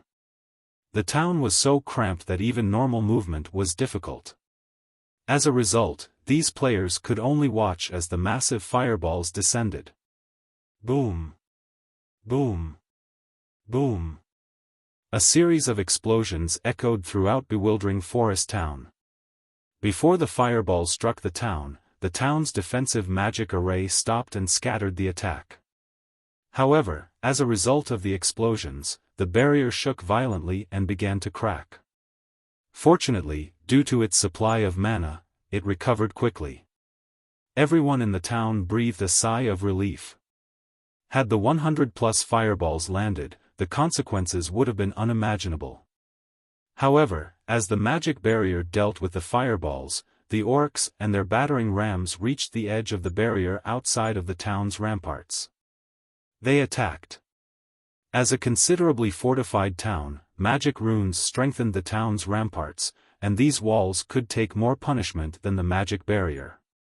However, the orcs' battering rams specialized in breaking down walls and gates. Sure enough, the battering ram's magical pikes pierced the magic barrier and struck the wall around the town, leaving multiple marks. Everyone, focus on the orcs' battering rams. Do not let them break through the town's magic arrays and walls, the various upper echelons shouted. Reacting immediately, players launched their attacks from atop the town's walls, raining down countless arrows and spells on the orcs below. However, as if some barrier protected the battering rams and reduced incoming damage, the attacks only dealt several hundred damage. Very few players dealt over -1,000 damage. This amount of damage barely affected the special elite ranked orcs, who had several 100,000 HP, much less the chieftain, lord, and great lord ranked orcs, whose HPs were in the millions. Even when the players launched large-scale destruction spells and AoEs, the effects weren't ideal. At most, these attacks removed some of the special elites. The chieftains and above were still alive and kicking even after the bombardment. As a result, the magic barrier's energy reserves steadily decreased. Although the orcs' attacks were within the range of the defensive magic array's endurance, the large number of orc attacks quickly depleted the magic barrier's energy reserves. Furthermore, the battering ram's relentless attacks had already begun to crack the town's walls. In contrast, the defending players had only eliminated a small fraction of the army despite their constant assault. The orc army still covered the plains around the town as far as the eye could see. The catapult's constant bombardment also illuminated the night sky above bewildering forest town. Young Master Lei, at this rate, it is only a matter of time before the orcs break through the town's defensive magic array and ramparts. Once the orcs enter the town's teleportation arrays will shut down. I suggest that we retreat, Singular Burial said, frowning as he watched the orcs below the ramparts. It is impossible for current players to complete this defensive quest. Just the orc warriors and captains before them were discouraging, let alone the mythic-ranked orc generals who were slowing approaching. Aside from their numbers, the orcs had a buff that reduced all incoming damage. Even if several thousand players attacked a single Great Lord together, they would need a considerable amount of time to defeat it. Alright, let's retreat. When Lei Jingyang noticed that the various large guilds had begun to flee, he shook his head helplessly. He might be a battle maniac, but he was no fool. He could tell that the main god system had never had any intention of letting players succeed in this defensive battle. Otherwise, the system wouldn't have weakened the level 100 plus NPC soldiers. Continuing this fight would be futile. Guild leader, Heaven's Burial has begun to retreat, Flourishing Willow reported. It seems that this war is lost. Let's leave as well, Galaxy Past said. As Galaxy Past gave the command to retreat, however, something caught his attention. Surprisingly, even after the various large guilds had begun to flee, Zero Wings members continued their zealous assault against the attacking orcs and battering rams. The team's clearing speed was far superior to the other large guilds as every member dealt over -1,000 damage. Some of Zero Wings players even dealt several thousand damage with each attack. They're staying? Galaxy Past watched Zero Wings members in confusion. Currently, less than 100,000 players remained in Bewildering Forest Town. Moreover, more players fled with each passing second, yet Zero Wings members had chosen not to retreat and continued to attack even though the town's defensive magic array and walls could shatter at any minute. Zero Wing still acts so tough even now. Lei Jingyang, who currently stood below the town's walls, revealed a contemptuous sneer as he watched Xiaofan, who remained on the ramparts. Just for the sake of keeping up appearances as the #1 guild, he's ordered his guild members to throw away their lives.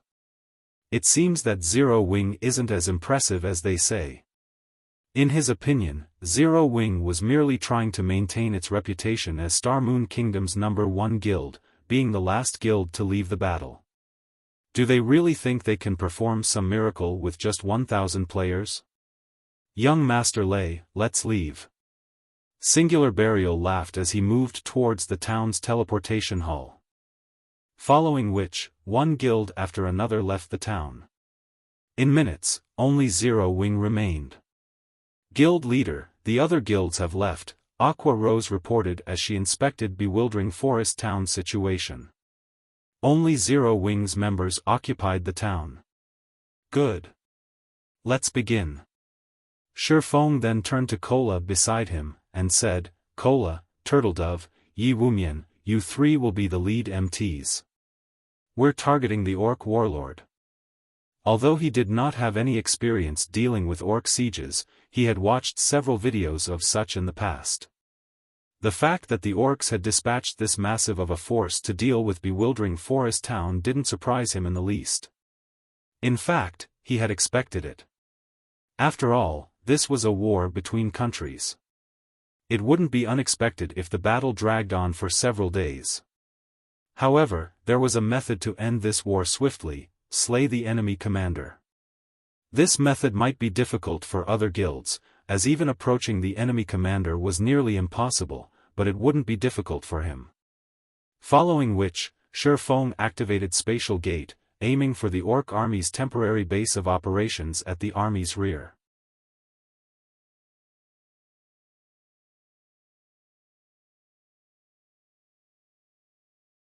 Chapter 1531, Kingdom Upheaval. Chapter 1531, Kingdom Upheaval. After the various large guilds and adventurer teams had retreated from bewildering Forest Town, players heatedly discussed the Orc siege on Star Moon Kingdom's official forums. The uploaded recordings of the siege war shocked everyone in the kingdom.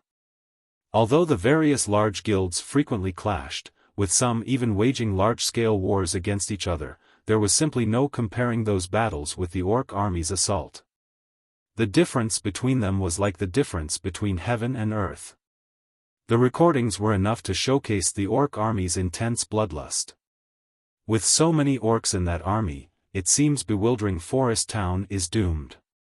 I wonder if the Orcs will continue on and attack another location. I doubt that. This should be some kind of system event. If the Orc army goes on to capture other towns in Star Moon Kingdom and weakens those NPCs, Star Moon Kingdom is doomed. You can't say that for sure. As soon as the Empire's Rise expansion pack took effect, the Orc Empire invaded and took over a portion of the several neighboring kingdoms and empires' land as well. I guess so. If that is the case, the neighboring towns are in trouble. What guild could possibly hold off so many Orcs? I've heard that every guild in bewildering Forest Town has retreated. Not even a 300,000-plus elite army can stop the Orcs now. No, that's not entirely true.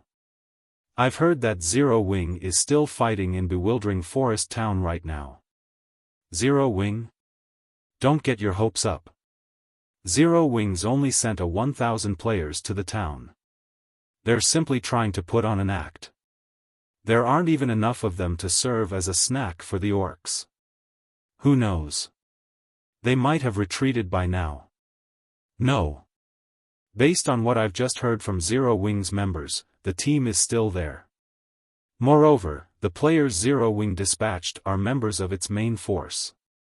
Maybe they're trying to grind EXP? After all, there are plenty of Orcs there. A single large-scale destruction spell could easily damage over 100 Orcs. Also, among those Orcs, even the weakest is a level 40 special elite. From what I've heard, they seem to give a lot of EXP. The only problem is the buff they have that reduces the majority of the damage they receive.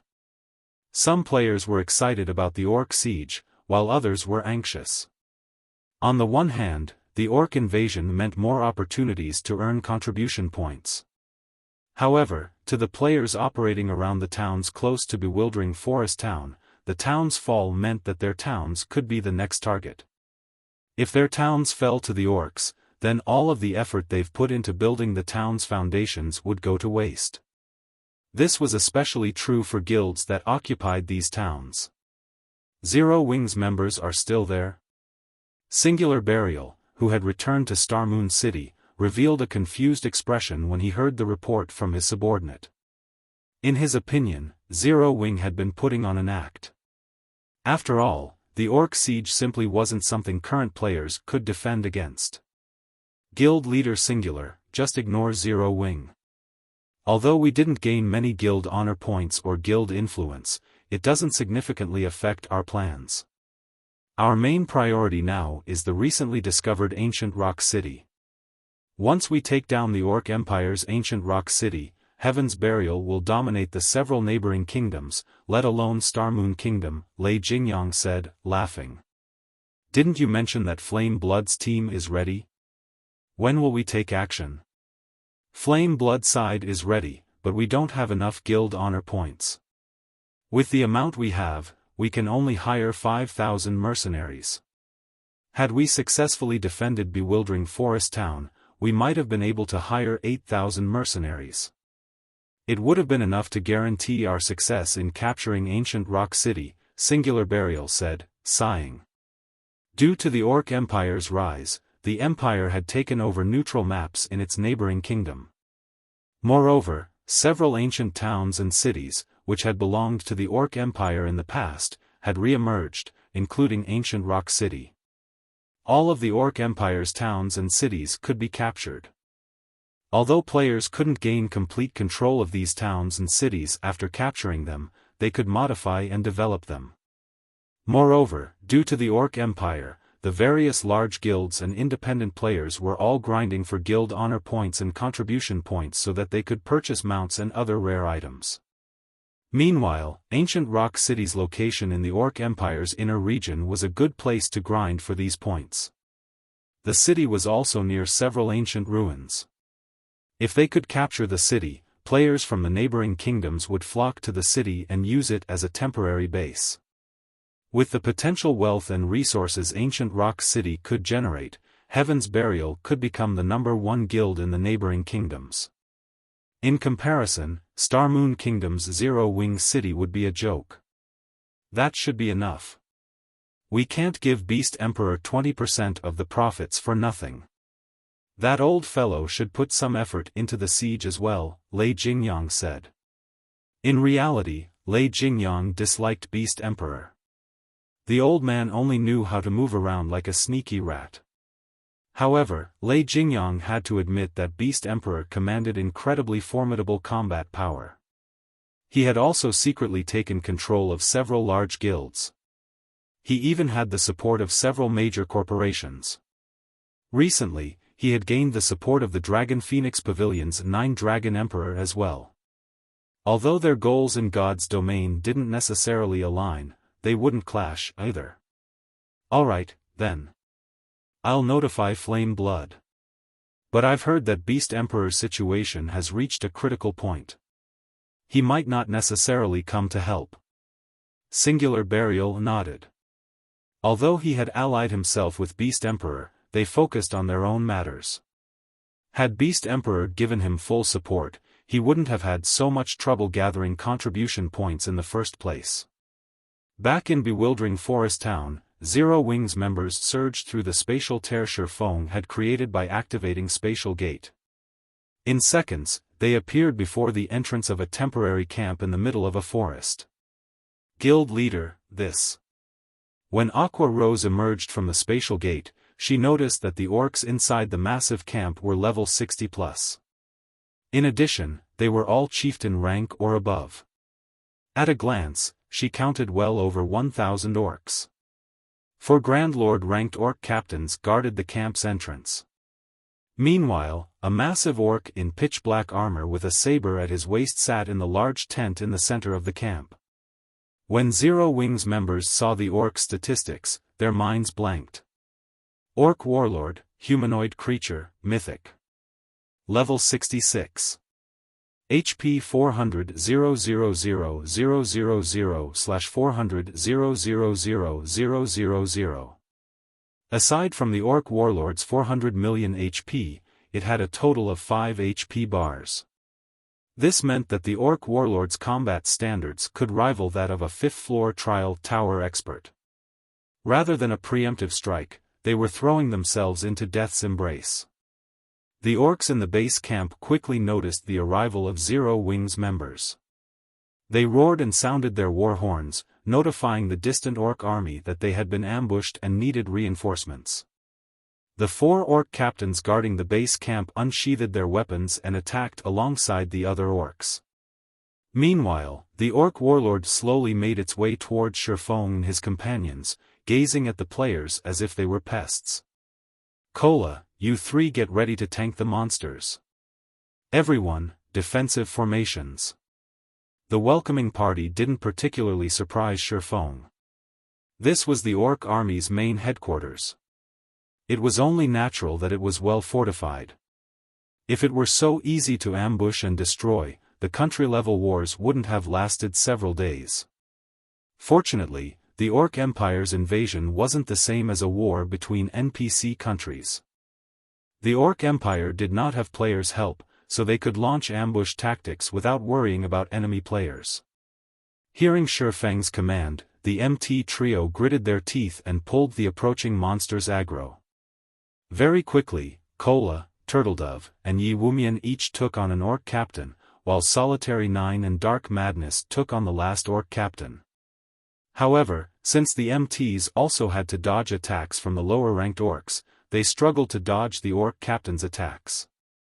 Unlike the savage orcs on Thunder Island, these orcs were skilled and organized as they split into groups of frontliners, ranged attackers, and healers. The orcs also had an overwhelming advantage in terms of total damage output. Although Zero Wings members could deal over -10,000 damage with each attack, every orc here had millions of HP. The orc healers in the rear could also heal their allies for tens of thousands of HP with each healing spell. Guild Leader. The Orc Warlord is coming. Kola anxiously announced as he watched the mythic boss approach. For a moment, he wondered if they had bit off more than they could chew this time. Hearing Kola's announcement, everyone on the team promptly turned to look at the Orc Warlord. Immediately, they felt a stifling sensation as a heavy pressure weighed down on them.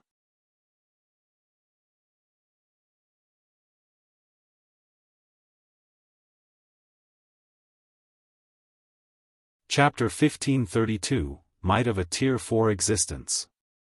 Chapter 1532, Might of a Tier 4 Existence. As the Orc Warlord moved closer to the team, everyone felt the pressure increase. It felt as if an invisible domain had enveloped the area. Suddenly, Zero Wings players felt as if something had wrapped around them, binding them and making their movements sluggish. This Orc Warlord is capable of using a domain? The sudden development surprised Xiaofan. Domain skills were Tier 4 Existence's signature moves. They were extremely effective in group battles. Normally, Tier 4 monsters rarely possessed a domain skill, but monsters that did were players' nightmares. The gap in attributes between players and monsters was already vast. If players' attributes were suppressed even further, they would be massacred. Although the Orc Warlord's domain skill was not particularly strong, and it only decreased their movement and attack speeds by around 30%, in a battle that permitted no mistakes, the slightest reduction to their combat power could result in a fatality. Sure enough, Kola and the other MTs began to lose HP far more quickly after the Orc Warlord activated its domain. The attacks that they had no issue blocking and dodging became impossible to deal with. In the end, they were only able to maintain their HP around the 50% threshold. The other melee players faced a similar situation, their HPs decreasing so quickly that the healers couldn't keep up. At this rate, it was only a matter of time before players began to die. Violet, use Holy Prayer. Everyone, gather the orcs. Ranged players, focus on the orcs that split away from the group. Don't let them fight on separate fronts. Xiaofan commanded. The orcs' HPs were already significantly higher than theirs. With the monster's superior healing, the team would be overwhelmed if they tried to fight the orcs separately. Violet Cloud immediately released the Tier 2 spell, Holy Prayer, which she had prepared ahead of time. A brilliant radiance tore through the dusky sky and shone down on Zero Wings members.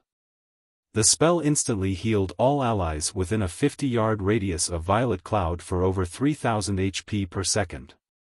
At the same time, all allies within range received the Holy Protection buff, removing all debuffs and decreasing incoming damage by 20%. Meanwhile, Holy Prayer had a 1-minute duration and 20-minute cooldown. When this spell descended on the team, these players were immediately freed from the Orc Warlord's domain skill. Not only did it become easier to deal with the orcs' attacks, but their HPs also recovered at a visible rate. What a powerful healing spell! Aqua Rose exclaimed in surprise when she saw the team steadily gain the upper hand over the orcs. While a 20% damage reduction might not seem like much, the buff was strikingly effective for the melee players tanking on the front line. Moreover, as the pressure on the healers lifted, they could focus on healing the MTs. The other melee players lost their fear of insufficient healing as they herded the orcs into a single group. Guild Leader, we've gathered most of them. Fire Dance shouted after pushing the last few Great Lords into the group. Good. When Xiaofan saw that his allies had cornered the majority of the orcs at the base camp's entrance, he used the Aura of Time's forbidden domain. Suddenly, black mist covered 500 yards around Xiaofan, enveloping every orc in the base camp. In turn, the orcs could no longer use skills or spells. Everyone, attack with everything you've got. Xiaofan shouted. Although the Forbidden Domain was not as useful against monsters as it was against players, Zero Wing's team could use large-scale destruction spells to their maximum potential as long as it stopped the orcs from healing. However, as everyone prepared to cast their large-scale destruction spells and AoEs, the orc warlord in the camp released a furious bellow. It then unsheathed the saber from its waist and swung the weapon in a downward arc. Before anyone could react, an arc of energy shot forward, extending up to 200 yards and gouging the ground. Any player in the beam's path died instantly. It's too strong. Zero Wing's players gasped. There was no way to fight the orc warlord. Not only was the orc warlord frighteningly powerful, but it was also far faster than these players could react. So fast. When Kola saw two of his fellow MTs and a large number of melee players die to the orc warlord's attack, he was shocked. If that attack had hit him, he had no doubt that he would have suffered a similar fate.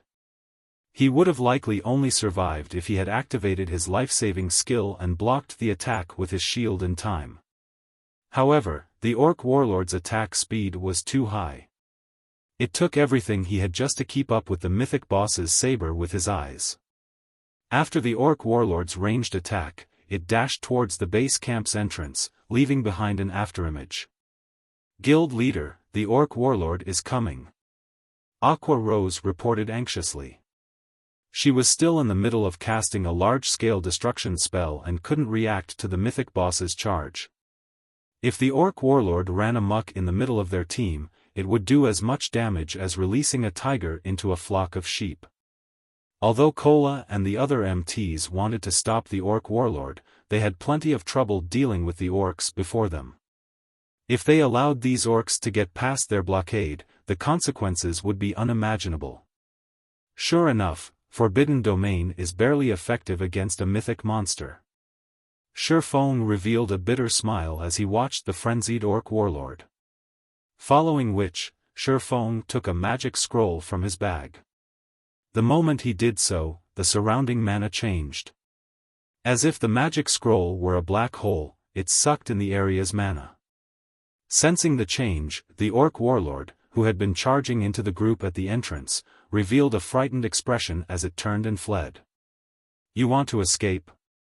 Xiaofan smiled when the orc warlord turned on its heel. I've been waiting for this moment for a long time now. Unlike the skills and spells players could learn or the skills that came with weapons and equipment, those stored in magic scrolls could be activated by unfurling the paper and reciting a few basic incantations. There was no need for lengthy activation times. Shortly after Xiaofan unfurled the Tier 4 magic scroll, the ground started to tremble. Grey jets of air tore through the ground and rose up in the heart of the orc base camp. Any orc that came into contact with these jets instantly turned to stone. They could not dodge the rising attacks even if they tried. Although the orc warlord had a godlike reaction speed, one of the jets still grazed the mythic boss. Instantly, it was paralyzed as it gradually transformed into a stone statue. At the same time, its HP began to fall rapidly. Against Earthen Breath, the chieftain-ranked orcs were nothing more than ants. 2 seconds after their petrification, their bodies shattered into dust. The Lord-ranked orcs only managed to last 5 seconds before following their weaker companions into oblivion. By the time Earthen Breath's 10-second duration ended, all Chieftain, Lord, and High Lord-ranked orcs in the base camp were dead. Although the Great Lords had survived, they had less than half of their HPs remaining. The Grand Lord-ranked orc captains had only lost 20% of their HPs, but they were heavily injured. Not only had their combat power drastically decreased, but their defense had also fallen. As for the orc warlord, like the orc captains, it had only lost around 5% of its HP, but it was in a miserable state, and its combat power had significantly weakened. Zero Wing's members were dumbfounded. Xiaofang's aim with Earthen Breath had been impressively accurate. The spell's AoE stopped just short of 5 yards from Kola and the other MTs, who blocked the base camp's entrance. With just a single Tier 4 large-scale destruction spell, he had turned the tide of battle. Only now did they understand why Xiaofan dared to assault the Orc army's base camp. After Earthen Breath ended, less than 30 Orcs remained. Among them, over 20 were injured great lords with less than half of their HP remaining. With their 1,000-man team and without the other Orcs' harassment, they could easily deal with the surviving Grand Lords and Great Lords. Use this opportunity to clear out the Orc warriors. Kola, distract the Orc warlord. Solitary, help take care of Kola's Orc captain. Xiaofan commanded as he spent 5,000 magic crystals to activate the Ring of Gospel's world projection. When world projection activated, it dispelled the Orc warlord's domain skill, and suppressed all enemies within a 3,000-yard radius, reducing their physiques by 30% and basic attributes by 20%. This was not Thunder Island. Due to the island's restrictions, he hadn't been able to use the variety of tools in his possession. Moreover, he was afraid of the Orc warlord. If he had encountered it normally, he would have put as much distance between himself and the monster as possible, but after the contest on Thunder Island, he had gained a few cards that could give him a chance against the mythic Orc. You're tuning into the Xiaofan's Wuxia Tales YouTube channel. Don't forget to subscribe and join us on this journey to catch the most captivating stories.